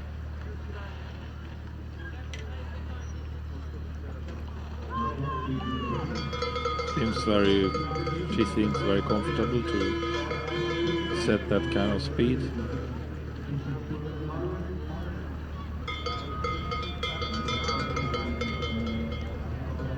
Speed and rhythm she looks comfortable with. Che looking very relaxed there. As if there's not enough to watch, there's always something more interesting on your phone apparently.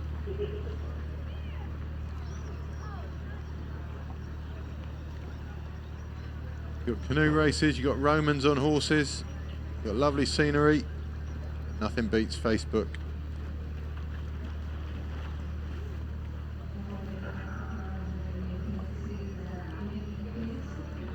Or she was just watching the live stream. Ah, she needed this sound to go with the vision. Absolutely, Stefan. Why didn't I think of that? Why isn't everyone glued to their phones and our riveting commentary? So, through the bridge for the last time, on the way up to the top turn. See, he's listening to it as well. Sure.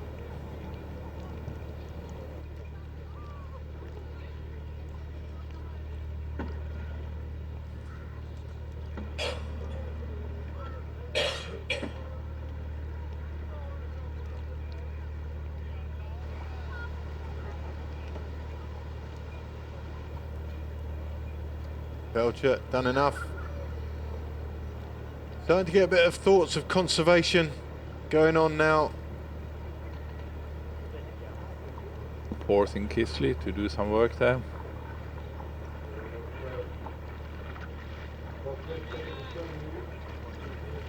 Two turns and one portage left as this pans out. It's good because I'm really hungry, Stefan. I'm going. Intense morning. It has been.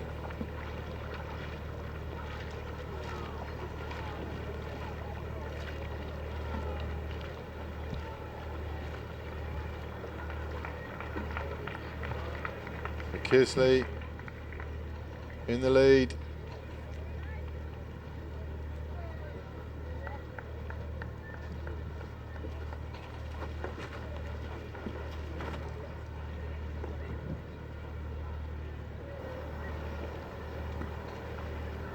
Be so good if you could tap in to what they're thinking about right now. There is a lot going on.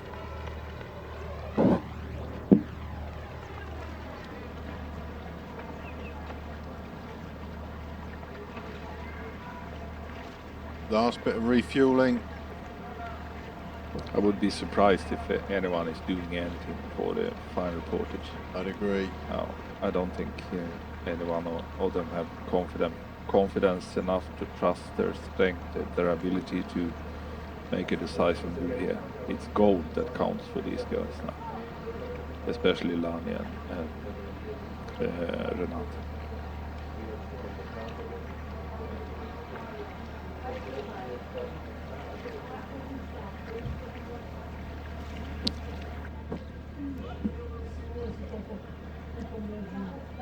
It's quite a long way, this short lap. It's not the shortest short lap. No, it's not. No, it is quite a long short lap. You're dead right with that. We've seen some very short ones, haven't we, in the past, where the portage is absolutely the be-all and end-all, and a mistake there is very bad. But we saw yesterday people make mistakes on the last portage and still recover to get a win.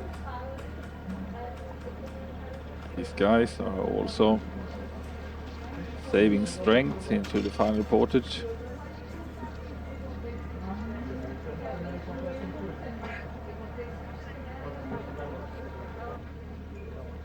Not much going on in terms of action yet in this race. But when it happens quickly. Kova coming past Campos in Hungary 2 years ago was one of the big highlights of the whole thing. I mean, it's 5 seconds in a 2-hour race, but it's the defining 5 seconds. It was one of the most impressive efforts I've seen. Yeah. When he just passed that.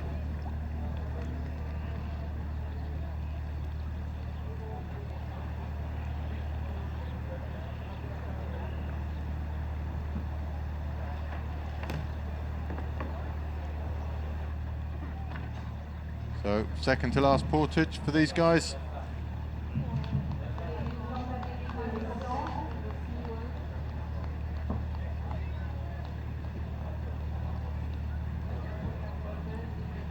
Come in. I still don't think there'll be any stress or strain through this one. Neither of these can paddle away from the other unless there's an accident, and the chance of that is very, very low.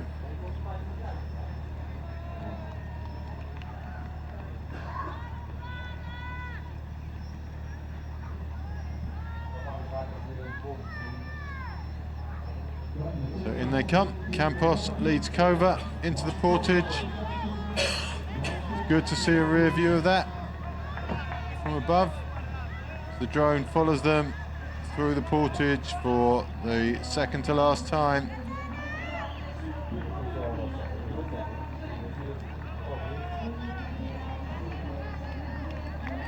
Running in.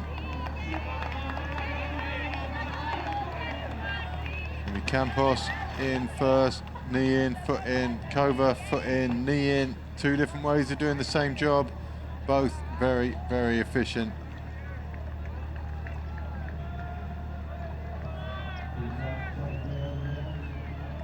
Now that's the view that I'd like to see of the girls' final portage, with the drone following them all the way in and all the way out.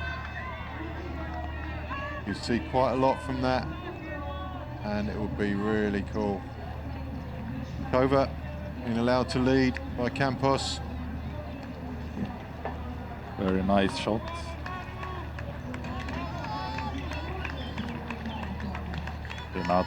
Renata's positioned herself. Yeah. To get, she knows Belcher can do damage on the portage. By being in the lead, she buys herself a whole second at that portage. The crowd behind us going nuts right now, assuming there's some Portuguese coming through. Rashida, probably, on the portage. Cheering on Lacerda. Trying to encourage him after his swim on the last lap. Following the last kilometers for the girls. I think it's wise. Anything could happen here. Here comes Che. You think she'll start to increase the speed to the portage from a minute or so out, or just leave it till the last minute? No, I would be surprised. I think she's the one that wants a little bit higher speed. She needs to trust her endurance.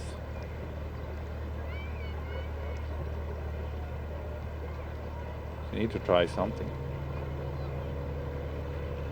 Knows that Lani has the better speed. Lani looking across, looking comfortable. Yeah. She's just watching now. Oh. Bouncing a little bit of weed off the front of her boat.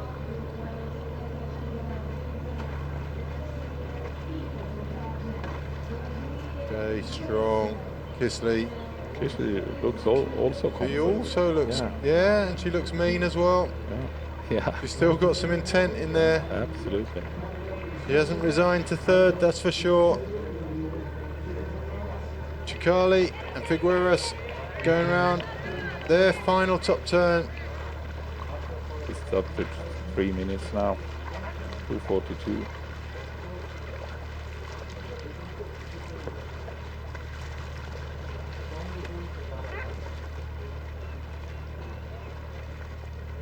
Carly letting Figueras take the lead after the turn there, I think. Dropping back onto a wash. They'll share the lead.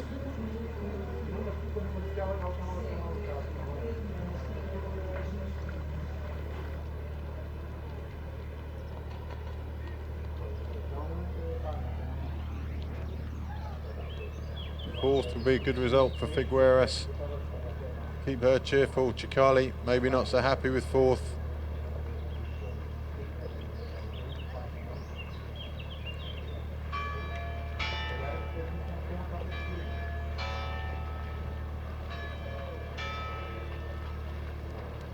As these two make their way back to the portage, the lead three must be closing in on it fairly soon. I can see them coming there Here now. they come, and this is it. The final portage. Nothing happened so far. After 7 laps.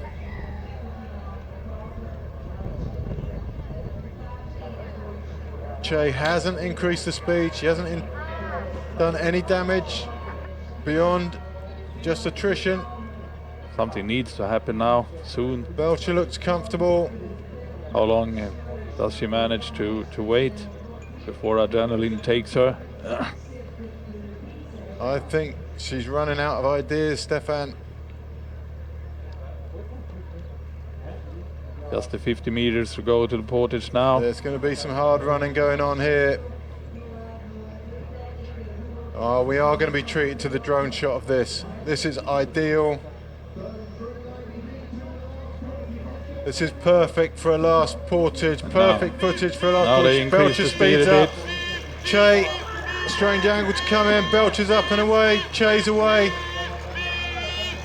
Kisley struggles on the run anyway, and she's already at the back of the three. So it's Belcher. Belcher's going to be in first. Che gets in well, but Belcher's increasing the gap on the run. Belcher's going to get in first by a couple of lengths here. And she's going to be away. I don't think she'll try and paddle away, but she will never relinquish the lead from this point on. She does. She is going to paddle away. She's going to make him suffer. Kisley's out of this now. She's going to break Kisley here, I think. Che is at full stretch to match this. And if I was Belcher, I'd want to slow down now. You do not want to spend it all here.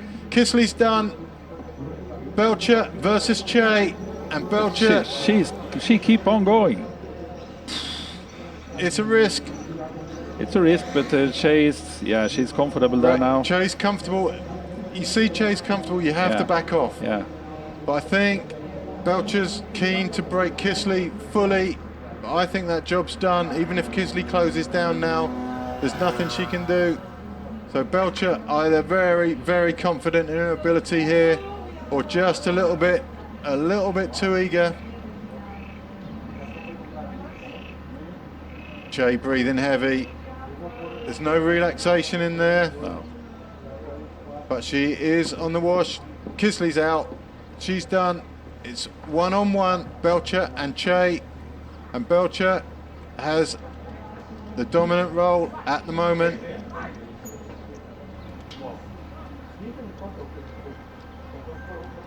Just no need for that effort. Che seems to suffer a bit now. Yeah, Che is on her limit there.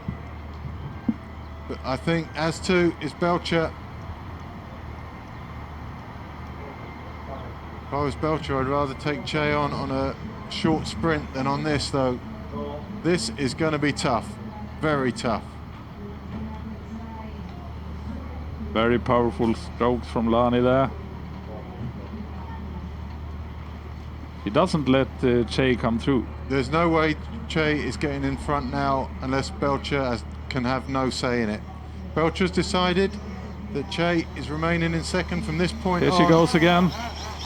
Lani is trying an effort one more time into the turn there. That means she feels really fresh. Belcher looking good. Che just backing off slightly so she can get round the turn well. 600 meters to go from here, 600 to go. And now, Che, I think this is the last opportunity for Che to do an attempt. If she comes up though, Belcher will close the door onto the boys like that. Yeah, there's no way round the inside. Che, I think, has to separate from her, and it's a 1-to-1, 10 meters apart if Che wants to win this. She can't overtake Belcher. Belcher's too strong. For Che, I think she needs to move across. But no, this is Belcher's. It definitely looks like. Fantastic job done for her so far.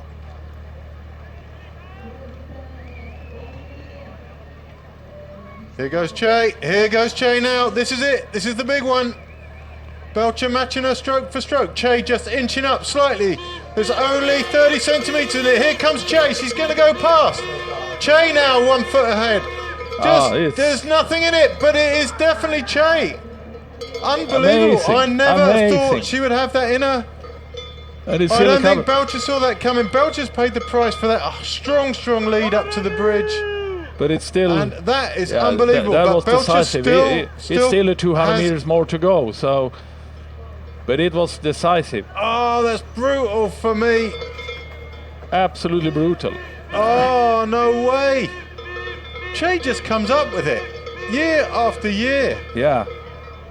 But it's still a couple of 100 meters to go. So Lani can rest now and make a final attempt later on. So difficult now though. Che can just move across onto her. I cannot believe Lani must be hating life right now. But an amazing effort. I didn't expect that. I did not see that coming. You couldn't see how that was possible. And it's going to be so hard. They're both going to give it their all down the last 200 meters. But if Che's been passed once, it's hard to see how Lani can overcome that. But it is going to kick off at some stage. 150 meters, more to go now. Just 150 meters. Che picking up the speed just a little now. Lani can still do something there. It's 100 meters more to go now. Che up again. So just increase the speed. Here goes Lani. It's game on. 50 meters. 50 meters It's more to game go. on. Lani coming back inch by inch. It's side by side. It's going to be really, really close. I think Lani can get it from here. It's going to be close. It's going to be Belcher. Oh, Che, it's gone. oh, No way. what a race! What a Oh race! my word! It doesn't get better than that.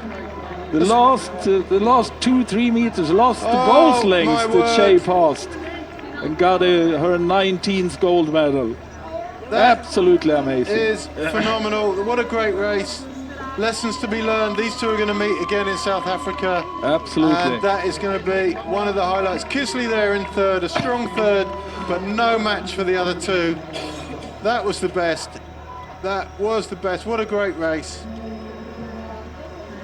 And if we can go and see a replay of that finish, it was so, so close. Lani gave it everything.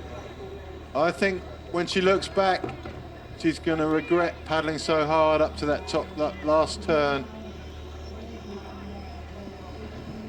Oh, This was an amazing race. the change in emotions for both of them, from the Portage up round the bridge and back.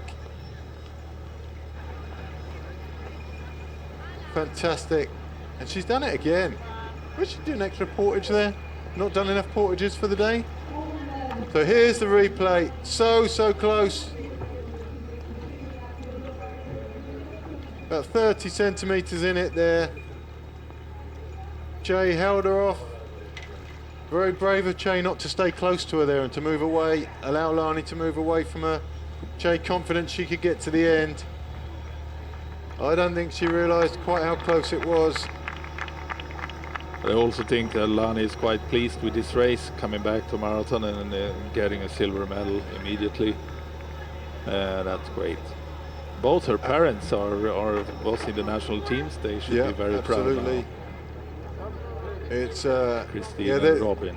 you think of them both going away from this and approaching South Africa now. Lani knows it's in there somewhere. Yeah. Che is a relief, I would think, after this, because there's a contender comes in. Carolyn Cooper there, world famous photographer from Canoe events.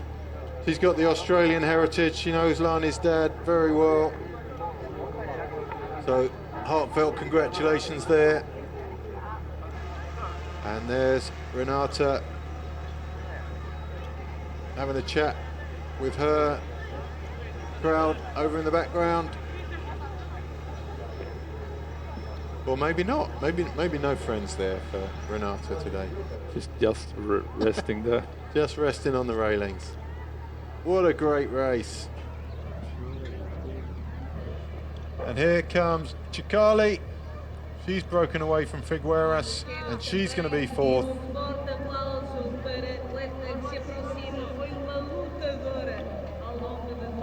So as Chikali comes in, Figueras behind her, I'm going to leave you in commentary. Head out to see if I can get an interview with some or all of the girls, and I'll leave you with Stefan to entertain you for a few minutes. Should try both of them. I think it will be great. So the guy comes in to take the fourth place. And it's Chikali getting in on fourth position. Figuera on fifth.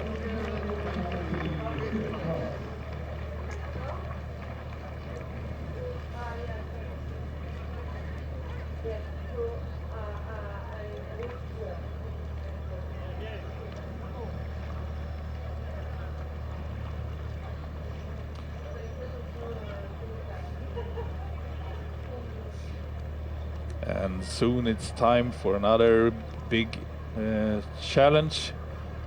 The great competition between Cover and Campos. Could be as tight. They have the ability. Here they are.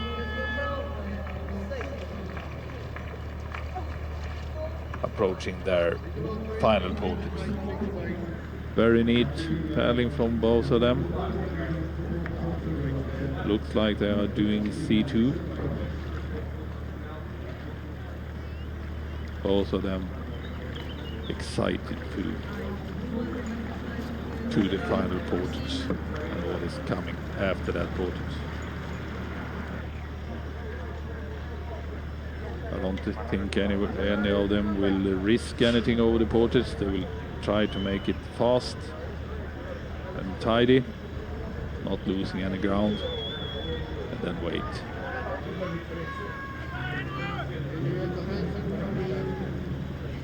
And here's the competition for the bronze medal between Rui Lacerda from Portugal and Manuel Garrido from Spain.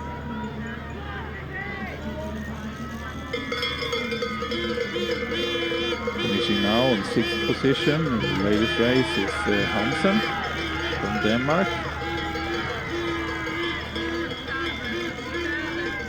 7th is Eva Barrios from Spain.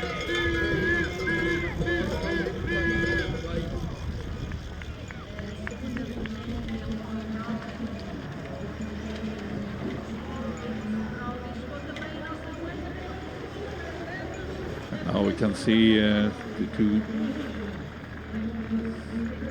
compatriots for the C1 gold medals approaching the portage. So we will wait with the interview to at least after the portage.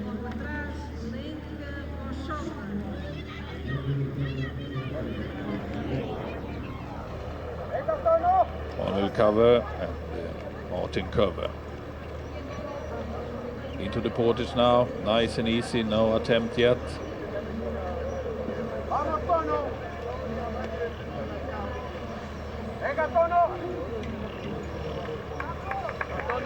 Just a couple of boats length now until the bridge.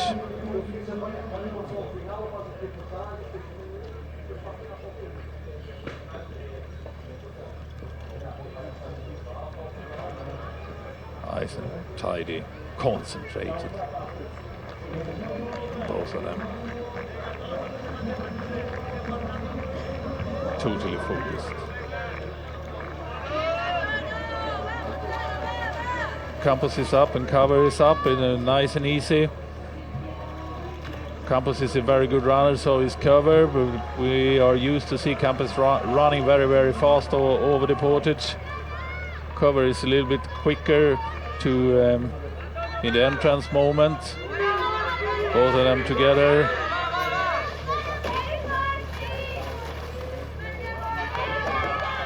No big attempt. Nice and tidy, not risking anything. They know that it's more or less impossible to gain any ground by risking stuff, but you can lose the race by doing it. So, another kilometer or a little bit more actually. 1.6 kilometers or so to the finish.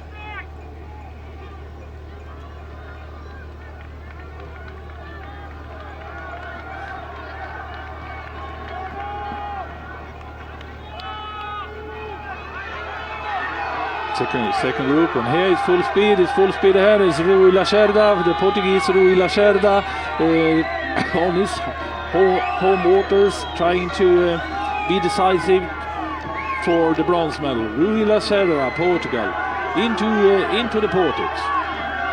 The crowd is shouting and cheering him up, and it's Garrido on the 4th position now. It's Rui Lacerda, who is heading for the bronze medal in men's C1. Rui Lacerda, Portugal, is passed now by Manuel Garrido. Manuel Garrido, Rui Lacerda.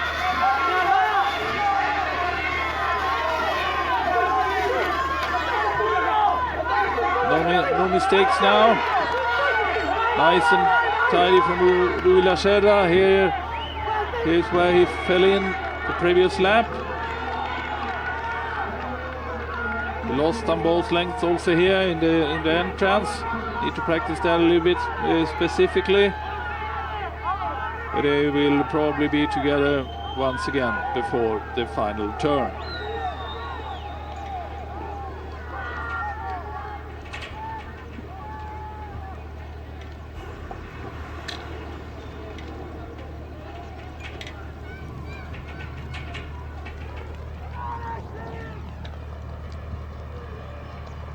Campos and Cover approaching their final turn. An 800 meter before finish. Campos in the lead. Nice and easy. Looks like they are doing C2. Even if they're paddling on the same side.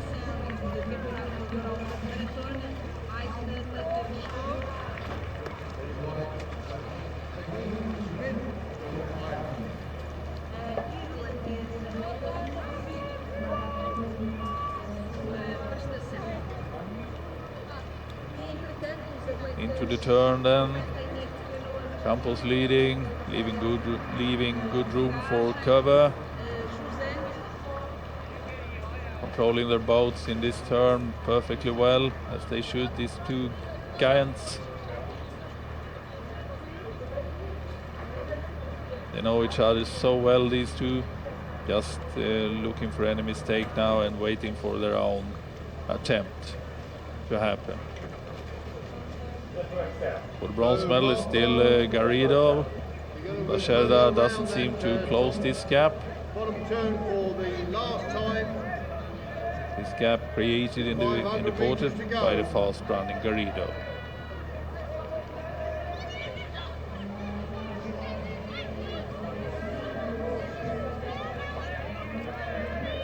Back to Curve and Campos then. Campos leading, as we have been used to see him doing in the final ends of the marathon races. He did that in Hungary back in 2015, and when Cover made his final move, Campos was standing still, as said. Very nice view, very controlled. Just waiting still. Both of them has great speed.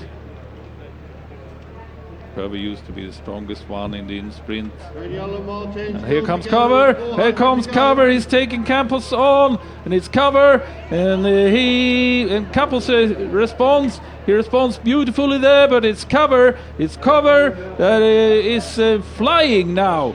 Cover is flying, and he have been decisive in these moments before, and once again it's Cover, it's Martin Cover that is decisive a couple of 100 meters before the finish, and Campos had nothing to respond with. Martin Cover heading for gold in men's C1.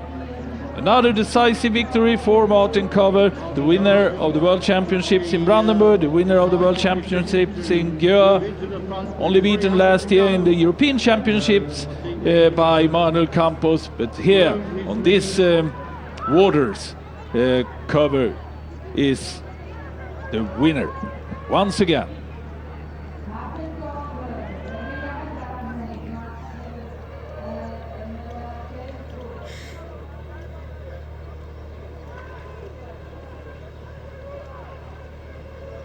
Beautiful shot, just 100 meters more to go for Cover to be the European champion, as he is the world champion from last year.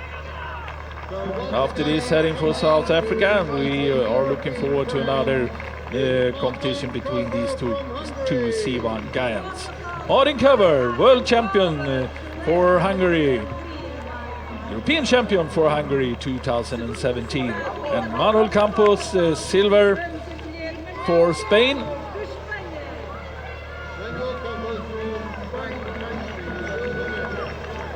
I think he's quite pleased anyway.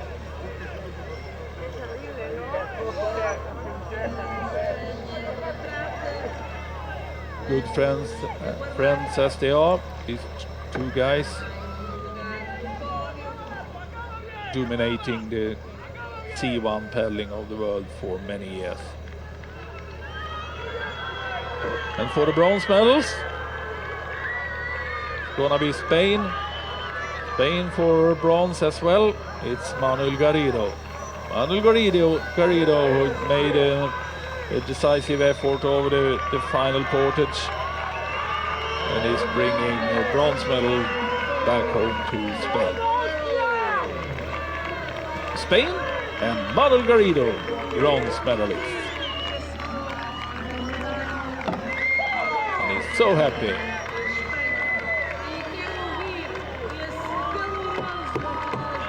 And the fourth position, the worst, but the fourth position to Rui Lacerda.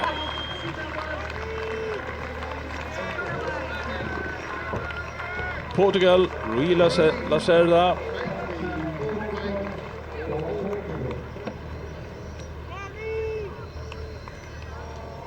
Bronze medalist.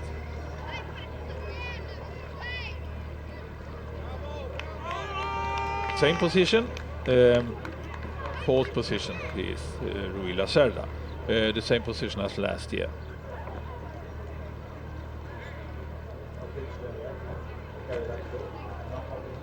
So, if Ivan has an interview to do now, managed to get the girls around him, that's a perfect movement.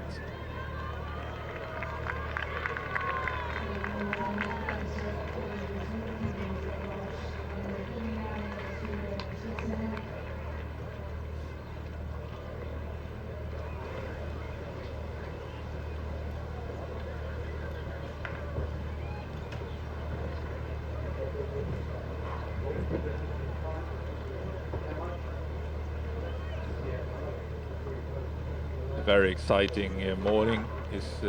Morning racing is over with Renate Shea winning her 19th international medal, or counting European Championships is even more. She has 18 World Championships gold medals, not counting the European Championships. But another gold medal to Renate Shea, which is amazing. The Queen of Marathon. Challenged very skillfully by Lani Belcher. Lani Belcher that grew up as a marathon racer, moved to sprint racing, having done that for a couple of years, and now back in a very, very good way.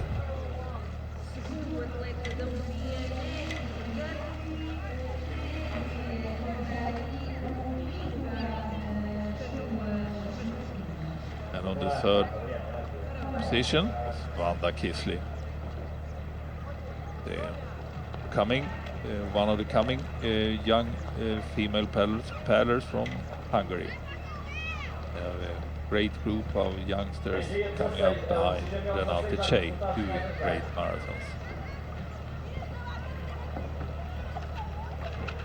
Finishing now is Gergely Nagy from Hungary, who was among the top until the accident he had. And now time for interview. Great. Okay, so I'm stood here with Lani Belcher, so nearly the winner today. It's been 8 years since you've done your last marathon, third in the World Championships in Canoe, actually in Portugal. There you go, 8 years to the day, and we're back in Portugal. So thank you first for entertaining the whole crowd, both here and on TV today. Amazing race to watch. Give us a brief outline. Firstly, it's great to be back doing some marathons. I've missed it. It's so nice to be able to come back and race against Renata and give everyone a good race to watch. The start was good, and I think that put me in a good position at the beginning of the race, and then it was just about getting on a wash and getting away. And the three of you looked pretty even in terms of share of the work, and each time somebody led, what are you thinking when you're leading like that? Are you just seeing what the other people have got? Are you measuring their abilities. Your Portage was clearly the better of the three. That was going to play effect. What's the thought process? When I'm leading, I want to be as comfortable as possible. I want to be as efficient as possible and put in my work, but then also when I'm on the wash trying to get as much energy back as I can. I love portaging, it's my favourite part of the race, so to me it was just about making it as clean as possible and not stuffing it up. And not stuffing it up is the primary goal on those Portages. We saw on the first one you came in, you still had Cicali from Italy with you.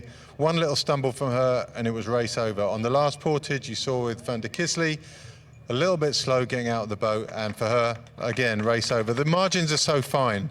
How do you deal with that in terms of stress and the way you're thinking? I don't tend to think about what everyone else is doing. I think the main thing is to focus on what I've got to do, and if I can do my portage clean, then that's the main thing. I mean, it is highly likely that someone is going to make a mistake, so as I say, just focusing on what I can do, then yeah. Fantastic stuff. And second here, is the result going to be the same in South Africa in a few weeks' time? We'll have to wait and see, but if I've got anything to do with it, no. Congratulations. It's really good fun watching you. It's lovely to see you back. We need people like you back in the marathon, and it's been a real pleasure watching you today. Thank you. Very nice interview and very nice words from Ivan, who also happens to be the president of the UK Canoe Federation. So he interviewed actually one of his own athletes, Lonnie Belcher.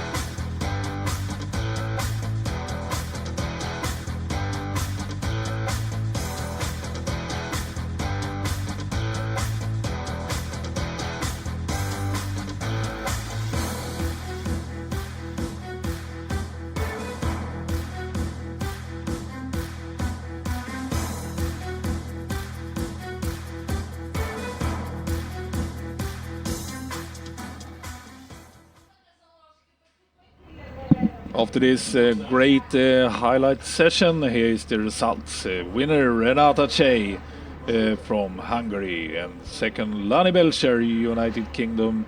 Vanda Kisly on third position Stefania Cicali, Italy fourth. Aurora Figueras, then following Isabel Fried, Henriette Hansen, Eva Barrios and Lizzie Broughton. Lizzie Broughton, who fell in the first lap, but managed to get among the top 10. Great achievement for Lizzie, even if she is absolutely disappointed from falling in. Then followed Joanna Sosa, Lenka Krokhlova, Amelie Kessler, Nina Rocha from Estonia, Aisling Smith from Ireland, and Emma Andersson, who fell in twice actually, managed to get on the 15th position before Hedy Pohl from Netherlands and Ine Veerstraat from Belgium. And now some highlights from this C1.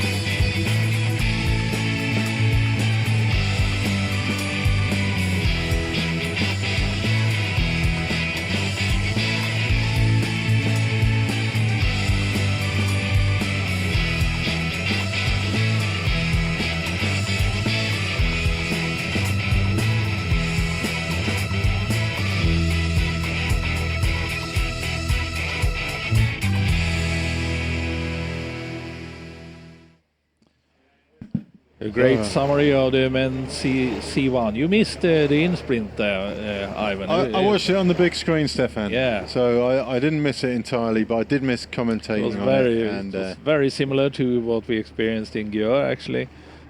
Cover taking Campos on, as you said there. And he made... Fairly conclusive. Yeah, there was a big gap at the end. But, I mean, what a pleasure this job is for races like both of those, really. Yeah.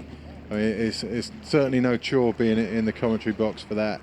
It's watching those races unfold, seeing there's so much psychology goes with each of those races, and you know it's happening in there, and to see it unfold and the finishes that we've just seen, the women's race especially this morning. I mean, both of those ladies have gone away immediately. Their mind is on South Africa. I can absolutely so. You know, Lani sees an opportunity. Renata sees a threat, and she's going to have to deal with that threat. That will colour her training from now until they line up and in all South her Africa. thoughts, everything. Yeah, and you see it. I mean, Lani, it's 8 years since she's been. It was actually in Portugal at Crestuma for her last big marathon championship. That was 2009. And we've missed her. Yeah. In this, not just her. There's other people who've come and gone, who've been dragged away to a life of blandness in sprint, and they come back here. Lani's clearly loving life, and it is so cool to have her back. Yeah, not sure Renata feels the same, but deep down, the races are more exciting when they're like that, even for the athletes who are in them. It gives you so much more to work with. And I actually think that it's... So C1 results are up now. They've all been ratified, and it's Marton Kova from Manuel Campos. The 9-second gap there, flattering. The margins are much finer than that, but once you've been beaten, and the motivation slips away. Garrido, great race for him. You saw how happy he was. Maybe a European medal for him means a World Championship selection. Lacerda, a little bit of an unfortunate swim. Looked like he hit the bottom of the river, and he was out. That was his bronze medal chance gone. Souchere, a big race today for him. He did really well in the early stages. Faded after that crash with Nagy, which took them both 10 seconds adrift of the group they were in. 2 retirements from Czech Republic. They've got some thinking to do. And another great race between 2 of the sports greats, Kova and Campos. They'll both be in the C2 tomorrow, I'm sure. As most of these guys. We'll see them repeat again. So now it's lunch break. We're really looking forward to lunch break. I know I am. We'll have a brief review of what we've seen this morning, and we really, to call them highlights, almost undersells them. There's so much to see.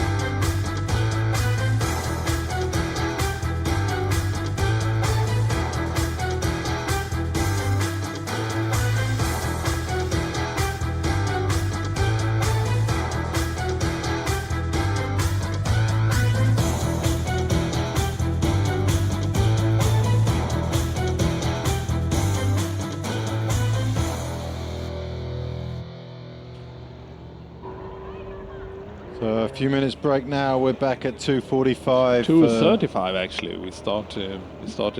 We broadcast. do, but the Yes. race is at 2:45. Yes. For the men's K1. Obviously, you'd want to tune in 10 minutes early to hear Stefan and myself wax lyrical about what's going to happen.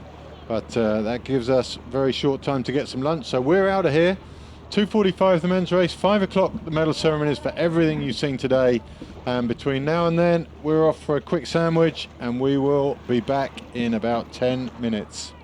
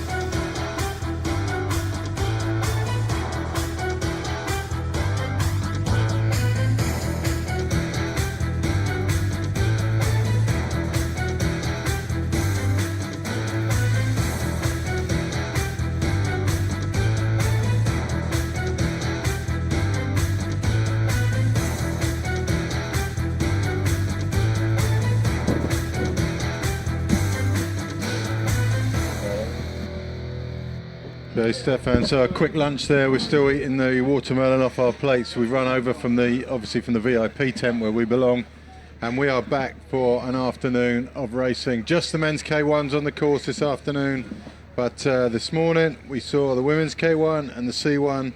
Hopefully all of you watched that are back for this one, because the last two have been fantastic races. Really world-class event. Not only world-class event, world-class coverage this year, Stefan. Absolutely so, and the highlights we just experienced it was also fantastic. And here at the screen is a Roman soldier guarding this river, the Lima River, and the Ponte de Lima, the bridge over the Lima River, where the course is. K1 men, as said, and it's great conditions here. For today's racing, just perfectly perfect temperature both in the water and the air. The wind is not disturbing, but it is a little wind, and I think the athletes like it.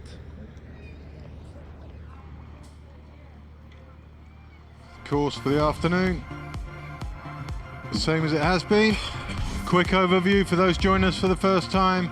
Start just below the Roman Bridge, up to the new bridge, turn just beyond the bridge and back past the start line, under the Roman Bridge and back down the narrow section of the course, clockwise turn and back to where you started from. First lap's yellow, no portage on that one.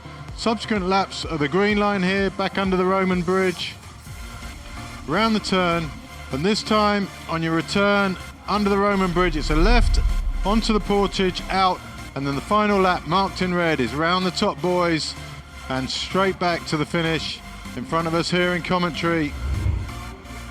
And there's one more set of medals to be decided today, and that is in the men's K1 marathon.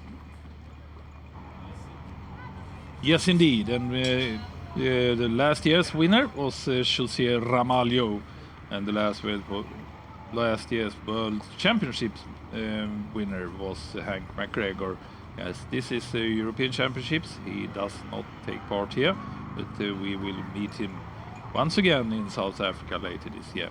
And unlike in the women's, where the Europeans are also the top of the world, the Europeans in the men's K1 have been underdogs for quite a while now at world level, and something has to step up if they're going to match the South Africans in a few weeks' time. Exactly so, and we will see who will do it best here today. Very interesting start list, as it should be. Gabor Aryanisi from Hungary, 5.53, strong new Hungarian in K1 man. Also 5.55, Corinne Dries from France, France that have developed a lot, and we will comment on that. In Belgium, Corinne Dries. Corinne Dries is from Belgium, yes, sorry. Urban Quentin from France. He is one of these one of four, yeah, Stefan. Not just one of two, exactly. but one of four guys who could do some damage in this race. Yes, and then 5.62 is Adrian Boros. Adrian Boros that have been doing so well over the years here. He's definitely one of the possible winners here today. Alfredo Faria from Portugal. Of course, we need to mention the Portuguese guys here, not only José Ramalho with number 568 on his boat, who won last year.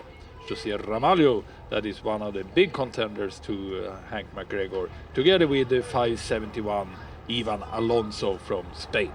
Then some outsiders in this one. You got Barry Watkins strong in the short course earlier this week. Who else should we have? The French are definite contenders. We've got Urban, we've already mentioned. Have they got a second athlete in there?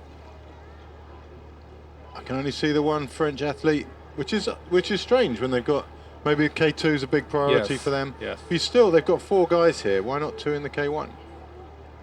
Seems like a strange decision, but it's going to be a very good race. Graziani from Italy, he's always there or thereabouts. That's Dries Corin from Belgium. He's had some decent races in the past. Feels like he's going on holiday with a backpack that big, Stefan.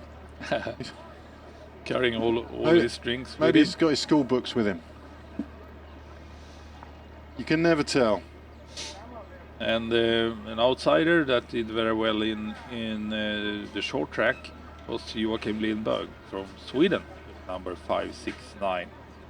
So then two Great Britain athletes, Keith Moore and Tim Pendle. Tim Pendle's getting the best. I've seen him for a long, long time, and he's also going to want to be putting his name in the frame for this one. We've still got some old timers in there as well. Jacob Adams still going.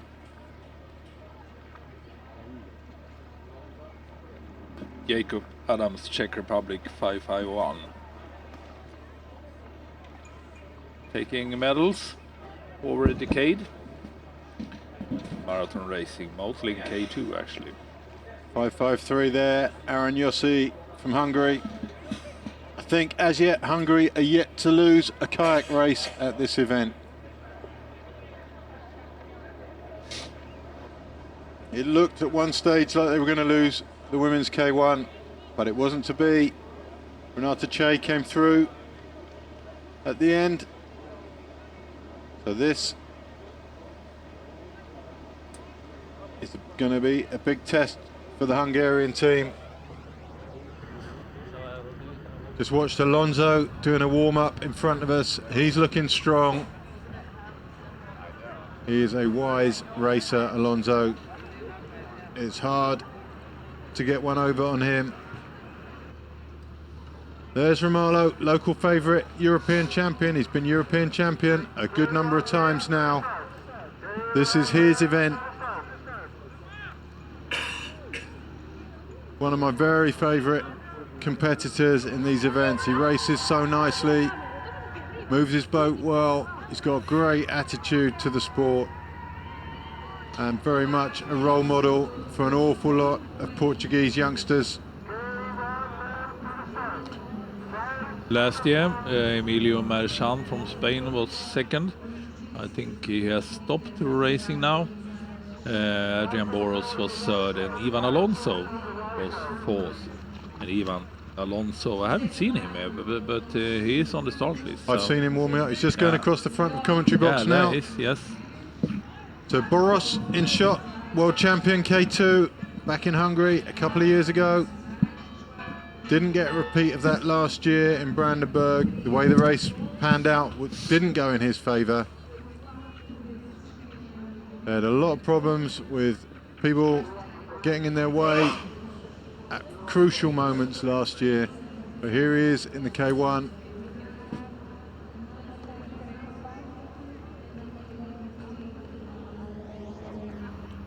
So this is a great, great lineup. 22 boats on the start line. At the World Cup previously this year, Quentin Urban was the winner, just before Adrian Boros and Jeremy Candy from France with bronze. But the other three Frenchmen are doing only K2. It's only Quentin Urban that is doing K1, these guys. Keith Moore there. He's been so great for the sport of marathon canoeing in the UK over the last 10 years. Almost single-handedly kept it alive through the drought caused by the drain from the sprint system. He's developed a great club at Chelmsford, and win or lose today, he has got a lot to be proud of back home. Romalo already getting support online on the live chat. And that's some start line. It's going to be a big, big group approaching that first turn. There he is. There's Romalo, local favourite, no doubt. He will be a player in this race. Off they are. But by no means a certainty. Away they go. Keith Moore always fast away at the start. Blue boat at the top of the picture. He's leading at the moment. Urban in the orange boat on this side. Romalo in the green hat back to front, because that's how cool he is. Barry Watkins is well ahead, and also Joachim Lindberg. So there's Romalo just trying to get on terms with Keith Moule. Ivan Alonso on the other side of Moule there. And Ivan Alonso just about to be squeezed out by whoever is at the top of the picture, who now takes the lead. But now it's Romalo. Keith Moule falls back into the V. Barry Watkins in the green, straight onto Romalo's side. It's fallen well for Moule here. There's no one to challenge him in for that V, and he's got a ride up to the top turn. This is great news for Keith Moule. And it is all to play for. Romalo straight to the lead. Watkins looking good. Alonso to the right of Romalo. It was the Italian who came across. Just stirred it up a little bit. So absolutely fantastic start for Keith Moule. So Alonso, he's going to have to come around the Italian at some point. It's Vincenzi Filippo, Filippi Vincenzi, the Italian. Watkins looking good in the green boat in the aerial shot. Lead boat is Romalo. White boat, their head-on shot of Ivan Alonso. And Vincenzi. Romalo, Vincenzi, Alonso. Here's a replay of that start. Watch the blue boat 3 from the right-hand side. He's first away from the start. It's Keith Moule, Great Britain. And away they go. There's Romalo. Not the best first stroke, but then after that he got going quite well. And off he goes. He's in the lead now as they approach the top turn. So very, very organised. Tim Pendle in his green boat with black ends also there, just trailing Keith Moule. And the front 4, Romalo stringing it out a bit. It's Romalo from Watkins, from Urban in the orange boat, the Italian.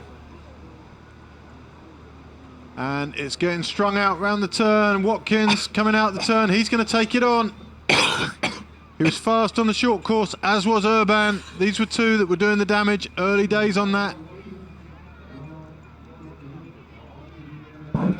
Romalo, Watkins, Urban, Vincenzi, Keith Moule, Alonso, Pendle, Morten Minde, the Norwegian, Joachim Lindberg, Faria from Portugal, Lamedo from Spain, Adrian Boros is there, 8 seconds behind the top, Jakob Adam, and Ariane Yuso. You can see by how narrow that group is in that aerial shot what the speeds are like. These are high speeds at the moment. Pendle there, getting himself settled in the group. Lindberg, Ivan Alonso struggling. He's having to come around quite a few now. Keith Moule just losing touch with that front 6. Boros is in. He needs to follow Alonso. He can't do it. He's being passed by another paddler. Paddler after paddler going past Moule. It's desperate times for Moule in this. Boros approaching in his white boat in the middle there. But not the best start he have done. So Lindberg, he's maintained contact, and the group thickens up, widens out as the pace slows. But off goes Urban. On his side, Pendle, great race from Pendle so far. Barry Watkins about to be squeezed into the V by Romalo. Great news for Watkins. He gets a free ride behind Urban. Pendle, extremely good there. Watkins, relaxed, as he should be. He's got the best of the best there. Vincenzi comes 5.52, which is Lamedo from Spain. He's making good progress up to the front.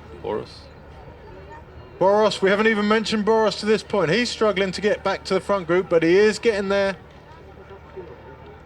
9 seconds behind at the turn, Boros. And then I followed him, he's approaching now. Not the best start ever from Boros. This is Quentin Urban. Urban just seeing what time it is. Obviously got lunch to go to. Romalo takes on the strain. Pendle safe on that left side. There's not enough room for Alonso to come around his left side. He can just squeeze him out slightly. Boros is in the end of this group now. Boros looking safe now as Romalo takes it on. This is looking good. It's all panning out for a very, very interesting race. Alonso just going through the reeds there. Not significant unless, of course, something gets caught on your rudder, at which point it becomes very significant indeed. Boros just dangling at the back of that group. Romalo takes it on. There's change of speed all round. Boros is trying to get in a better position at the back. He's just moved up one. And somebody going out wide. That's going to be Alonso. He's going to take on Pendle. Pendle will move left a little bit. There he goes. Pendle moving left, but there's nothing he can do to hold off Alonso. Alonso squeezes Pendle into the V, and Pendle happy. Boros approaching now. It's Watkins who had to shift back one, and here comes Boros, and the big players are making their way to the front. This is awesome racing. Boros coming round. Alonso will have a look round to see where the other dangers are coming from before he lets him squeeze him into the V. Barry Watkins look comfortable in the middle there. Lamido from Spain. Urban, maybe a little bit inexperienced, has got bulked back. Watch Boros there Here now. comes Boros. Alonso left. squeezed into the V. It's Pendle now, has to make room for him. Watkins now dangling behind Urban, and he has to move on, but the speed has dropped slightly as Lamido takes it on at Romalo's request. And Boros and this is exactly how it should be done. This is so good. Romalo happy to be pushed into the V.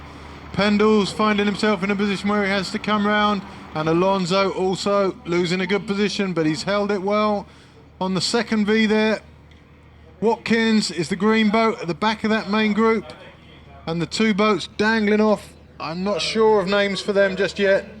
I think it might be Vincenzi And Lindberg. and Lindberg.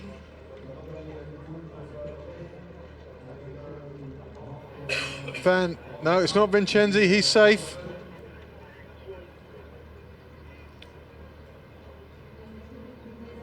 So, It's Graziani. Lamido, There Jacob is- Adam there. yeah, We haven't Jacob mentioned Adam yet. So Jacob Adam, he's hanging in there. We've seen his form fluctuate over the years. He Yes. has good years and bad years. So far, so good in 2017. Watkins tidily tucked on the back of that group. There's those three. You got the two right at the bottom of your picture. They're fighting it. And the next one up on the right, he needs to get between Watkins and the green boat. Here he goes now, between Watkins and the white boat. It's a big uphill there, and then boom, you're in and you're safe. Beautiful front group shape there. And those 9 boats, comfortable and away. It was Lindberg. I thought it was wishful thinking from me there, but it was Lindberg doing this move into the nice second Vincenzi V-wash there. just dangling off. Second Hungarian there. Aaron Yossi, he's leading the next group. And 560 is Graziani. But 9 boat front group, beautiful. Doesn't that look beautiful? That's racing. Perfect. Perfect position now. Which positions are the worst in this group now? The 2 on the very outside, the widest 2. They're not choosing to be there. They're accepting being there. Everyone else has got more than one wash to sit on. So Portugal, 565 there. He's one of the 2 dangling off the back. Faria. And that is Faria. We've seen him make it back to the group in the past. And But the the two Italians should work together maybe. Sensi and Graziani. And here we come around the top turn. The group will fragment slightly around there. It's Pendle on the inside, who's going to have to drop back. Green boat with black tips. He's going to have to drop back a little. He's done extremely well. He might even end up on the lead wash after this. Not quite, not quite. It could have been, but he's still tucked in behind Urban. And a great turn from Pendle. He's going to come out further up the group. Alonso fighting his way back with Watkins for that front V. And both of them missed it because Lameda got pushed in by Boros. The V that Watkins and Alonso thought they were fighting for was ripped away by Boros squeezing the Spaniard. Jacob Adam going round to the left of Boros now. And Pendle wisely ducking in the back of the group. He's going to come up behind Jacob Adam. And Urban leading for now. Romalo, distinctive cap. Boros, Adam, Watkins. Alonso, Pendle, ooh, just dangling slightly. Lindberg dangling even more. Lindberg looking over to his right, over his right shoulder. Keith Mould has recovered slightly to be in that second group. It looked bad for him at one stage. Going well now. Mindy from Norway there.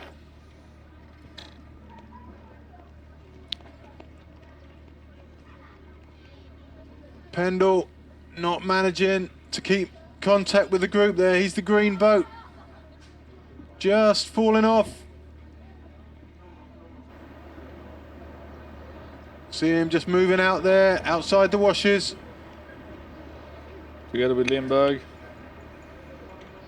can go wide enough, you can run back down that same wave and gain some ground on the group. It's hard, hard work. You don't fall off because you're fresh. So they're doing these moves tired. There you can see them, the two of them, just wide and back off that group. So at the back of that group, you've got Barry Watkins in the green boat. At the front of the group, actually, I don't know anymore. So these are the two chasers, Pendle, Lindberg. They're being joined. And here's the leader, so it's Boros, Alonso and Romalo. They're the three big names you'd pick before the start. Lameda from Spain on the outside. Jacob Adam out there in that chase pack. No, it's not. Sorry, it's the Italian. And Faria. Yeah, and Urban Quentin perfectly. Quentin Urban's perfectly positioned there in the V-wash. Yeah, he's in the orange boat. Looks red in the aerial shots. Watkins also super comfortable there. Jacob Adam on the far side of the group and Lameda on this side. Still a very nice group, and it's going to be Graziani is closing it down with Faria. Tim Pendle gets a lift back to the front group, as does Lindberg. Neither of them were going to do it by themselves, but Graziani's done it for them. There's not good pickings for them as far as washes go. There's one behind Urban if somebody wants it. That should be Lindberg's.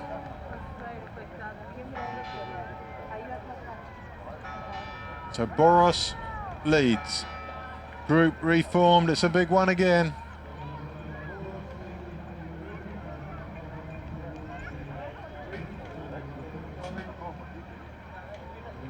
So Boros, Romalo, Lameda, Graziani, Pendle, Alonso, Urban.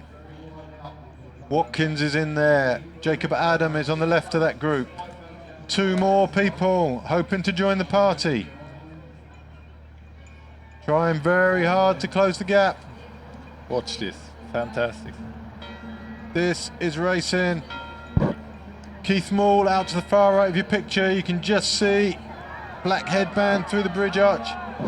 It's the other second Hungarian. It's Aranyossi, and he's bringing with him somebody else. That's really poor commentating, isn't it, Stefan? That is really poor. I've just lost my job. I think most of the group now is together. There goes Watkins around the outside. He's unhappy with what he's got. He's forcing Adam, and he's going to get to the side of Alonso. Great stuff from Barry Watkins. The Irish have already had one great result in the K1 with Ronan Foley in the juniors. And Barry Watkins under pressure from the juniors now to perform. Graziani, Boros, Adam, Pendle in the background. It's a tough one for Aranyossi. He's the tail ender there, and it's not looking pretty.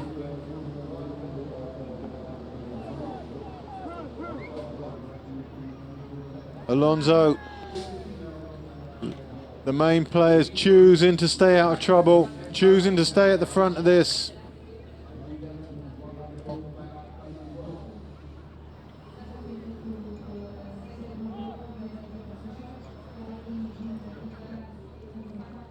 Those two clearly in their comfort zone. Alonso puts his paddles down, picks his drink straw up. Barry Watkins maybe sensing a bit of an opportunity, but decides better of it. Here goes Lameda. He doesn't want to be second wash out. He's going to force Romalo up. I don't think Romalo will want to be squeezed into the V at this stage with the turn coming up. He's going to hold his position. Lamada ultimately fruitless, but Urban challenges Boros. Boros didn't see that coming, a little bit dangerous. Urban close to a swim there, but a brave move as Faria moves up one as well. He's done well. Boros caught napping there. He didn't expect that. It was bold and maybe a little naive from Urban, but he made it stick. Aranyossi is that painful white paddler at the back of the group, I think, and I don't think he can do this on his own. Another chase pack. There's Graziani, Moole and Mindy.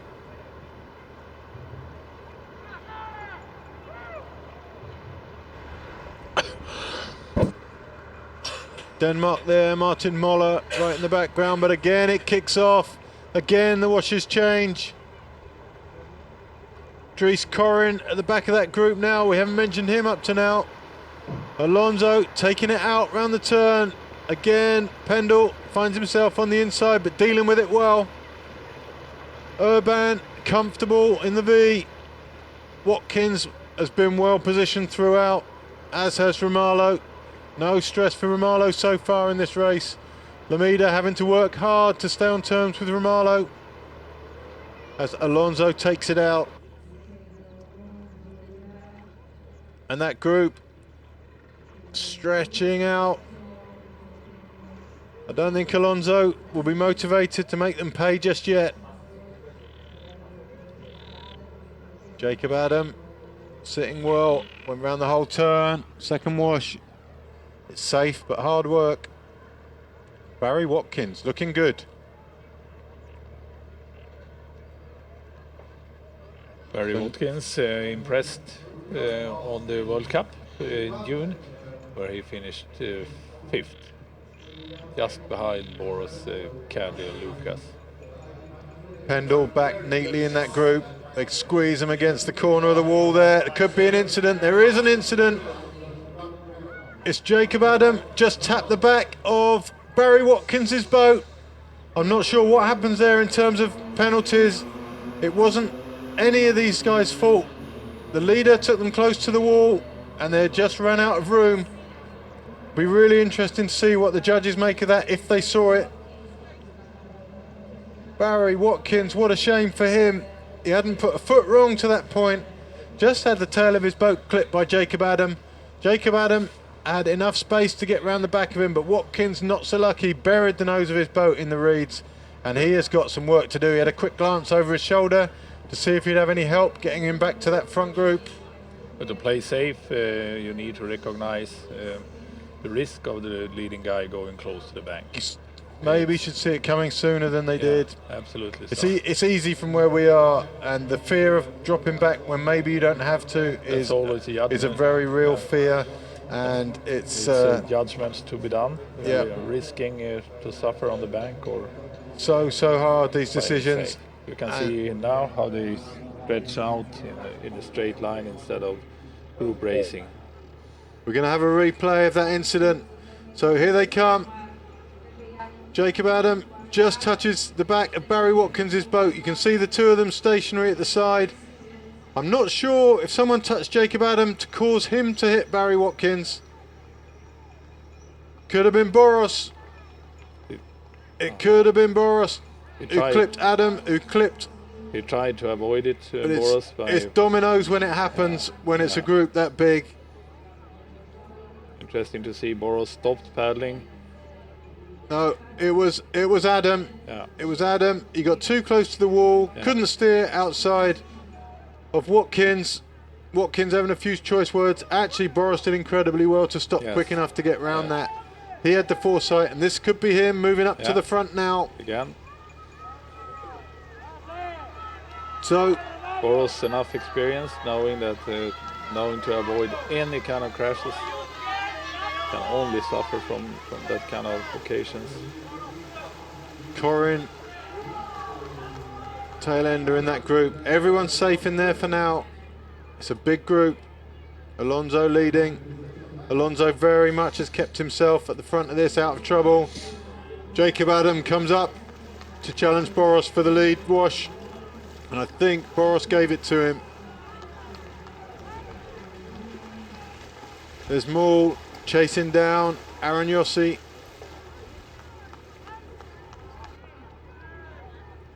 So Jacob Adam, I think, on the lead wash now. There goes Watkins. Good choice from him. It's a bleak choice to make. He's going all the way to the top turn on his own. Probably a good one. We have seen that happen before during this event. Paddlers choosing to go straight in the river. It's a little bit shorter way, a little bit deeper out there, and that could increase the speed. Top group's kicking off. They split to go around the island. That's what the change of speed was about. That happened just as we left you to watch Watkins. Reformed with Boros in the back. Jacob Adam on the left. Ivan Alonso leading. Interesting move there to split the group around the island. It will be Romalo. Yes, there he is. Alonso, Marlow. Lindbergh. Boros, Lindbergh back in. Good position. Lamada. Amido, sorry, I don't know where I got Lamada from. Spanish Lamada, maybe. Yeah. So Lamido, he's in there, as is everyone else at the moment.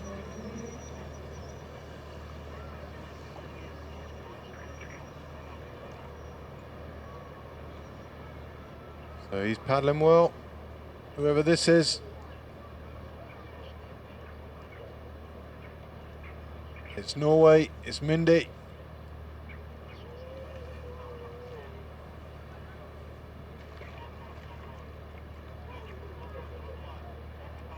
Morten Min from Norway.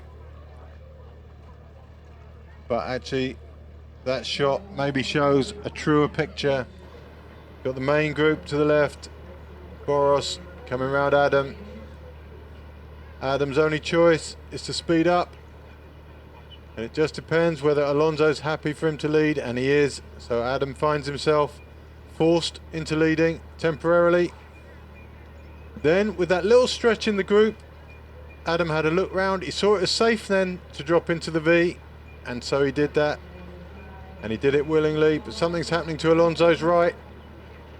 He's having a look. Boros has seen it too, so he's going round. And this is a revolving game at the moment.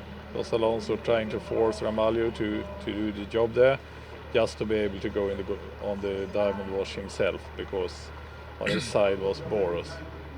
Good thinking there from Alonso. So it's a deliberate reshuffling of the order to try and make your life as easy as possible. First priority is to make your life easy, and only when you're comfortable do you start thinking about making someone else's life hard. Romalo happy to lead. Very high average pace from Romalo. And he's a very light guy as well, so his wash isn't as helpful as some of the others. Remember him from the European Championships in Portage? When he paddled away. Yeah, absolutely. And suffered so hard, but managed to get a gold medal. A 10-boat front group. They approach the turn. 2 boats on the right of that group.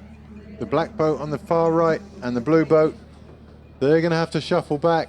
They'll knock Pendle and Lindbergh 1 space further back. So there'll only be room for 1 to the right of Alonso. And here's Corin and Watkins. They're doing well. They might make contact again. So Romalo has left a nice lot of space. He's got 2 on his right. He's allowed 2 through. The Italian hanging in there, made a bit of a hash of it.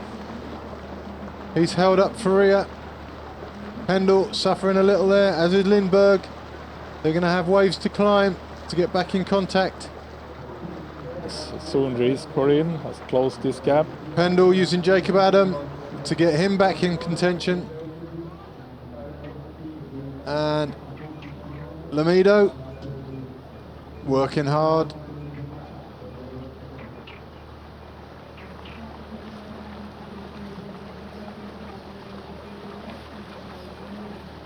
Jacob Adam, strong. Tim Pendle, not quite settled just yet, but he's safe enough, I think. He's already had to come back from the group, to the group rather, on this stretch, on the last lap. There's so Lamido leads from a pack of 10. Soon, maybe to be a pack of 12. Those Corinne Reese keep on going and trying to close the gap. Corinne Reese, that is a very skillful classic marathon peddler as well, doing the classic series all over the world. Pendle making a good move to get himself buried deeper in the group, following Urban.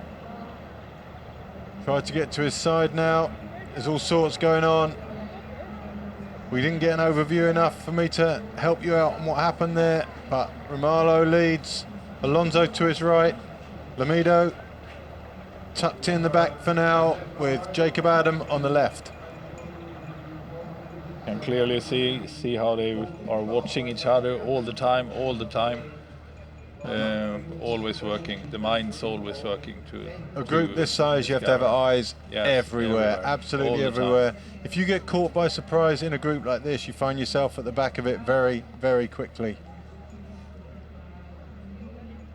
This really is my favourite kind of race. It's splitting up a little though. It could be that a few people are starting to feel the pain.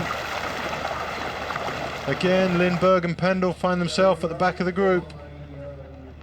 And there's a Portage coming up. The speed's not going to drop down now, I don't think, before that. So the averages are stepping up. Still Corinne Reese. Corinne Reese, Barry Watkins, they're not travelling at the sort of speed that's going to get them back in contention at the moment. Keith Moore moving round the outside of Aaron Yassi from Hungary. Morten Mind on the right there. In the back from Denmark is Martin Muller. And it's painful for Pendle right now. Jacob Adam also finds himself adrift of the group.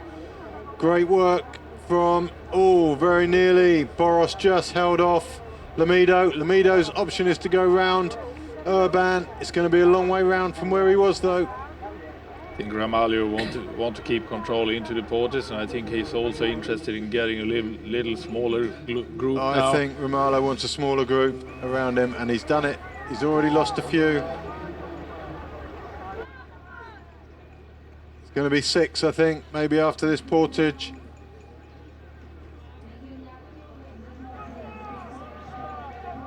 Coming into this beautiful Roman bridge. Ramalho, one of the fastest land mammals. Yeah. Second only to the cheetah. Alonso also very tidy over Portages. Quentin as well. Not quite the experience of the other two. Maybe stress could tell on Urban. We'll find out. Out goes Ramalho, Alonso, all 4 out well. It was Boros who struggled. Boros has got water in his boat. He's emptying it out. He's been patient and he's done it well. But this is a split in the group. Boros now, having emptied his boat, is coming around the drinks lane. Drinks lane on the first Portage, really? That seems crazy. Ramalho very under control, very much so. Alonso, beautifully done. Maybe one more skip than he wanted, but he's safe. 2 Spaniards away, France and Portugal. It's a 4-boat group. Alonso, Ramalho, we'd expect Boros to be there, but he had a little bit of an accident on his Portage. So it's Lamido and Urban. Surprisingly, Boris failed at the Portage somewhat. He used to be very, very skillful over the Portage. Remember him from Györ and some You other remember races. from Györ, but you know the difference in Györ? It was a left-hand portage, Yeah, and I that's think right. he's practiced that so many times, and he hasn't practiced his right-hand portage. And the difference is extreme. When you saw him get in his boat on the short course, it wasn't impressive. Yeah, that's right. That's right. Yet the need- highlights reel from Hungary shows that clip of him getting in over and over and that's over, right. because it was one of the greatest things you've ever seen. So 5 boats. Jacob Adam has made it 5 in that front group. And that tells you that you need to practice both sides. So they should be possible to choose. Alonso looking to Romalo for some help. Speed is high, you can tell. Lamido's not come up the side. Urban willing him. Everything in Urban is willing Lamido to come up the side. You can believe that. Speed is really high now. Group has trouble to reshape.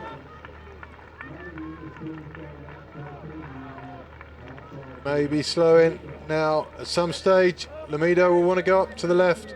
Urban will follow him in.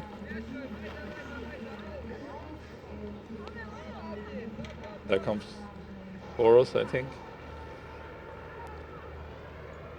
Not sure that had a blue deck on the back of that boat. Yeah. I'm not sure that is Boros. Boros is the back of the 3. Yeah, that's right. Behind, I think. Yeah.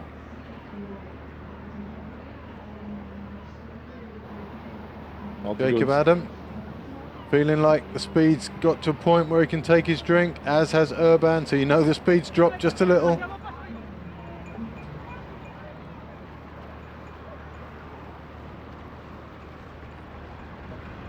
And it's the Italian.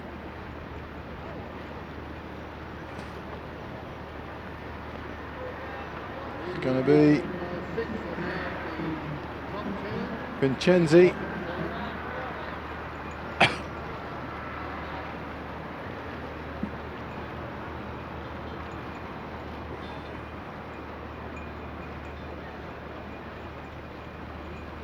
So a strange mixture of support coming in for various different athletes already on the chatter. Like people in the group that cause problems. So he's obviously upped his game, and he's there now. Having learned over the years.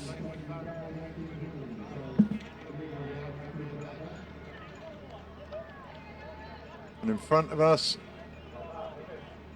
while those other 6 go on under the bridge, Boros really struggling, just in the middle of a chase pack. So he's not having a great day.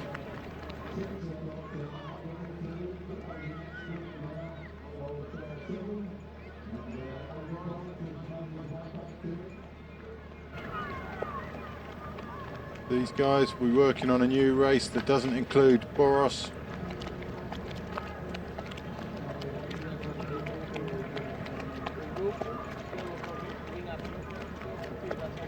Apologies if the live stream's down for a moment.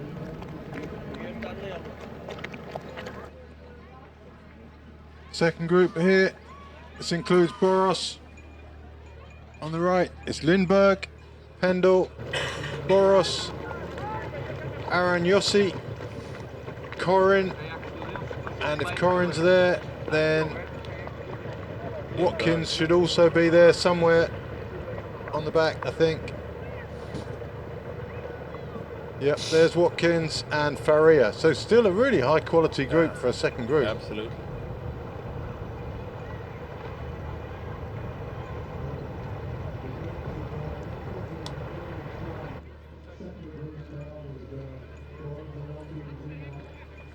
So back online. A prediction for Group 2 to come back on the live chat. I think that's a big ask with the quality in the front group. People like Jacob Adam very happy to press on. And it looks like Lamido is too. It was a little bit more than 20 seconds when they turned down there. I think the gap has increased actually. It looks like Hungarians leading the charge in Pack 2. That's Aran Yossi helping out his teammate, who I'm sure would have expected to be featuring at the front of this race, not Group 2. Adrian Boros, not a great day so far. Alonso dictating and dictating well.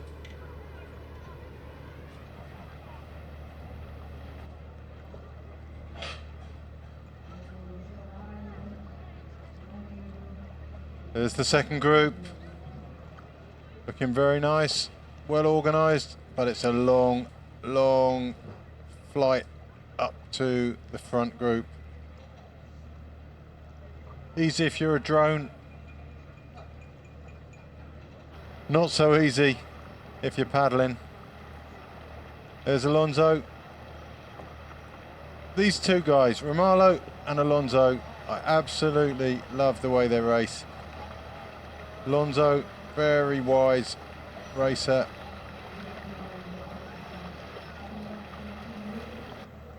Maybe not quite got the firepower he used to have.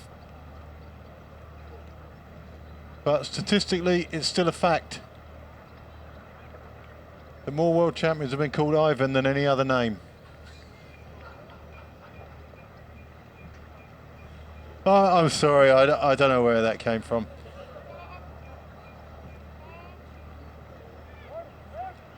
So Romalo leads.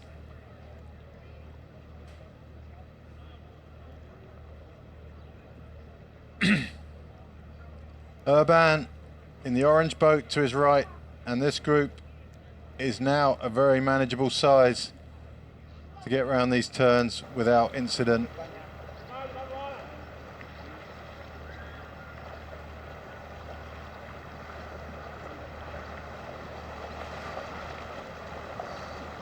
So Romalo dropping the speed down. He's done with leading for a bit. No one else seems keen to take him on. Second group can use opportunities like this to gain a few seconds. Romalo gesturing to Urban that it's his turn. Urban responds. Alonso will go around Romalo, cut him into the V. There we go. And Urban leads. That front four are comfortable. The next two, not so.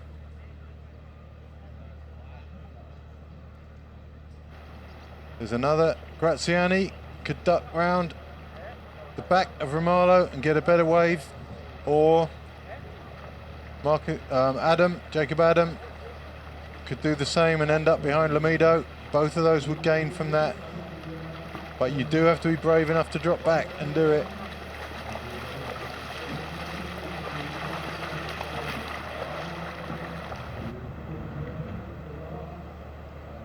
So Urban leads, Romalo rests.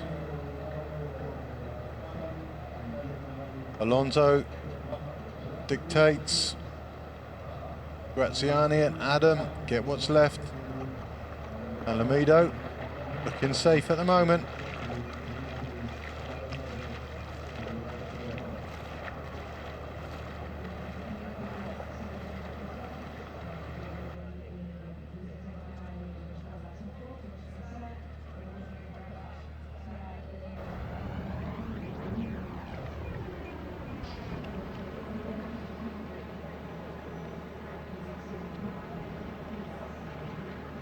Second group moving well. Sarah and Yossi taking up the mantle there.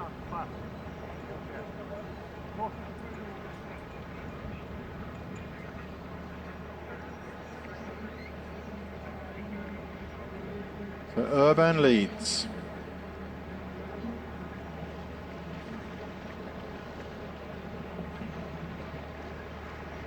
For Graziani, there's a beautiful wash behind Alonso. Or for Adam, there's a beautiful wash behind Lamido. Neither of them brave enough to do it, but here comes Boros. He's having a go. Faria going with him. Lindbergh tucked in behind. It's going to get tough for Pendle on the outside of the group. But this is a move with intent. Dries Corrent hanging in there. Pendle working hard.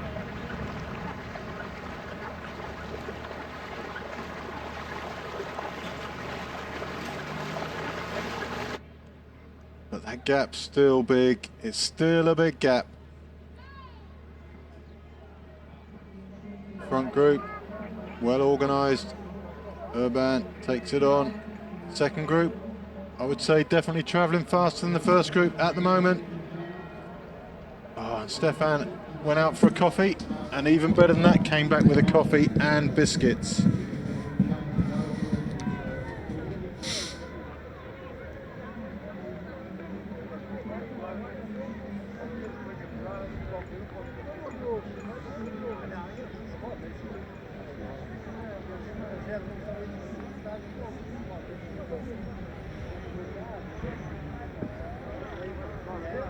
Interesting, Graziani is still with the group, even if he is having quite a hard time there, the outside, not able to secure a good position for himself.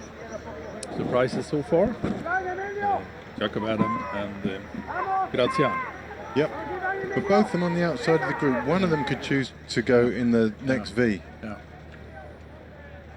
But obviously not now, with the Portage within seconds. Urban first.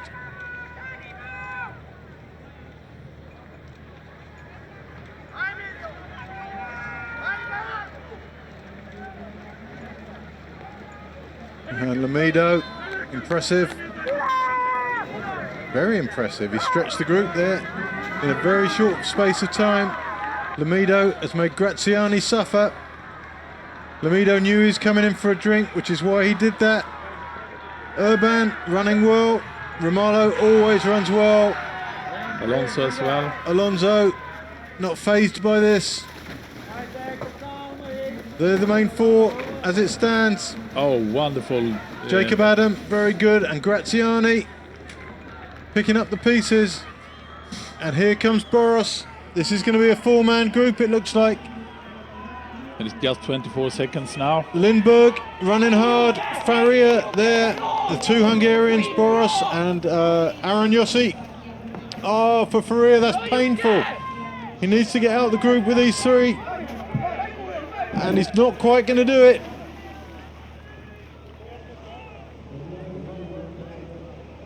So that's Graziani in no man's land. The next three have formed a very strong chase pack. Two Hungarians. And Lindberg. And Lindberg. Here's no man's land. And Graziani. Brutal, brutal stuff for Graziani now. He's got no help there. As Jacob Adam keeps it going. And Boros has definitely not given up this yet. He's traveling fast now. And it's still a long way to go. They're not halfway into the race yet.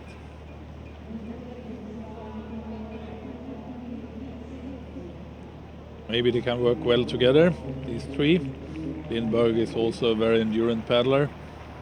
Also good cross-country skier, finishing a top 80 or so on the largest world races in the long distance skiing. What's good for those three is they've now got a stepping stone to that front group. Graziani provides a nice target that they'll be able to ride or climb one of Graziani's waves at a time, get a little bit of rest occasionally. And Boros has got a stepping stone there. They're going to use Graziani to get them back to that front group.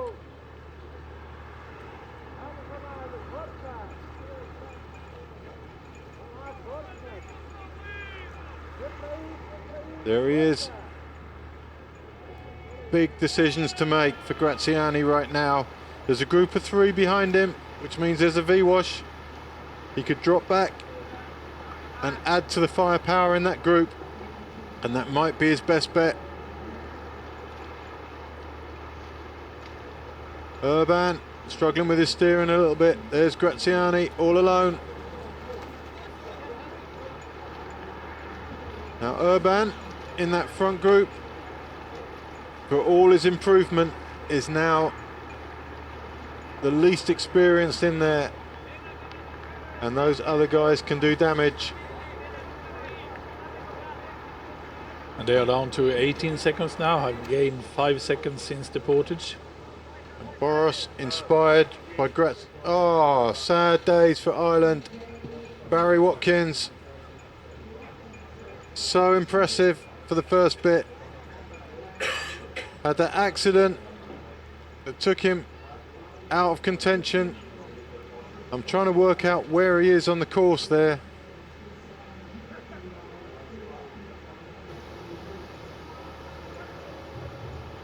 I think there's a dejected man. He's looking out to the race that was.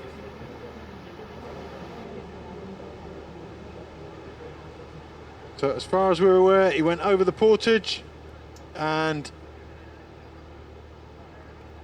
called it a day. Now the front group goes to 4, so it wasn't Urban that suffered. Romalo is not in there at the moment. So maybe we missed an incident. There's Romalo coming round. So something, he must have stopped, maybe pick his drink up. He's certainly not looking very weak there. And I think it will be Urban and Adam that share the 5th wash for the next few laps now.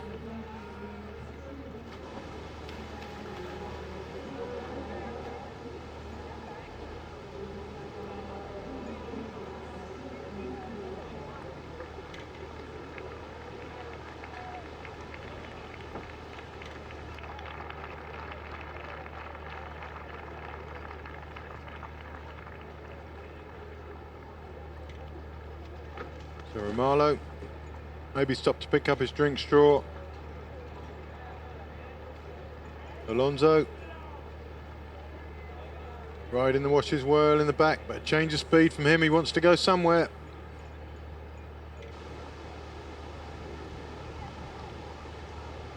I think he just had to slow down because he was too close to the edge and then had to regain the wash he was already on.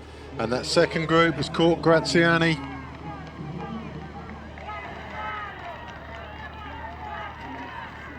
And Romalo is leading very, very hard at the front of that group now.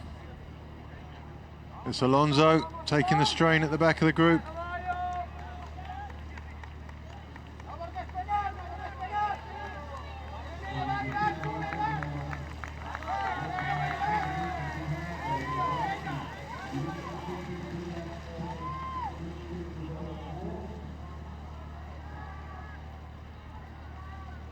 Charge is on. Boros leads it. Graziani with him. Aragnossi with him. And Lindberg with him. 18 seconds behind now. Gained 2 seconds since the turn. That's a brutally slow rate of catching up, Stefan. It is, but 2 seconds in 3 or 4 minutes. Yes, 3 minutes. But Ramalho saw the danger and increased the speed, so 2 seconds can be wiped out in 10 seconds if these guys have a big flurry. absolutely, absolutely.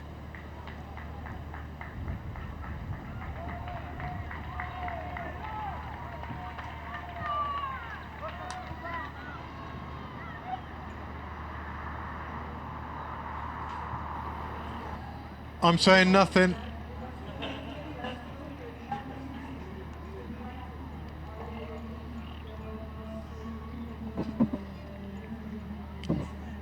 Romalo looking over his shoulder. He wants Urban to do a bit. Urban not buying into it at the moment. Understandable. I didn't see Alonso in that last shot. I think he's just to the left of the group. Romalo's putting his paddles down. This is great news for Boros. It really is. And you can see he's inspired in the background. Oh, he's going hard now. He knows that when the group slows like this, there's a huge opportunity. Watch Boros now. He's really going for it. 2 or 3 waves for free almost.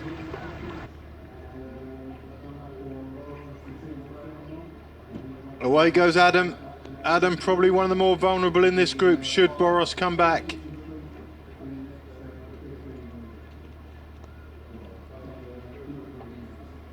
So it's Adam who's forced to the front by necessity.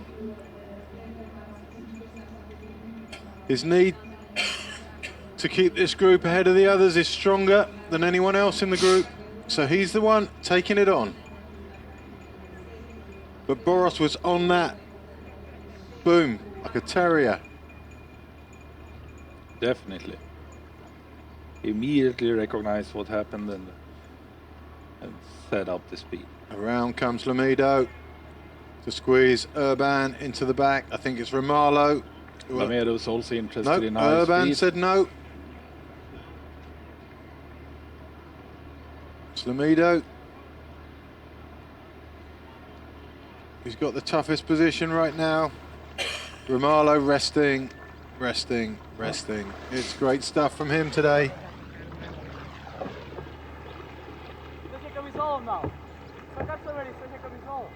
You just wonder if there's anyone with the strength in that second group to help Boros, or whether every lead that Boros doesn't do results in a loss. And there's nothing more frustrating than that. You work so hard to gain 5 seconds, hand over the lead to someone, and they lose that same 5 seconds within a couple of minutes.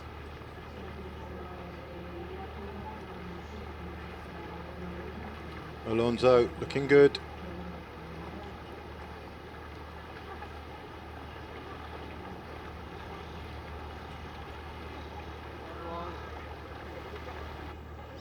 And there you go. There you go. Adam's lead wasn't fast enough. It's all about the turn now, and which of that second group can stay if the turn comes.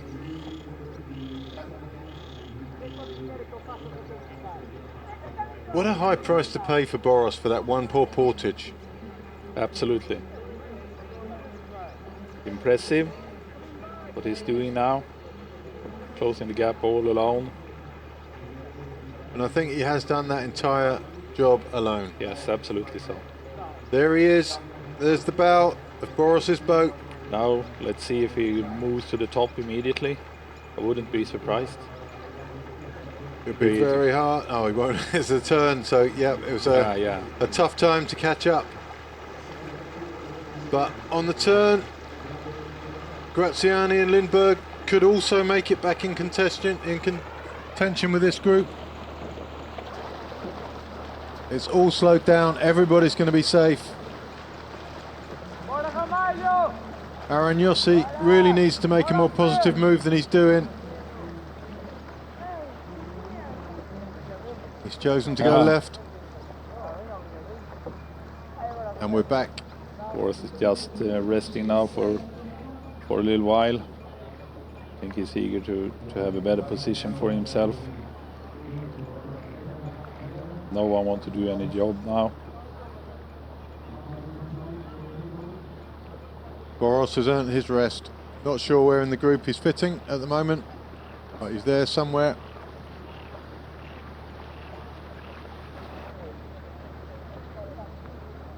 Quick look back down the field to what has now become the second group, after the second group got engulfed with the first. And we're looking at Mindy. We're looking at Muller. Mool. Anyone beginning with M is allowed in this group. Faria. Apart from Faria. That's why he's at the front.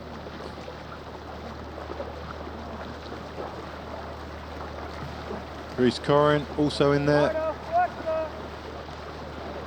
Mool taking the opportunity of a good turn to reposition himself in the group. Muller, Denmark. Some problems to follow there. And this speed is not very high now.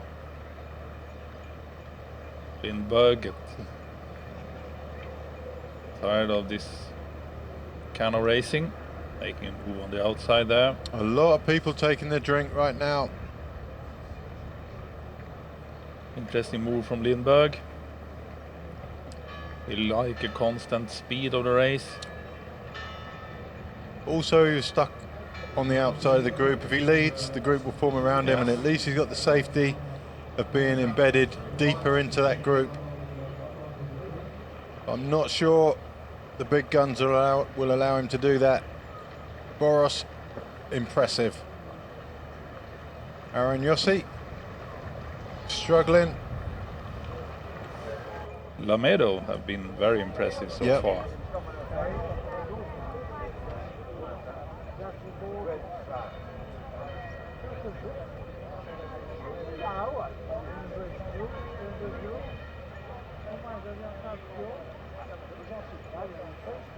So Spain, Lamedo on the right of the group.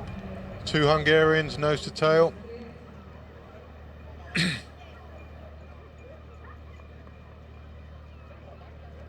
Ivan Alonso pulling. So quite Romalo. unusual.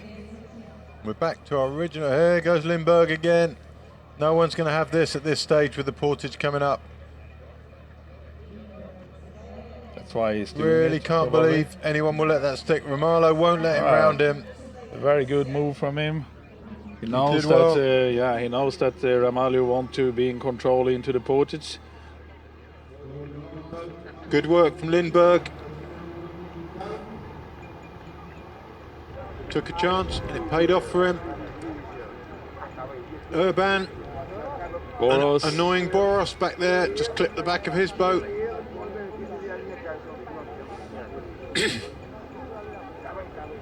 Jacob Adam struggling at the back, as is Graziani. Lindbergh, huge benefit from the effort he put in.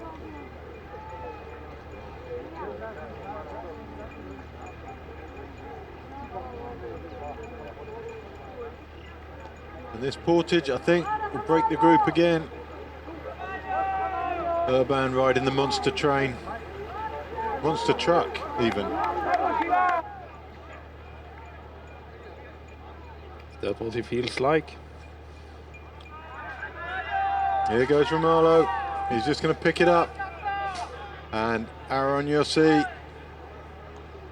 Lamede, He's Alonso gonna suffer. following.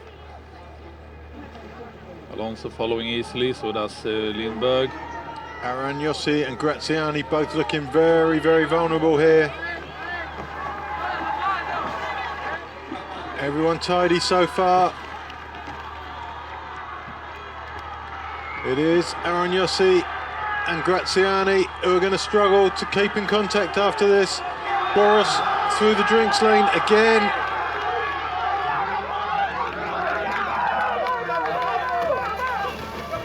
Romalo and Alonso untroubled. Lindbergh as well. Lindbergh untroubled. Quentin. Lamido, Urban. Graziani, not too bad, not too bad. They're in touch. Aaron Yossi also in touch. There is Boros once again. Just got to get to the back of Jacob Adam. And on goes Alonso. Romalo safe every time. Alonso and Romalo stretching it out a little. Boros, watch Boros now. He's doing full speed to catch this. Flying 2 in I front. think there's an opportunity here. We've definitely lost 2. Lindbergh fighting for his life at the back there. Urban doing what he can to As follow is Boros. Lamido also fighting for his life. It's going to get tough now for these guys. Boros and Urban are going to make it back.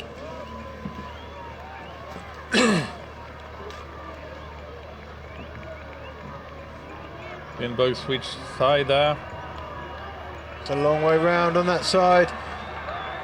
Alonso, oh no, Alonso took it. He did it, he did the damage. Romalo wasn't prepared to follow that up. Instead, he took the opportunity to have a drink. That will wind Alonso up. No end. Gives a little bit of opportunity. Graziani right at the back there. Aaron Yossi fighting to get in contact with those 2 in front of him.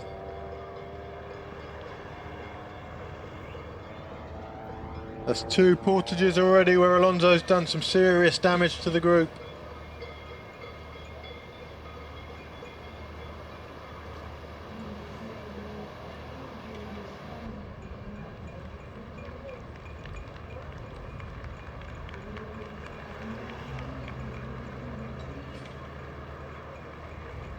So 5 in the front group. For the first time, Lamido not there. Lindbergh with him, Aragnossi with him, Graziani closing them down, painfully slowly though. So 5 it is, and it's going to be a long journey back if these 3 are going to make it.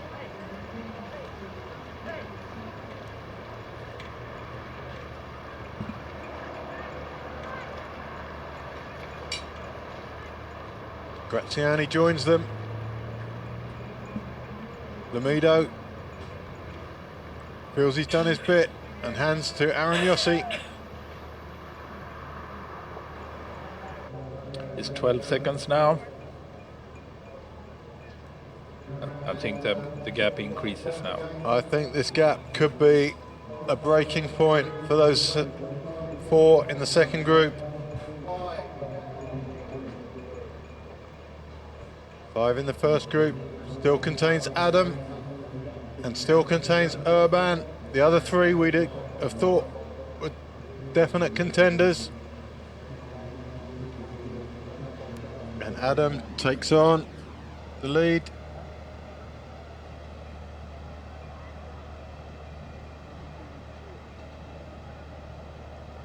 Alonso drops into the V. And this is the same 5 we had at this stage on the previous lap. Urban comes round, Romalo back, Alonso choosing. Remember, he got pinned on the inside last time. He wasn't comfortable on the inside. So he's coming round the outside, and I think he's going to go all the way round Urban to Adam's wash. He's not going to stop this. And then it is Romalo who suffered. Romalo's turn, he's going to do that, and I think until Urban or Adam is the 5th wash, What's these cycles, Alonso now? He perfectly knows that he's Romalo, asking. yeah, he's asking Romalo to come round. Just holding off. And Quentin is I once again on a bad position. And I think this will hurt Urban more than it hurts the others.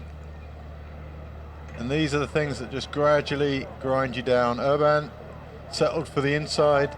You're not going anywhere from there. So 4 at the front, happy. Urban settling for what he's given. And Alonso just having a word with him for running into his paddle. As you would. And the pace slows right down, and Alonso's on it straight away. Boros follows. Urban's going to be the one who suffers again. I think Alonso got a little bit upset. Yep, I think so. You don't like people running to paddle. Urban going to try and come around the outside of Romalo. Romalo stops him. We'll see what he's thinking, but he's not going to. He's happy. And he's happy because it's Adam in the back. So it's Adam and Urban are the 2 that are currently being picked on.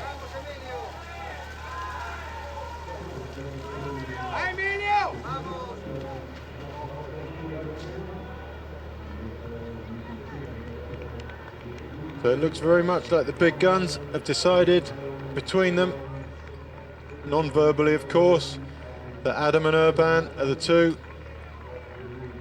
weaker ones in the group. And the rotations don't stop until one of them is on the 5th.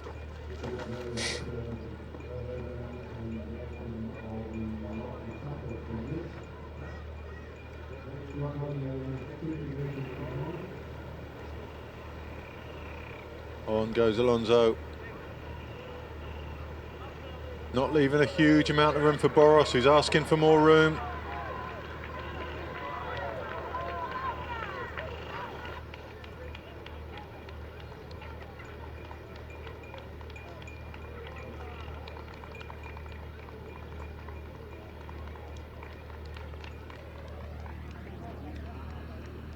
Second group keep up with the speed quite well.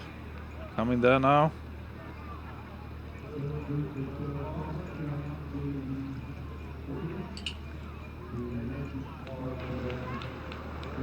I'm very impressed by this group, Stefan. Yes, They haven't me given too. up the chase. Graziani. Graziani, very impressive today. Lindberg's covered everything he has to. Aaron Yossi looks to be the one who's just being the beneficiary at the moment of other people's work.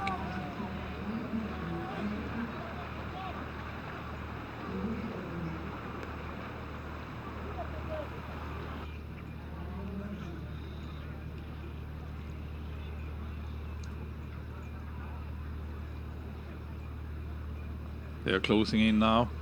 Amedo is doing some work as well. Jacob Adams sees an opportunity to improve his chances in the group. Fans are going wild on the beach there.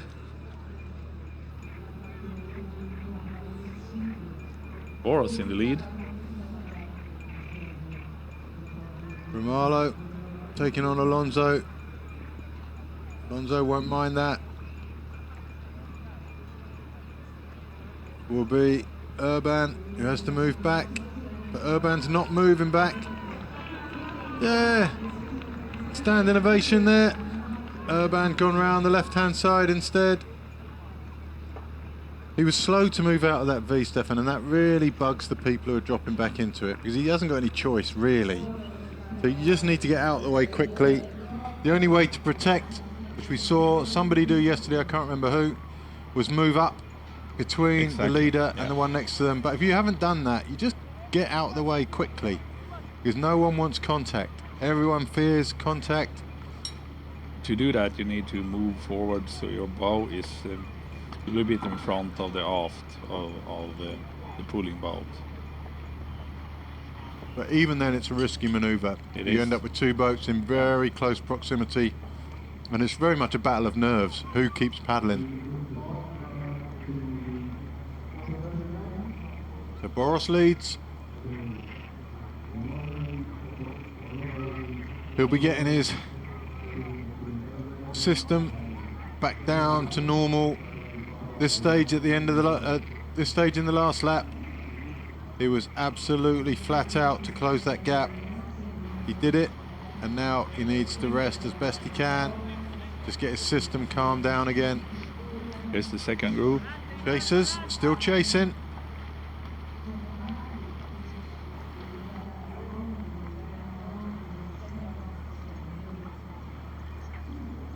Boros leading. Alonso resting. Adam and Romalo. Well, Romalo safe. Adam vulnerable to attack from Urban.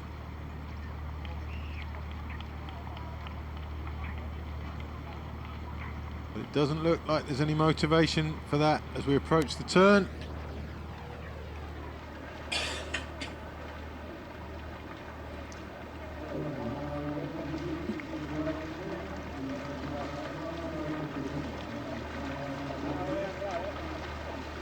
Oh, it's not much now. Pretty much halfway through.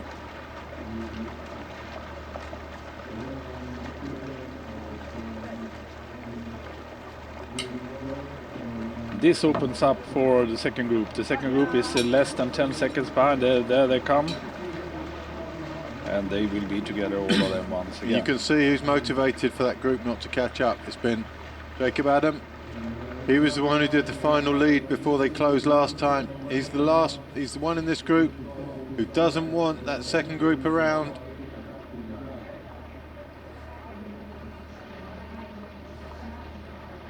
See how Alonso comes up the side of Romalo. It would seem easier to pick off Urban, but Romalo won't mind him dropping back, and Urban, being a little bit more fragile at the moment, I think, will protect his side maybe more aggressively. So Alonso picking what he believes will be the easiest side, and now it's all changed anyway. And nobody really wants this.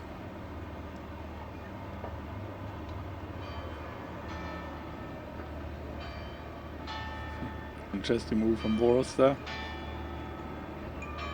Boros taking on Adam. Adam not best pleased about it, but really doesn't have a lot of choice.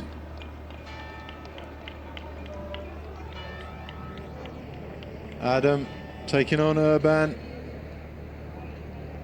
Boros looking at that. He's already dipped out because he sees it's going to happen. So he's out very early.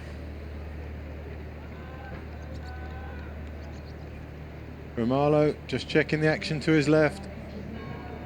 And for now at least, Alonso's safe. But the second group is coming up on the right hand side. So Boros and Urban are not best friends right now. And Adam also not best pleased with Boros. There's a lot of tension out there right now.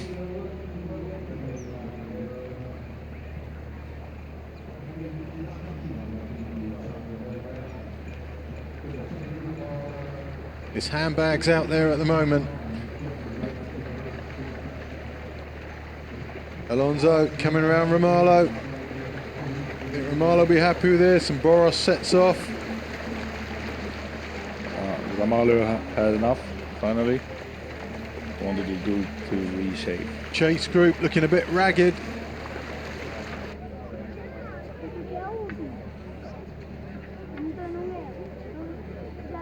Alonso leading.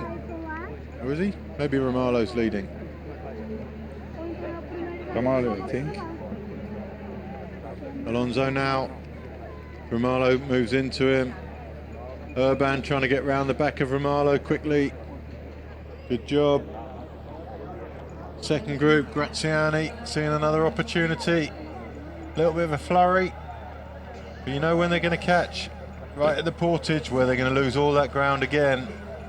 It's a tough life in the second group. They closed the gap, but well there, they couldn't manage to have the strength to create positions for themselves. You only get the dog ends when you get there, and you have to. Yeah, the best crew we've seen do that this weekend was the junior crew from Great Britain. Yesterday they came all the way from the back, and when they joined the group, they joined at the front. It's very hard to do it, and it's a lot harder to do it when the wisdom is at the front already.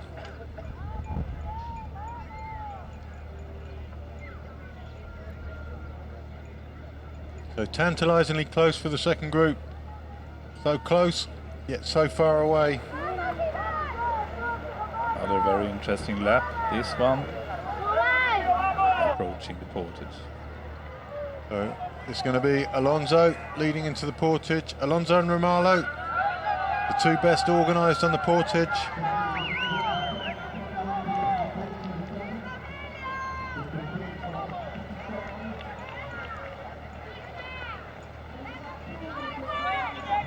Boros been pretty shaky so far. There goes Alonso. There goes Romalo. Boros are looking a lot better this time. Urban seems to have a bit of something at the front of his boat. He's coming round into the drinks lane. So it's Adam and Urban. Very organised drink stop for both of those. I think everyone's going to be safe in this group. But again, it's Alonso and Romalo. Off goes Alonso. Romalo a little bit dodgy getting in. Adam safe. Boros a very good And Graziani almost so close. Not anymore though. He's at all sorts of angles trying to get out from that Portage. And Jacob Adam making sure he's in contact.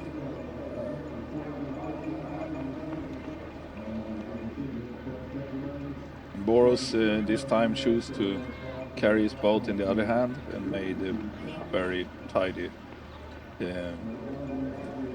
boat exit and entrance. So motivation has gone from Alonso this time on the last lap.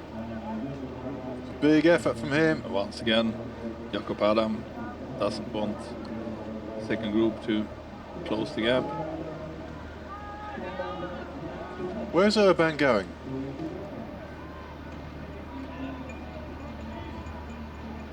So Boros comes round, Jacob Adam.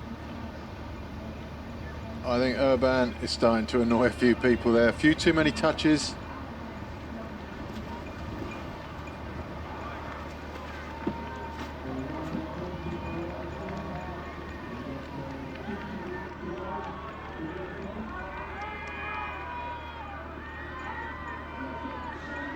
Alonso out the back.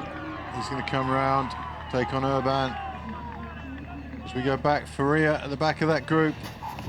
Mindy from Norway. Chris Corrin and Muller. Keith Moule, I think. Yeah. Yep. So Keith Moule starting to move through, and looks like he's ahead of Tim Pendle in the great race from the Great Britain team.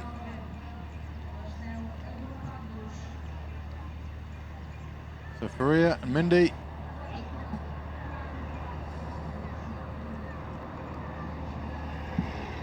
Urban taking the strain again, having to go around the front group.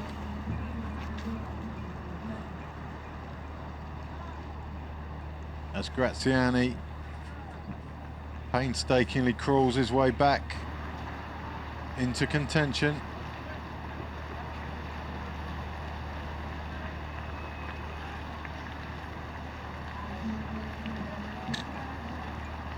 Urban trying to come up on the inside of Romalo.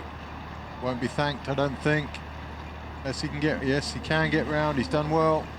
Adams left enough room.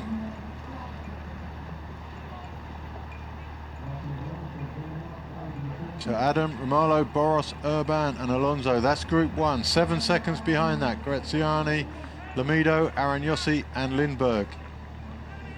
They've been dangling off the back of this group for so long. Another opportunity to close, and Graziani's going to take it.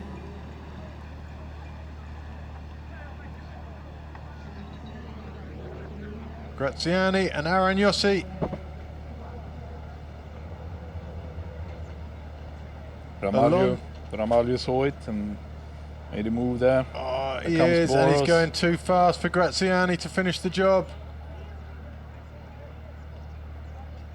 This is tough for them, trying to close the gap. And Aragnossi, every time, he's just got back with someone else.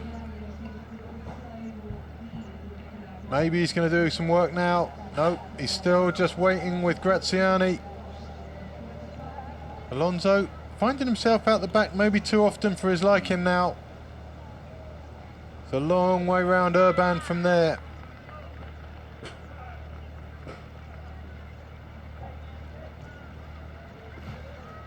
Urban motivated to hold him off. He's turned right onto Alonso. Alonso not happy with that at all.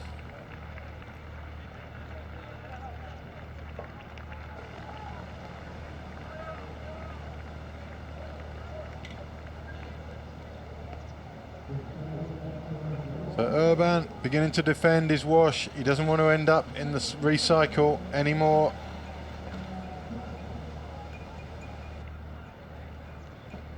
What could possibly go wrong?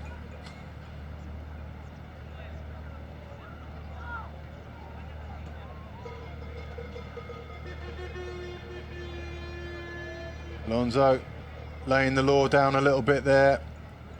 He's looking at Urban, and the thought process is, what the hell are you doing?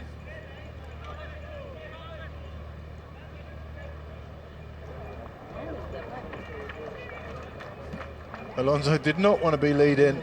That was a bit of a pissing contest there between Alonso and Urban. Alonso just laying down the law a little bit.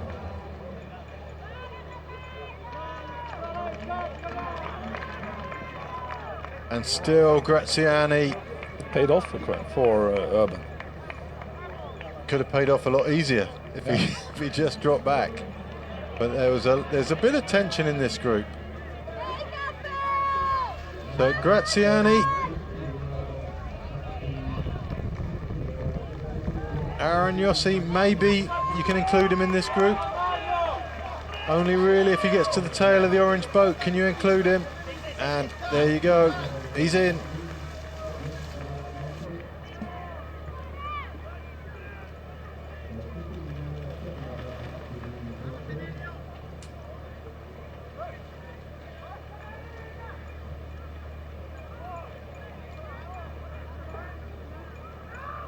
Alonso through the weeds.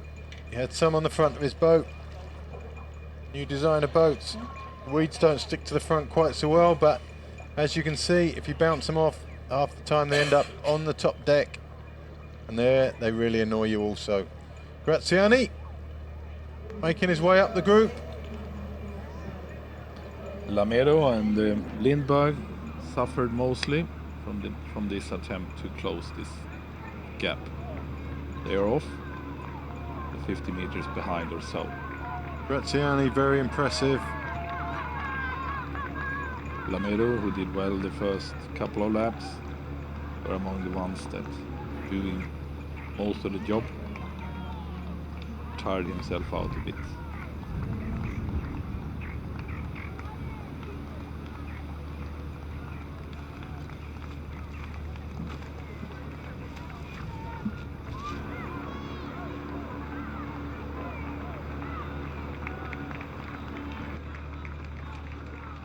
There he is. Lamero and Lindberg.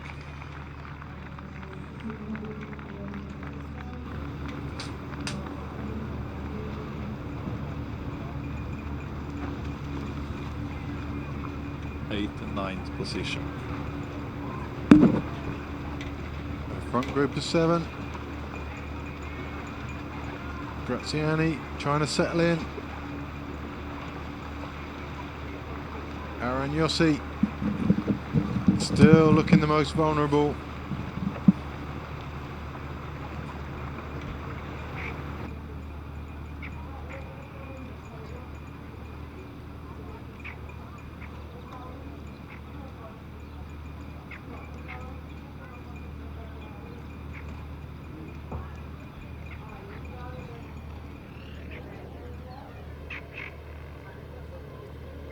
A little bit of downtime for the group now.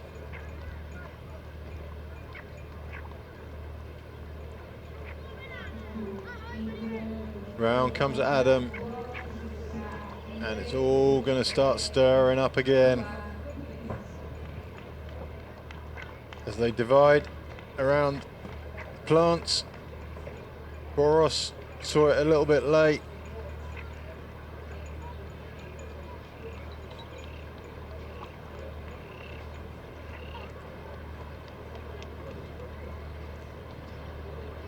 Alonso leads, Adam to his right as we look at it. Adam now taking it on at Alonso's request.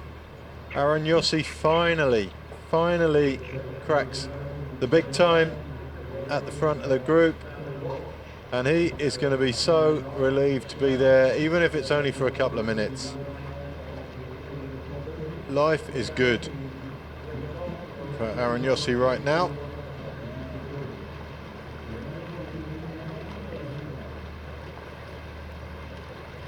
Round comes from Marlowe. Alonso happy to let him do that. And Boros goes round. Alonso will have to move back. And the turn judges, they need to pay attention for this one.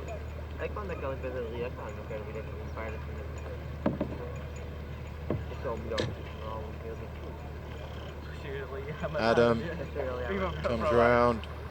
He's leading, he's going to lead through the turn.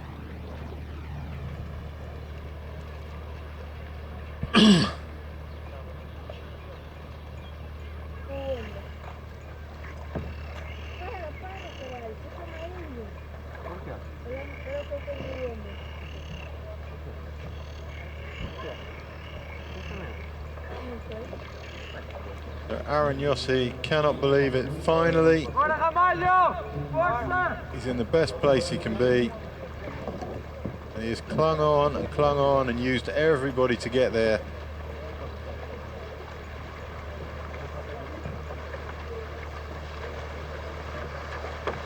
Adam round the turn well. Aaron Yossi, beautifully done. Staying behind him. Boros, Romalo, safe as. That's an interesting one. Romalo's just chucked his cap into the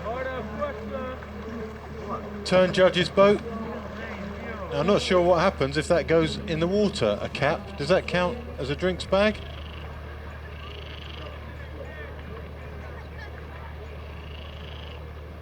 It's obviously getting warm out there for the guys.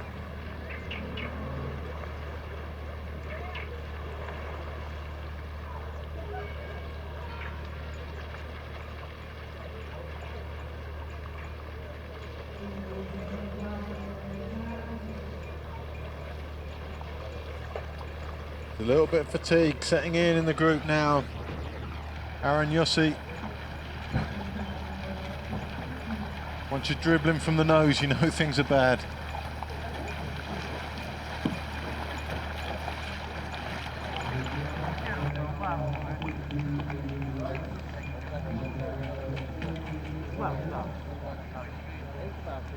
So, second real group here, led by Mindy.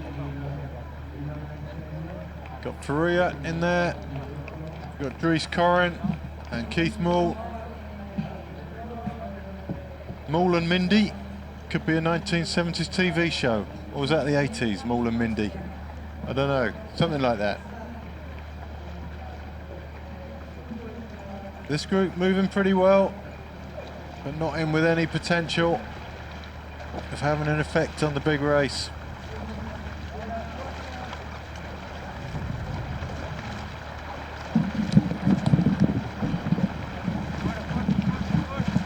So I think they're doing well, and might be quite pleased with that. They're certainly travelling well. Yeah.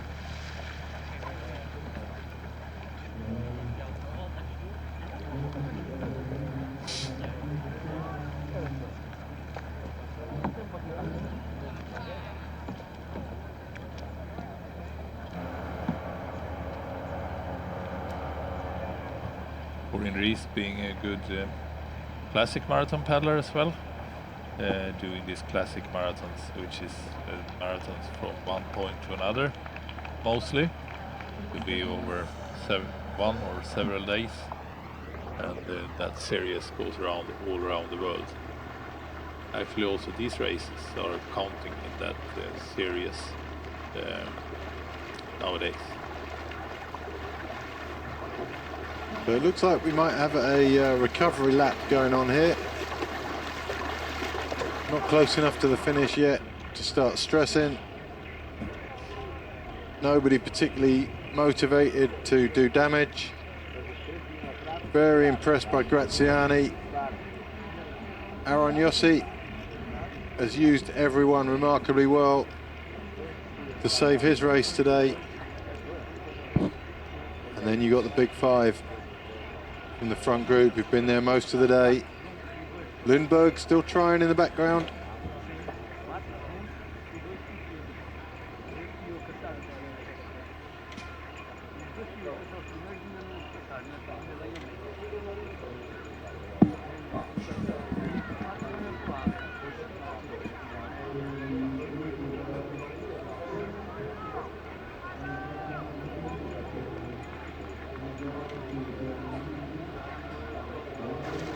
Boros leads. This is up at the top turn.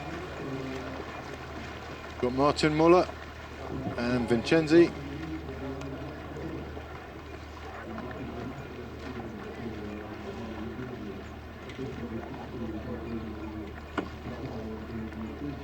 Fair old trip for them, just the two of them.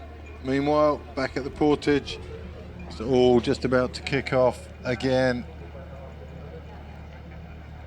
Graziani, Aaron Yossi, placed on the outside this time. They're the two that suffer on these runs.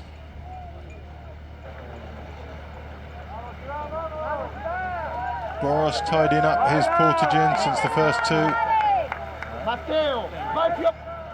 So far, Alonso has been in the first two on every Portage. Away goes Boros. Or is it Romalo? It's Romalo. It's Romalo doing the damage here. He's got some intent of breaking this group up. We are going to see a fast run here from Romalo. This is serious stuff. He's split the group already. He's out, up and running. He runs the fastest of all of them. Boros is going to cover him, I think.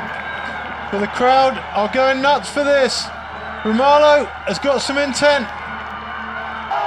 Alonso's been here before. He knows the danger. Romalo has to be covered on these. He did it in Boheen a couple of years ago, and he's away. Not sure what's happening with the fence there, but Romalo is away. This is going to break the group. He's away, and he's serious. He's been covered by Alonso. Boros knows the rules as well, and this is going to hurt a few people now. Alonso moving wide. He can run back down the wave. You'll see him come wide and then come in at an angle. Romalo looking back. I'm surprised to see him look back on this now. It was such a big, strong move. Looking back is not positive. There they go, though. It's definitely going to split the group. And it's for real. Boros knows it.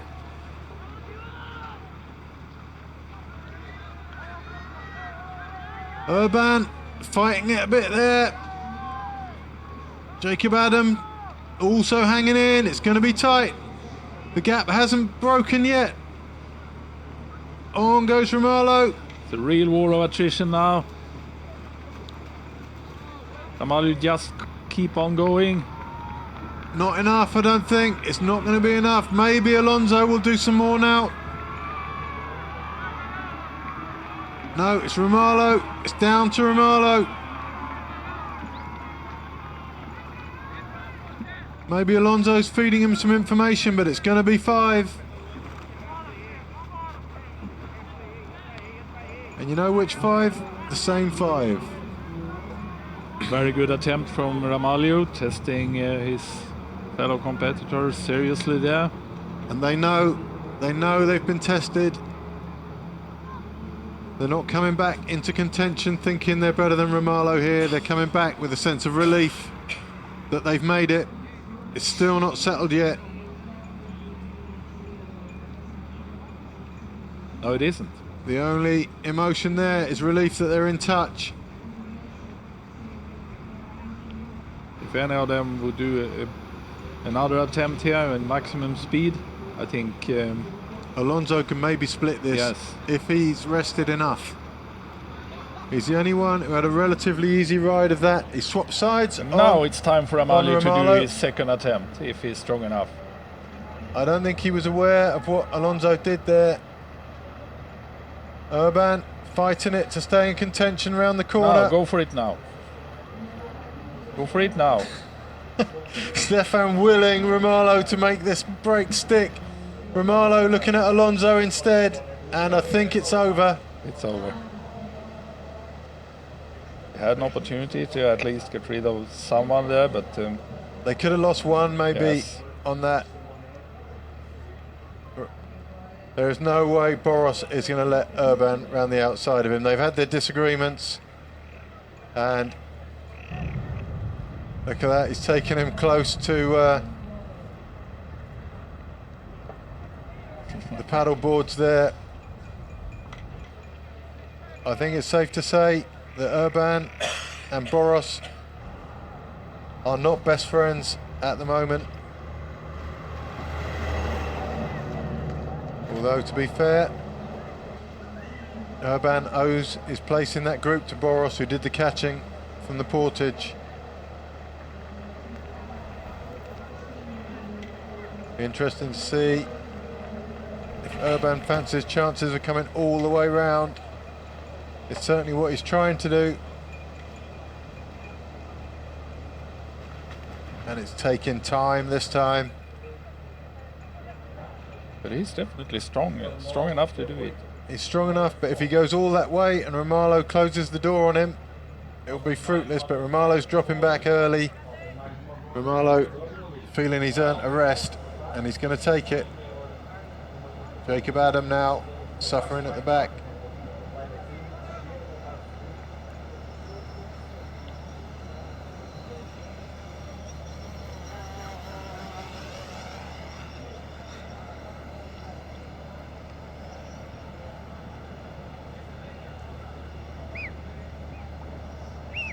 The attempt Romalo did tells us that he felt very comfortable, confident doing such a test.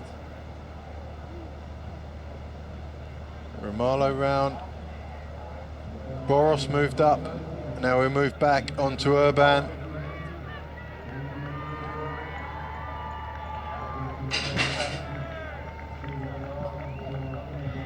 No, he stayed on the inside.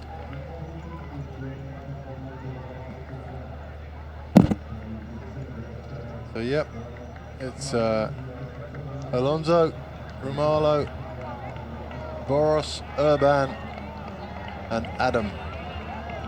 Graziani begins the chase again. Aragnosi finally doing some of the catching by himself. I think it's a big ask this time.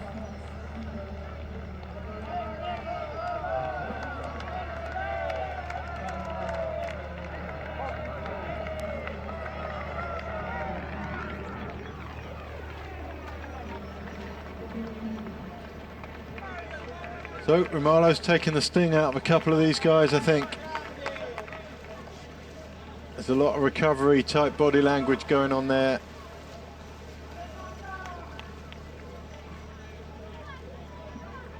It's 18 seconds now, down to Graziani. It was 10 seconds at the turn. They're losing now.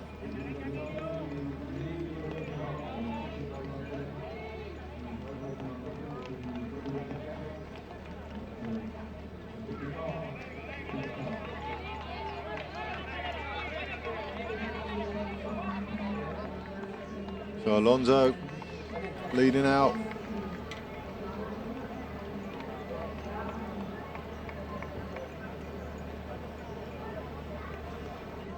Romalo, Boros, Urban and Adam.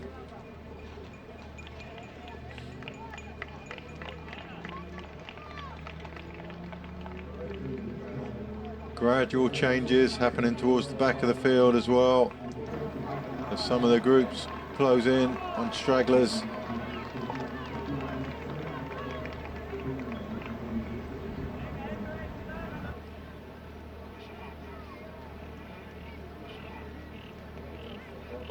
Lindberg and Lamedo lost some ground now. Facing the risk to be caught by Corin Rees and the other four there. Just the four with 60 Mindy meters. and Mool and Faria. Yeah, just the 60 meters behind. A little bit more contact.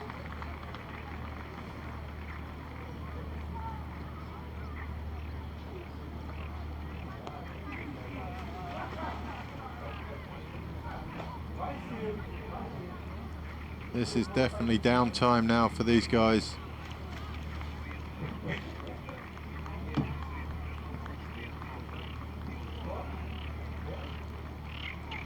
Saw how seriously everyone took that break. No one was relaxed there. No one knew it would end. Kidding me, Graziani is still going. He's still trying to make his way back to that group. As Aragnosi gets another ride back.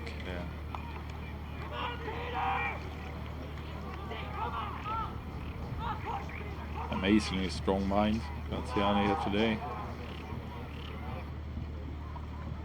He's going to do it. Yeah. And you know when he's going to do it by? The next Portage. It's like torture for the man. It's so hard.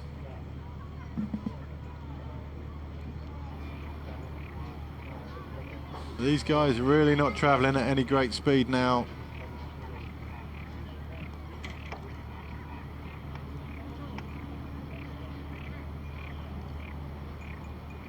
We've only got 2 more portages to do.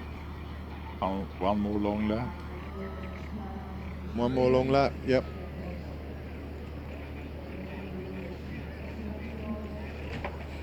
So we're coming in now to the sharp end.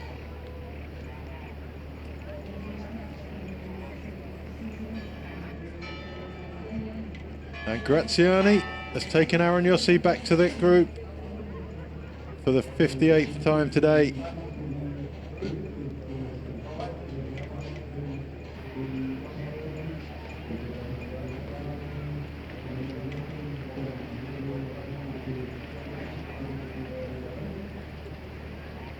Alonso hands over to Boros.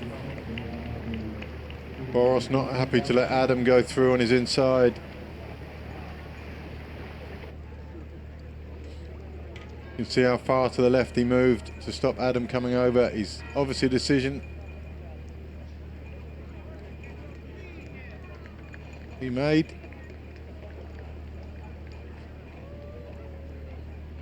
Urban moving into the lead V, but he's not going to hold it for long because whoever's going around the outside is going to cut him off. There you go, the group changes again.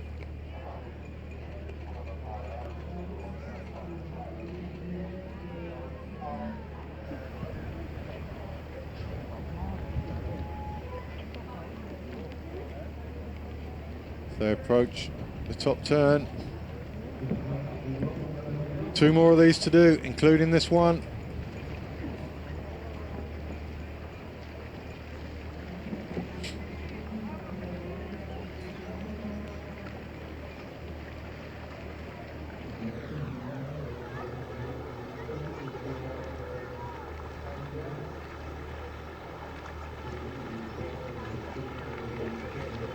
Here we go round.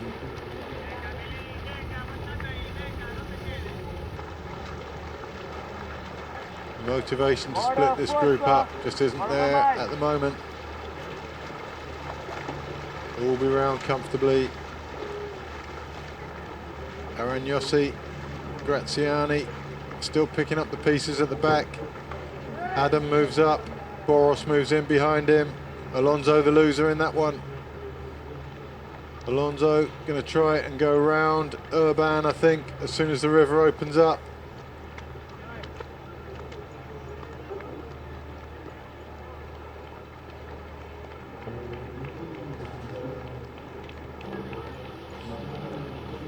Corin, Mull, Mindy and Faria. Not too far behind now. No.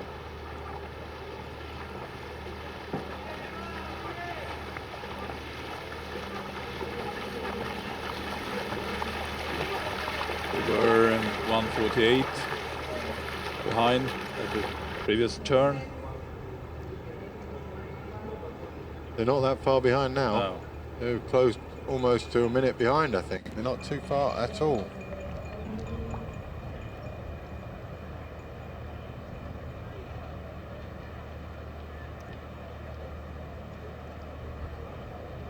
Urban being squeezed out the V, going to come around and take Boros on. How many times has he done that today? All the time. They're all doing it all the time. Boros is keeping an eye on him and move out so he can't do it. There's the move, just to hold him off. Urban gives it up, gives up the chase, and Boros will move back in. The group reforms. It's only 5.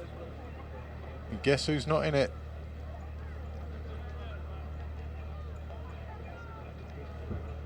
As you said, Graziani and Arion also will be there at the Portage.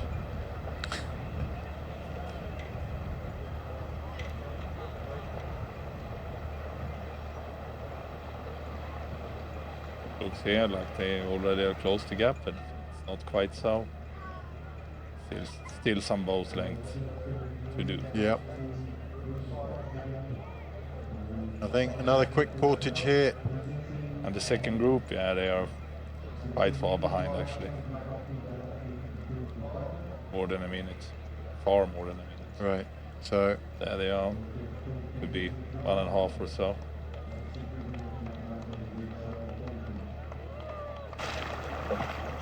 Here's Mull leading in the second group. Dries Corin to the right as we look at it.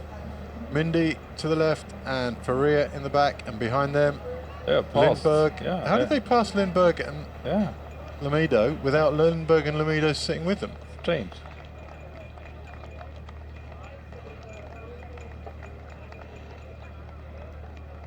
Maybe they turned early. They'll take the 15-second penalty. Turn a minute early. So 5, the 5 we've had pretty much consistently in that top group for a long time now, and the gap back to Graziani.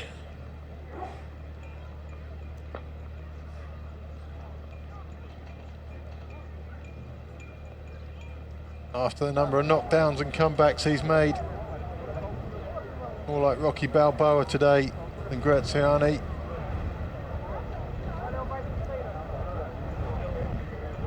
Alonso, cool as.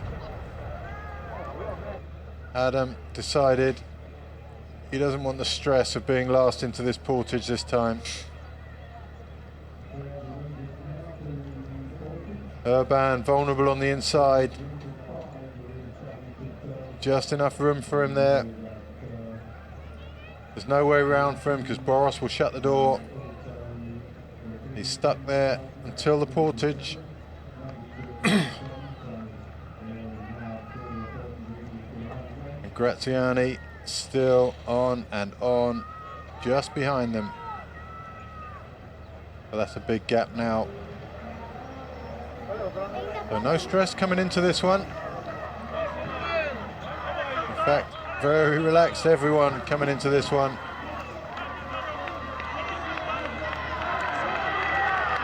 Support for Romalo. There's no one in that crowd without a Romalo t-shirt on.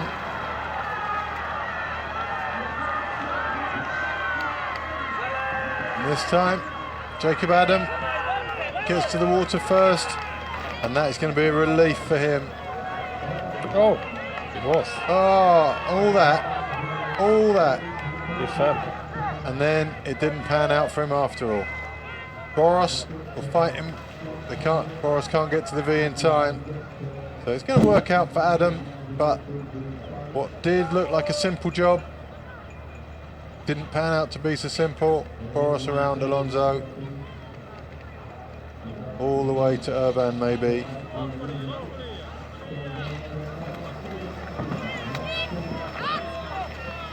We haven't seen Urban at the front much for a while.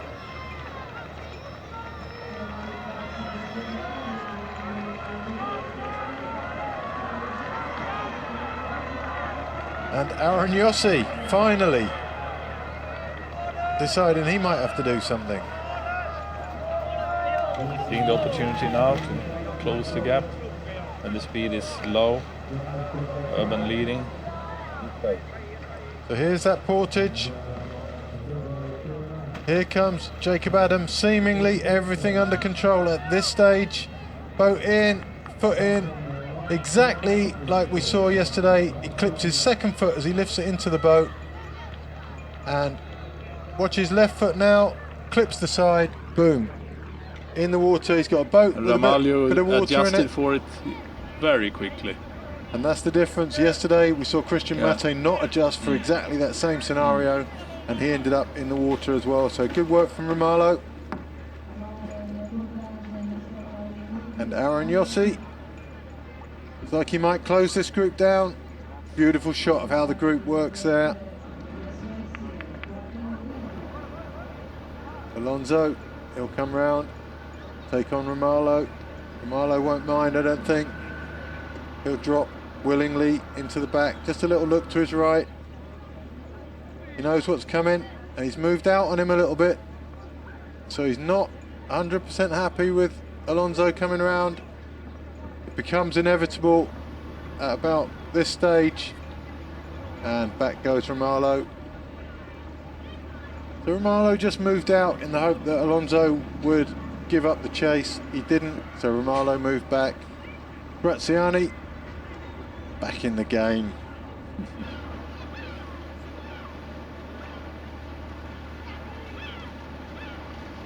Aaron Yossi did his own closing that time. He hasn't finished the job yet.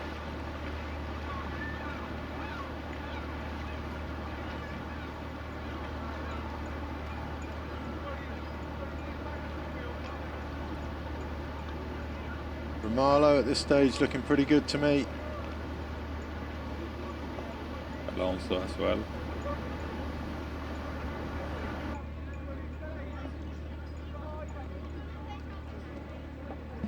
Yeah, Boros maybe not shining too much today. Maybe favour Urban over Boros at this stage.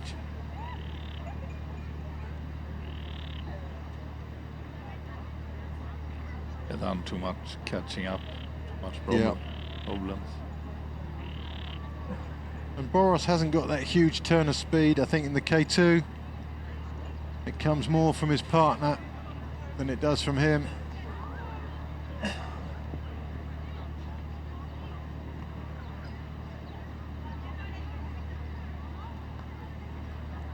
Hungarian support coming in on the live chat. And the video playback temporarily out of order, it seems. Hopefully you can hear us. I'm not sure how technology works. If you lose picture, do you lose sound? How would I know? I'll keep talking anyway. So Urban leading, Boros, Romalo and Alonso with him.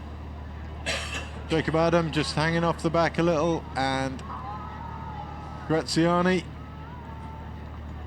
and Aaron Yossi also just clinging on the back of the group. Graziani, there he is.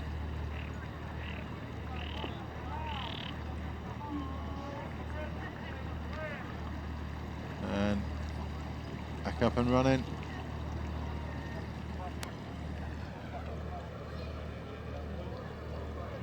Urban being pushed back into the V.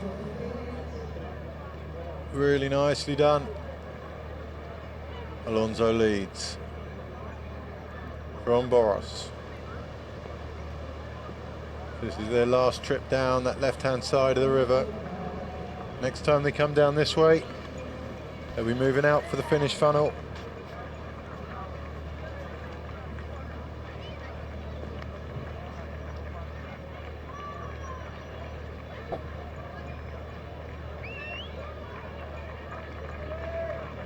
Marlow, Boros, Graziani, Urban, Aaron Yossi.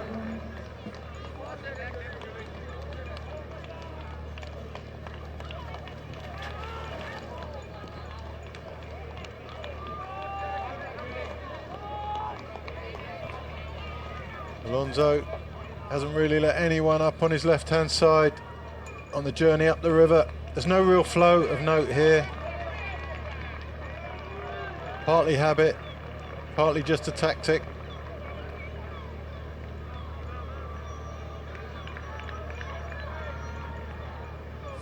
Seven in the top group now at the final long lap. Last year it was only 3. Then Jacob Adam headed the group 2 minutes behind.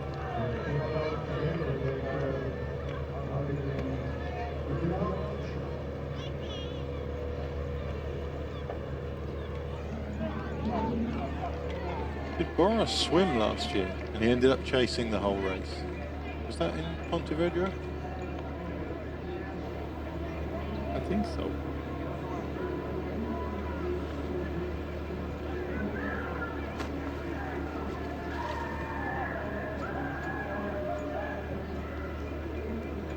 Ramalho won, but Boros had a medal.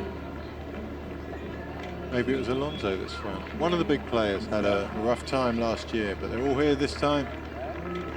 Alonso keeping a close eye on everything. Yeah, because Ramalho and Merchan were 2 minutes before Boros and Alonso. Morten Minde and Adam Jakob was also in that group. 2.5 minutes behind.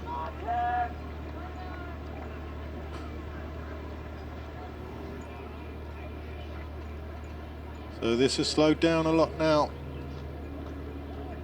Sooner or later, it has to kick off again. Boros just saying no to Jacob Adam. Boros makes those moves very efficiently.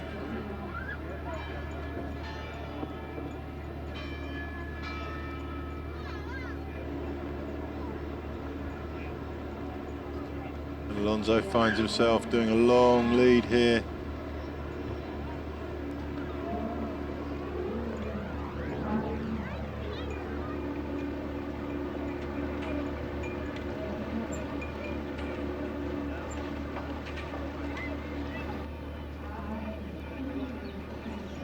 Adam comes round on the left again.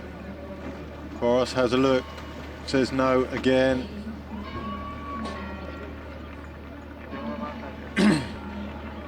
At which point, if you're Adam, I think you just drop in behind Boros. So much tension out there. Boros has done nothing wrong. He's just indicated his intention. And Adam has dropped in behind him now. It's the sensible place to be. I think for Adam there's a frustration. I think he'd like to be leading. Yeah. And there we go. Boros will drop round to his left-hand side.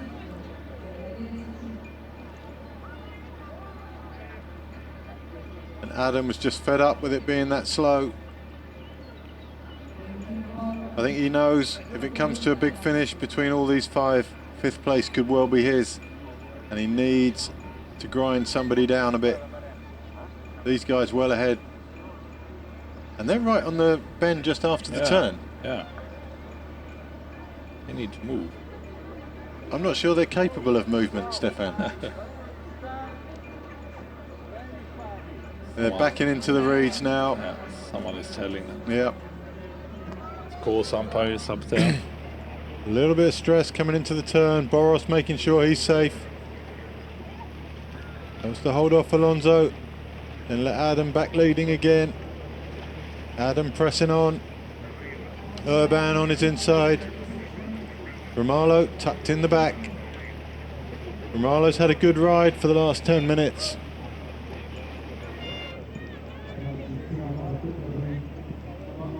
The stress is building out there. Alonso doesn't want to go into the turn, second out. I don't think Adam can hold him off. Boros straight onto Alonso. In fact, straight into the lead. Alonso's happy, 1 out, but not 2 out. And in fact, Alonso didn't make any of that stick. So a little bit of a telling sign there that Alonso might not be as strong as we thought. That's a lot of effort to end up back where you started for Alonso. Adam and Urban. They were the two that were being pushed around earlier. But they made their way to the front now. Adam round safely. Alonso suffering a bit on the outside. He'll be okay, but it's a bit of hard work for him. Boros. Romalo is doing well at the moment. Wow, Alonso made his way all the way from the outside to the inside of that. That's classy. Not sure how he did that, and he's ended up on the front wash. And that was well done from Alonso. Super. The second group is close now.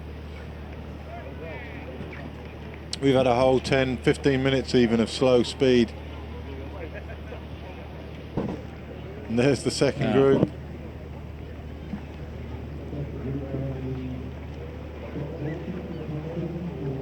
Reece Corrin taking over from Keith Moore.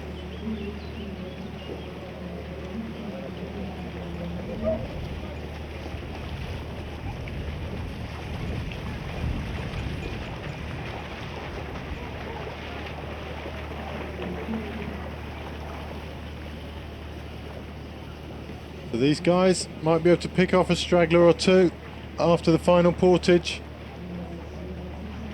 Absolutely so. Lindberg and Lamedo. Way down now. Way down. Maybe they stayed in touch with the top group too long. But this, yeah, they were way down. 2.5 minutes down at the previous lap. 2.5. Urban having a little look over. Aaron Yossi. Graziani still in there. Romalo just getting some weed off the front of his boat. And there's the gap. It's still quite big. You're looking at 40 seconds there maybe. Yeah. It's certainly not serious contenders for the sharp end.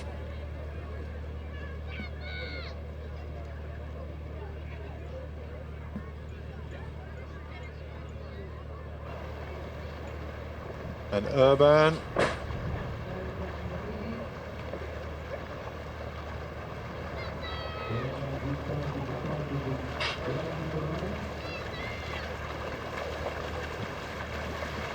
Few tired faces out there now. I'm nervous now. Yeah, I'm getting nervous for them as they come in. I'm sure Alonso. many of them are very nervous now. It's not comfortable to be in such a big group in the final portage. Alonso has to hold his nerve here. He's not ideally placed. Couple of winners from earlier this weekend. Sometimes it's a little bit hard to understand that they allow such a big group to maintain into the final portage. The big guys that could have done something. They are too afraid of each other. Themselves, Yeah. of each other. Yeah.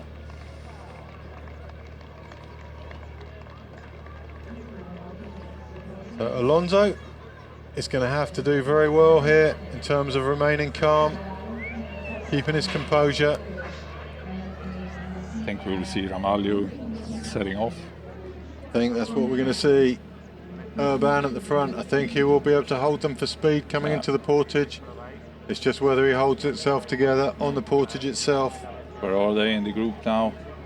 Urban leading, Ramalho to his right, Boros to his left. The perfect for him. Alonso need to move. Alonso in the V. He feels safe because both Ramalho and Boros are fairly reliable. But a simple mistake from either of those two, and Alonso is in trouble. So here comes Urban. Who's making the move first? Boros, probably. Nothing happening. Nothing happening at all. Strange. The tension must be huge out there. That was Here is really, Boros. really strange. There goes Boros and there goes Ramalho. It's Urban that is leading. Urban in front. The final portage. It's The the big crowd. four. Yeah, the crowd's There goes passing Ramalho. by. Alonso safe. Urban. It's going to be who gets in well here. It's going to be Ramalho first away, I think. Oh, close call there for Ramalho. Alonso away safe. Boros as well. Graziani's still in touch, but it's 4 away. Alonso in and out of the portage in the V. Very efficient from him. Boros. Urban. And here's the second group, only a few seconds behind now. Keith Moore, first of those 4. Faria, the last of the 4. Mindy and Dries Corin, the other 2. Oh, Graziani just giving himself a bit of a chase for the last lap, just for old time's sake. No laps a lap without a chase for Graziani. And it's Ramalho. all well together once again. Urban, very fast on the closing stages. Alonso resting there now, saving strength into the final couple of 100 meters. Urban well positioned. So is Boros. This sets up well for Urban. It does. He made really well at the World Cup in such a situation. He absolutely shredded the field on the finish of the short course earlier this weekend. There's no one can match Urban for speed over the last 100 meters, and these guys know it. Maybe Alonso, but I don't think so. I don't think so. We haven't seen Alonso do a really good finish for a long time now. And it's Urban for me, is the favourite at this stage. They failed to damage him early on.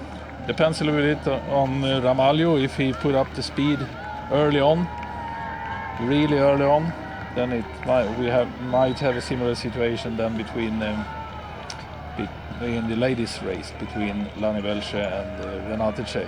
It's a measuring game for Romalo here. He's got to measure out his effort, when and how he can do the damage to someone else.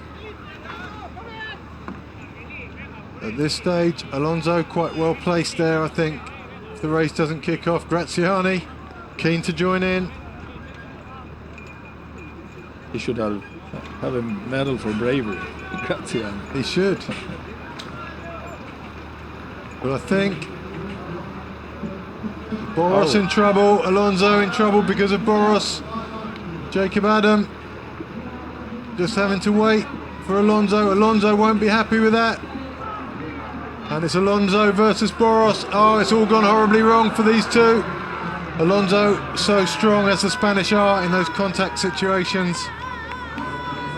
Did Romalo see this happening? I don't think Romalo cares. I think Romalo is more worried about Urban right now. Urban has such a big, strong finish. He's going to have to measure this so beautifully from here, Romalo, if he wants to win this one.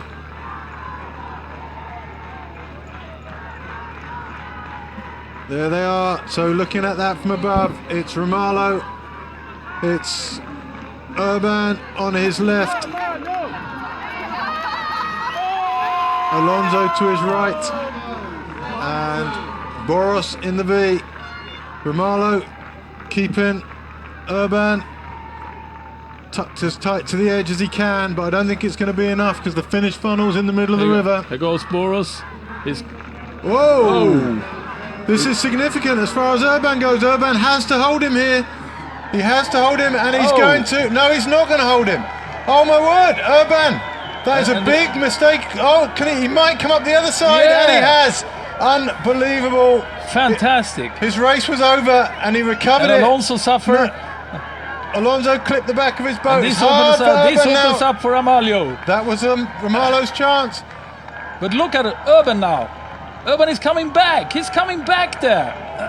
Boros did a great job. He did what he had to, and Urban just saw a window of opportunity as Alonso went wide. And this is full speed, and the only one that just can pedal along is Ramalho. I think this opened up for Ramalho quite a lot. And Alonso comes out the V. Alonso's coming around the side. It's Romalo all the way. Urban looks to be back on the wash, but he might just be planning to run down that same wash towards the finish. It's Romalo from Boros, from Urban. Romalo still, he's holding them back there. Boros struggling to stay. Urban also struggling. They've reached the finish tunnel. It's Romalo all the way now. Fantastic win for Romalo. It's Boros second, Urban third. Absolutely unbelievable finish again. Urban unhappy with what happened in the last 3 minutes there.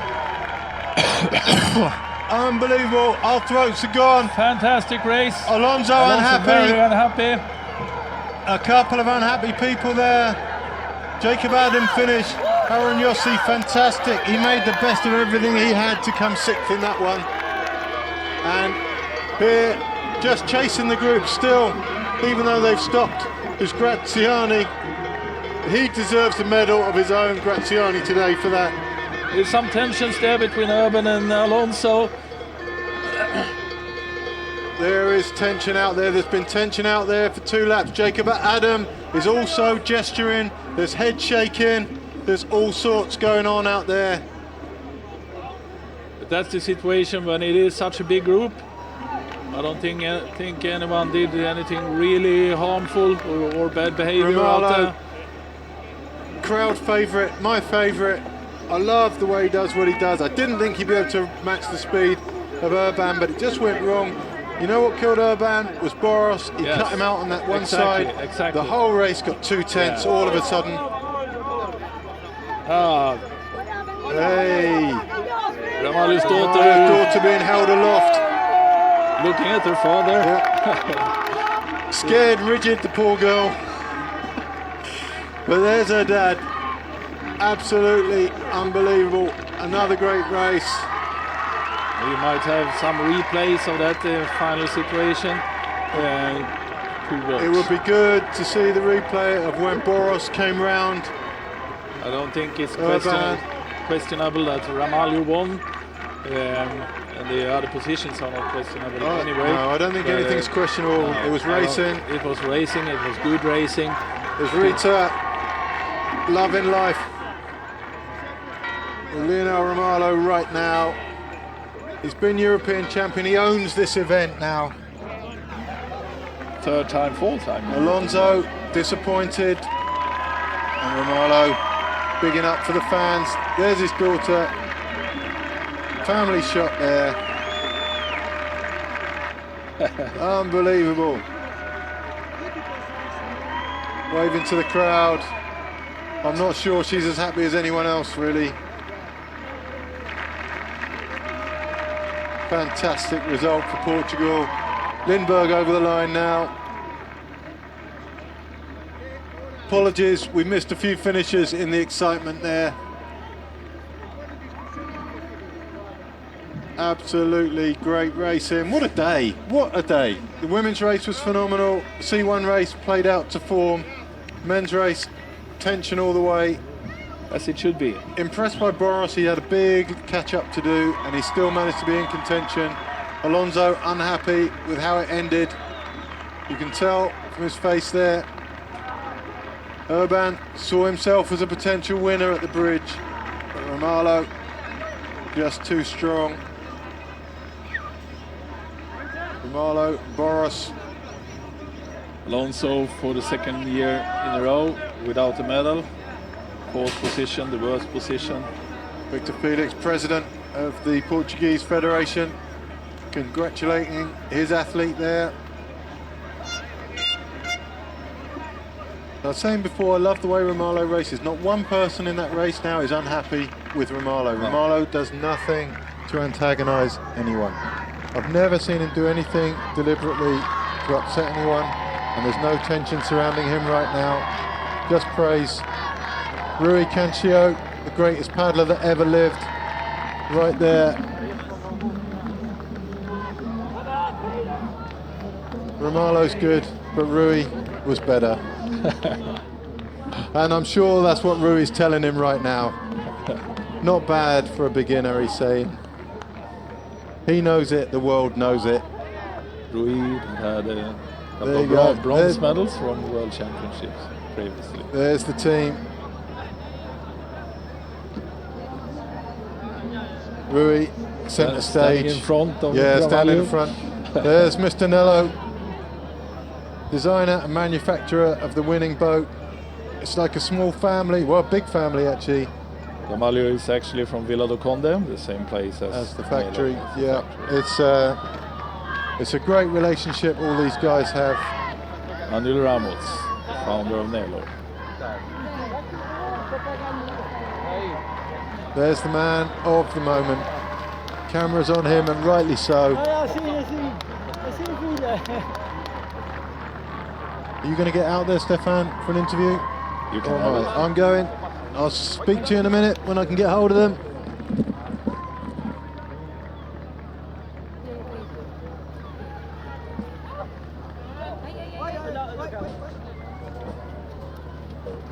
Yes, Vende ao perfect. público lá. É o maior!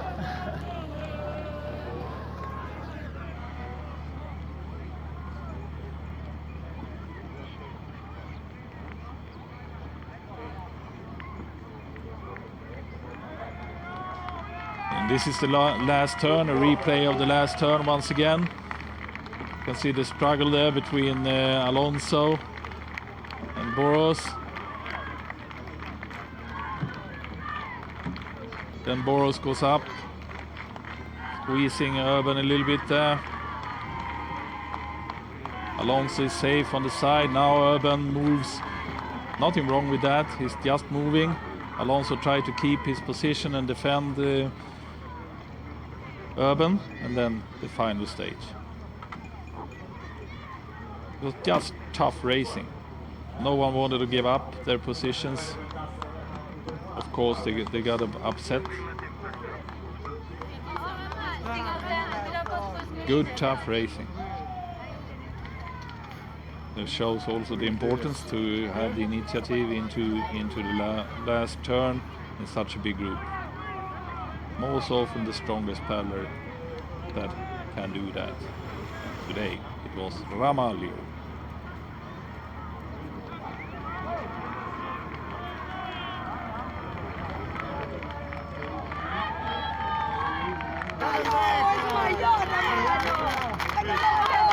Canoe that is so popular in Portugal. And the great canoe nation of Portugal. The sport of canoe is growing all the time. It has developed at the same time as the sport of canoeing has developed hand in hand with manufacturers as Nelo and Elio. As you can see, most of the boats used here today is from Portugal, both Elio and Nelo. Important for a growing canoeing nation as Portugal is. Portugal is now organizing more international events than any other nation in the world. Next year, both the Sprint World Championships and the Marathon World Championships is taking place in Portugal, as well as the Marathon World Cup.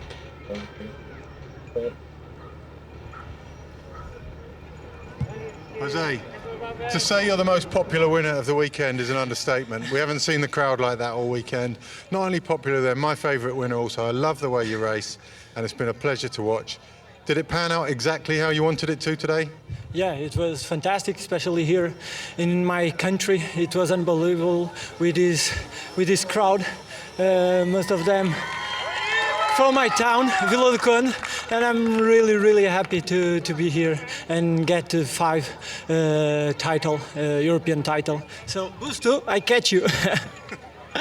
5th title, and you've made this event your own now. You had one attempt at a break after one of the portages. You came in really hard, I think about the 6th portage, and you didn't quite make it stick. Was that a disappointment, or did you just accept that? Yeah, I have to test myself. I didn't know what my body could do because I was trying to relax the first laps. So I tried to test it and see what happened. And I didn't believe that I could run away because there were a few good guys in the back, and for sure they will work together to catch me. So it was a test for me and for the other guys. And then round the final turn, you still had all the big players with you. Who did you fear the most coming into the finishing straight? Everyone. They are really good. So we see on the short race, Portage and Quentin Urban on the sprint. It was really good to see. So anyone could have won. Lucky me, I was in the front. I think you'll enjoy re-watching the video of that final straight. It was very interesting stuff happening behind you. You could tell from the tension among the other guys at the end. There wasn't happiness all round, but you held it well and you finished. Ever in doubt down the last straight? What? I didn't understand. Did you ever doubt that you would win once you were within a minute of the end? No, in the last 200 meters, I believe myself, and I wasn't sure, but I believed that I could win the race. I was feeling good, and it was perfect. And now moving to South Africa in a couple of months' time. It's the big one. South Africans come in. McGregor, what are you going to do with him? Yeah, it's everybody will be there. It's different race. It's another year. Things are different now. I train a little bit different. After the last World Championship, I spoke with my coach, and we tried to do something different. And I think we're getting the results now. I, for one, am really looking forward to the next contest. I loved watching you today. Thanks so much for the entertainment. Proper crowd pleaser. Ramalho!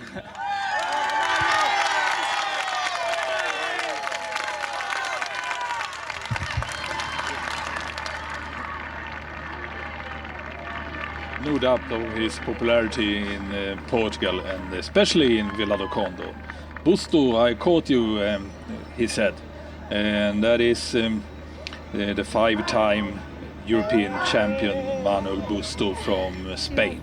And now Ramalho also has 5 gold medals from European Championships. Oh, Papa! It has been a great racing day. Sim. And here is the highlights. Vamos aqui a este senhor.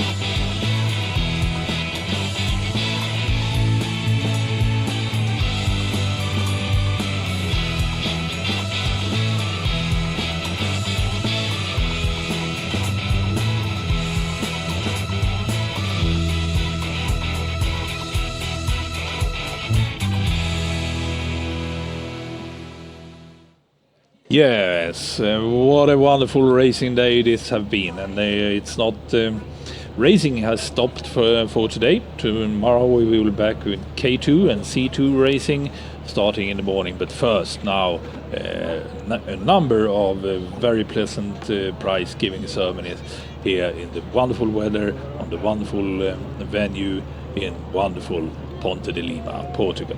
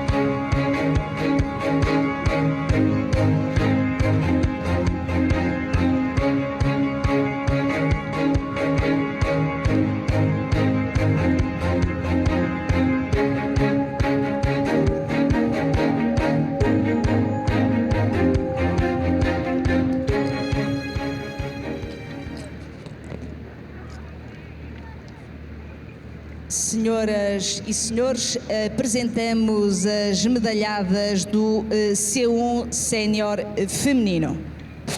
Ladies and gentlemen, the medal presentation C1 Women. As medalhas serão entregues por Marta Felpeto Lamas, membro da Associação Europeia de Canoagem, acompanhada pelo team leader da Ucrânia, Sergei Senieskov. The medals will be presented by Marta Lamas, the member of the European Canoe Association, and accompanied by the team manager of Ukraine. A medalhada de bronze. The bronze medal for Spain. Jennifer Casal.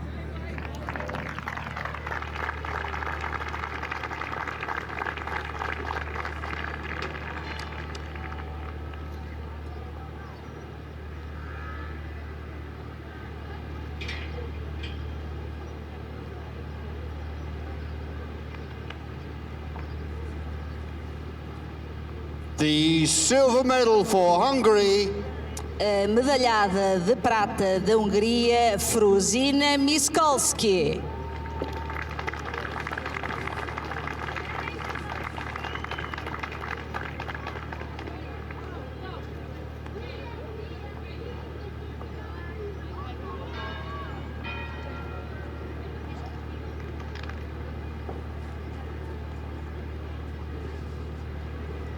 And the gold medal and European champion. A medalhada de ouro e campeã da Europa em C1 sénior feminino da Ucrânia, Lyudmila Babak.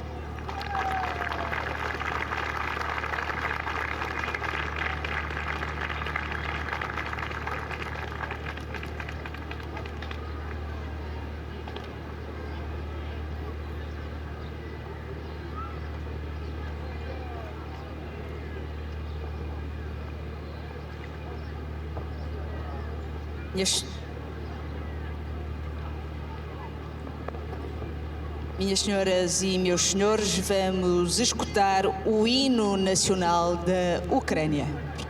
Ladies and gentlemen, will you please stand for the national anthem of Ukraine?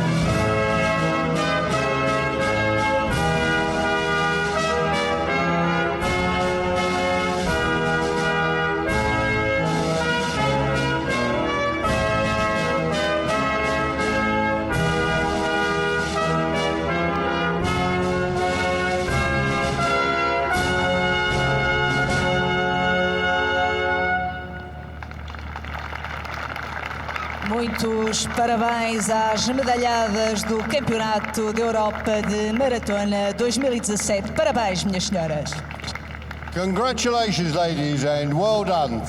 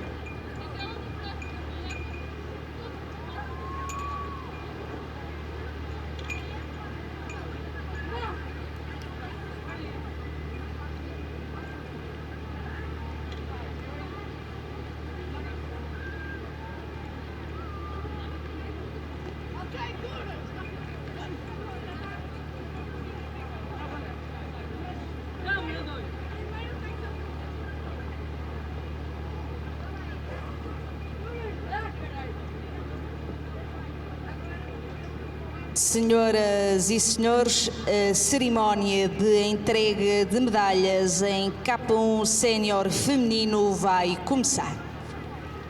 Ladies and gentlemen, the medal presentation K1 women will begin.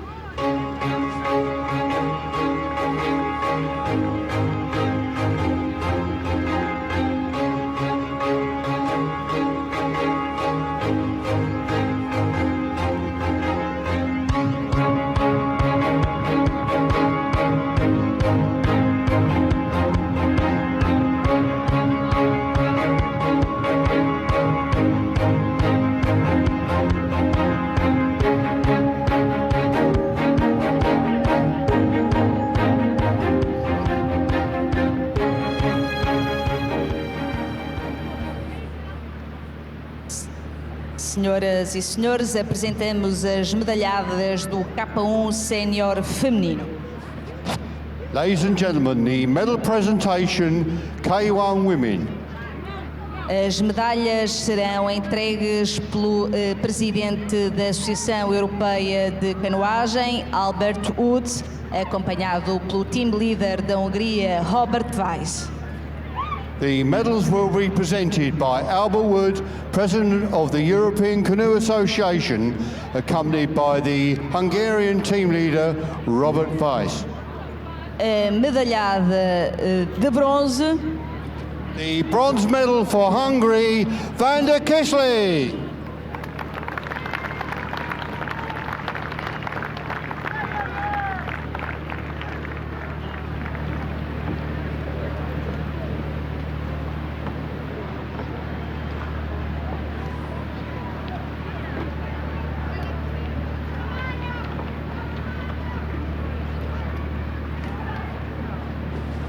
A medalhada de prata é...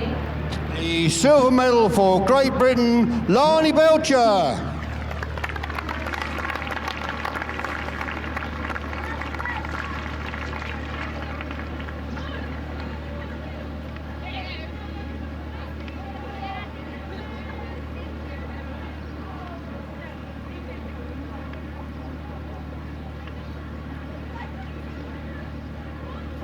A medalhada de ouro e campeã de Europa em K1 Sénior feminino.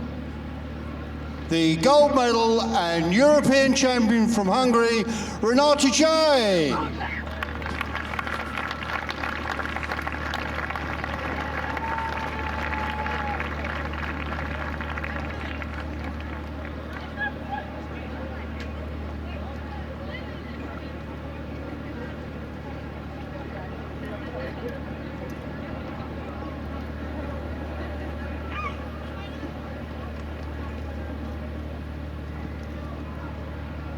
Senhoras e senhores, vamos escutar o hino nacional da Hungria.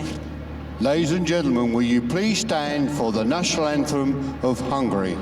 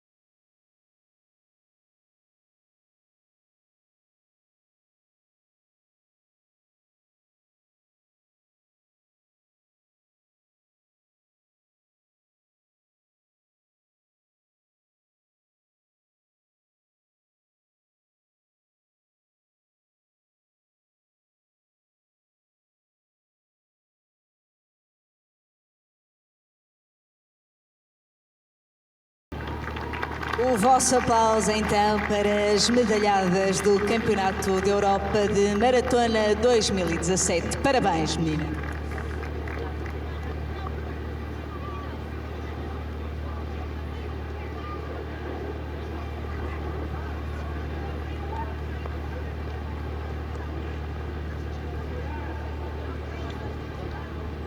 Congratulations, ladies. Thank you very much.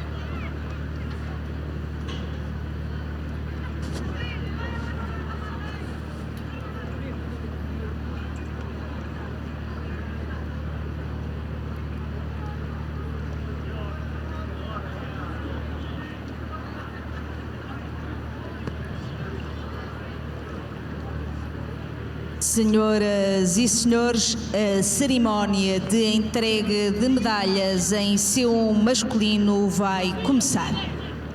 Ladies and gentlemen, the medal presentation C1 men will begin.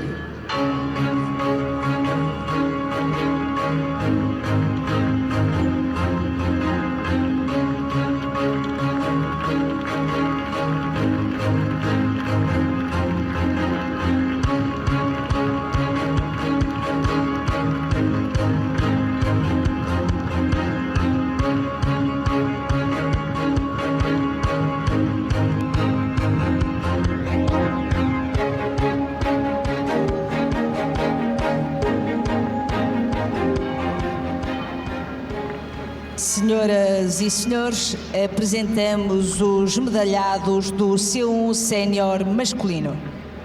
Ladies and gentlemen, the medal presentation C1 men. As medalhas serão entregues por Henriette Hansen, membro da Comissão Executiva da ICF, a Federação Internacional de Canoagem, acompanhada pelo team leader da Hungria, Robert Weiss. The medals will be presented by Henriette Hansen, member of the ICF Executive Committee, accompanied by Robert Weiss, the team leader of Hungary. O medalhado de bronze. The bronze medal for España, Manuel Garrido.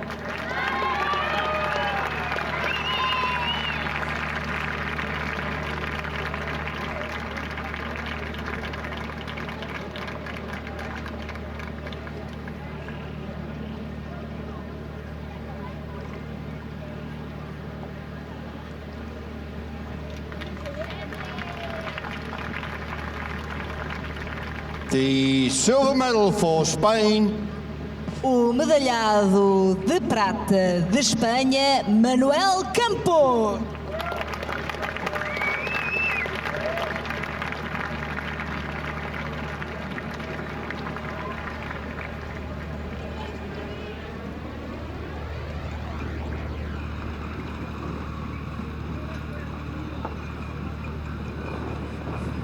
O medalhado de ouro e campeão da Europa em C1 sénior masculino, and the gold medal and European champion from Hungary, Marton Kovar.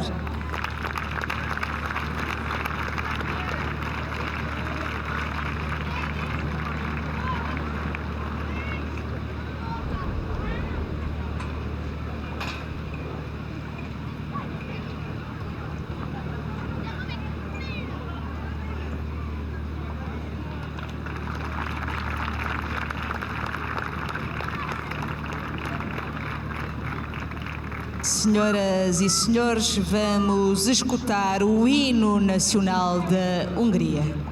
Ladies and gentlemen, will you please stand for the national anthem of Hungary?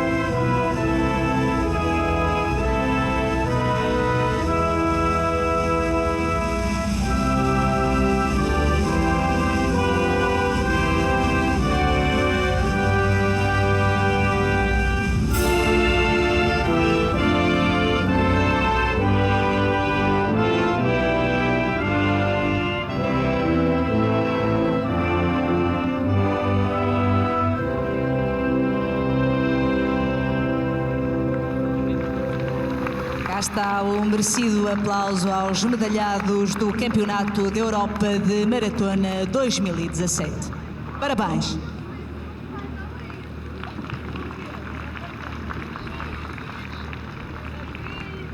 Congratulations, gentlemen. Thank you very much.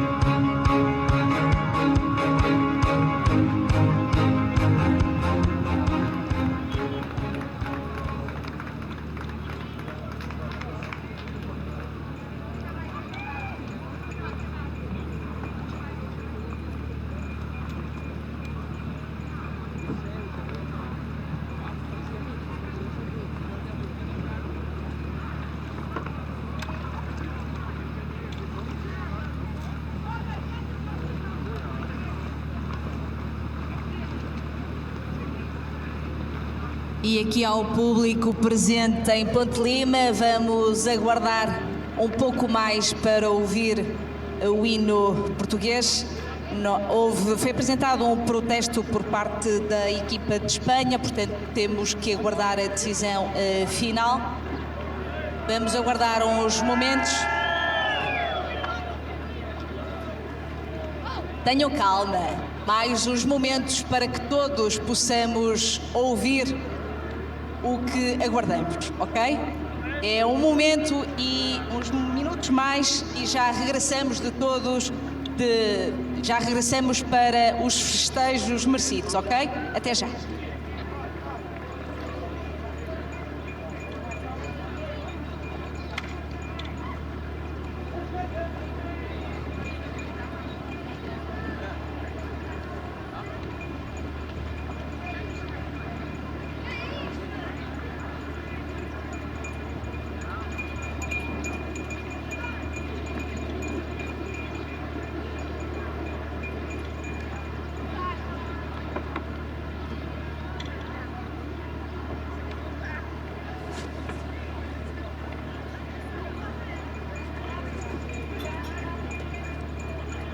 Ladies and gentlemen, just to give you some update information, the medal presentation is a little bit delayed because there is a protest on the result of the race, which is currently being investigated by the organising committee of the event.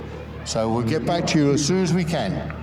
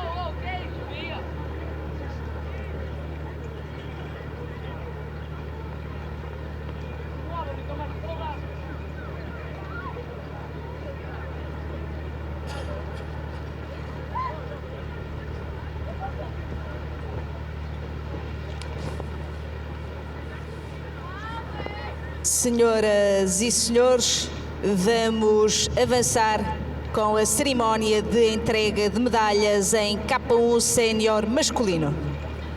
Ladies and gentlemen, the medal presentation for K1 men will begin.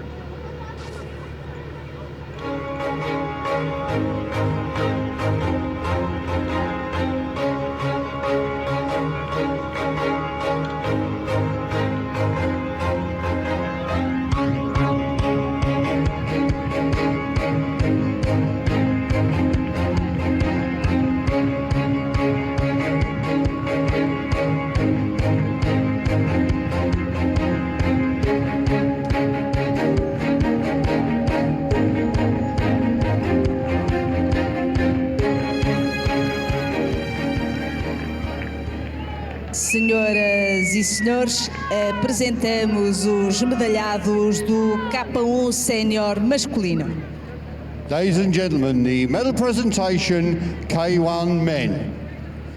As medalhas serão entregues por Vítor Mendes, presidente da Câmara Municipal de Ponte Lima, acompanhado pelo presidente da Federação Portuguesa de Canoagem, Vítor Félix.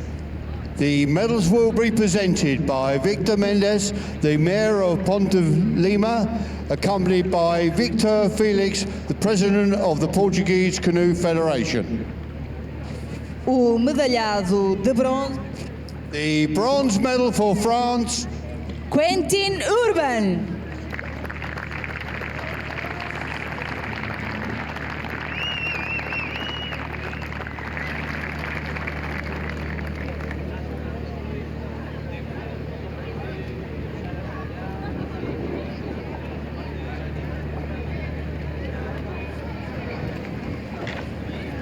The silver medal for Hungary. O medalhado de prata da Hungria, Adrian Boros.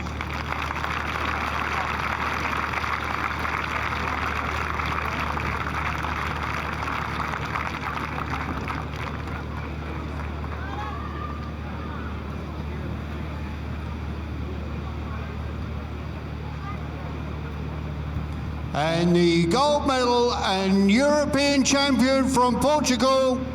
O medalhado de ouro e uma vez mais campeão da Europa em K1 Sénior masculino de Portugal, José Ramalho.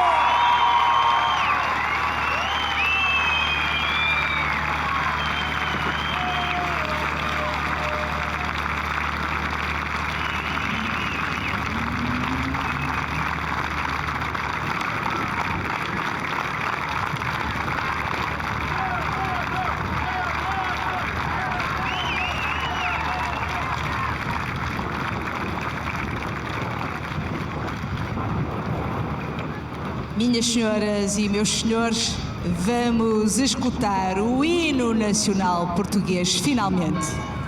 Ladies and gentlemen, will you please stand for the national anthem of Portugal?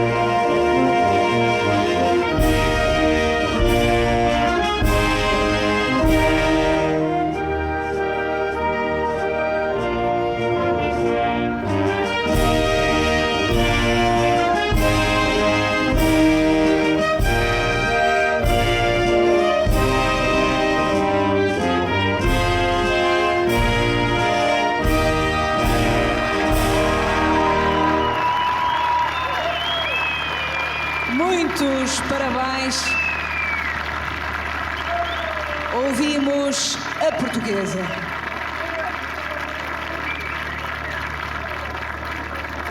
É merecido aplauso aos medalhados do Campeonato de Europa de Maratona 2017. Parabéns! Thank you very much, gentlemen. We look forward to seeing everybody here at 9 o'clock tomorrow morning for the K2 racing. 9 o'clock tomorrow morning for the K2 racing. Don't be late. E terminamos da melhor forma o terceiro dia do Campeonato de Europa de Maratona. Estão de novo convidados a regressarem. From Villa de Con, just an hour down the road from here. There's confirmation from Arlo, from Boros, from Urban, from Alonso, from Adam. Lots of tension out there today, but as ever with the way Romalo races, which is why I like him so much, none of that tension is aimed at Romalo. He comes out of these races clean and a very, very popular local winner. So Aaron Yossi in 6th there and down in 11th. Faria, he tried hard early on.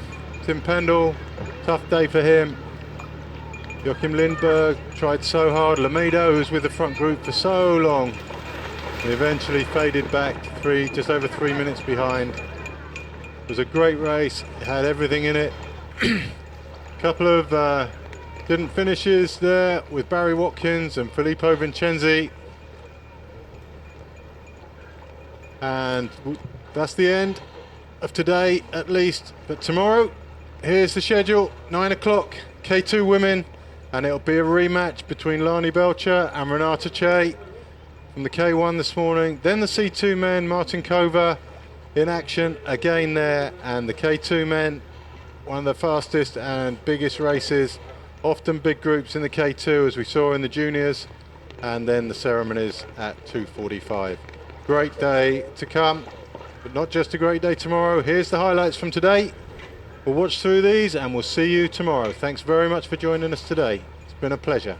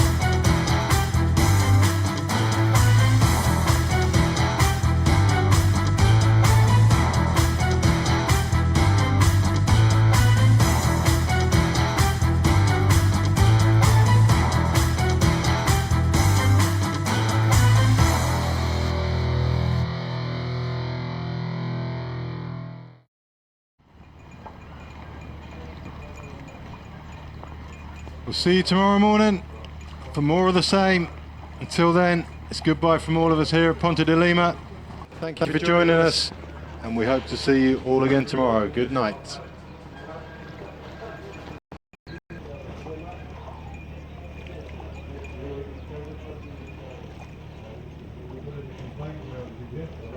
Thank you.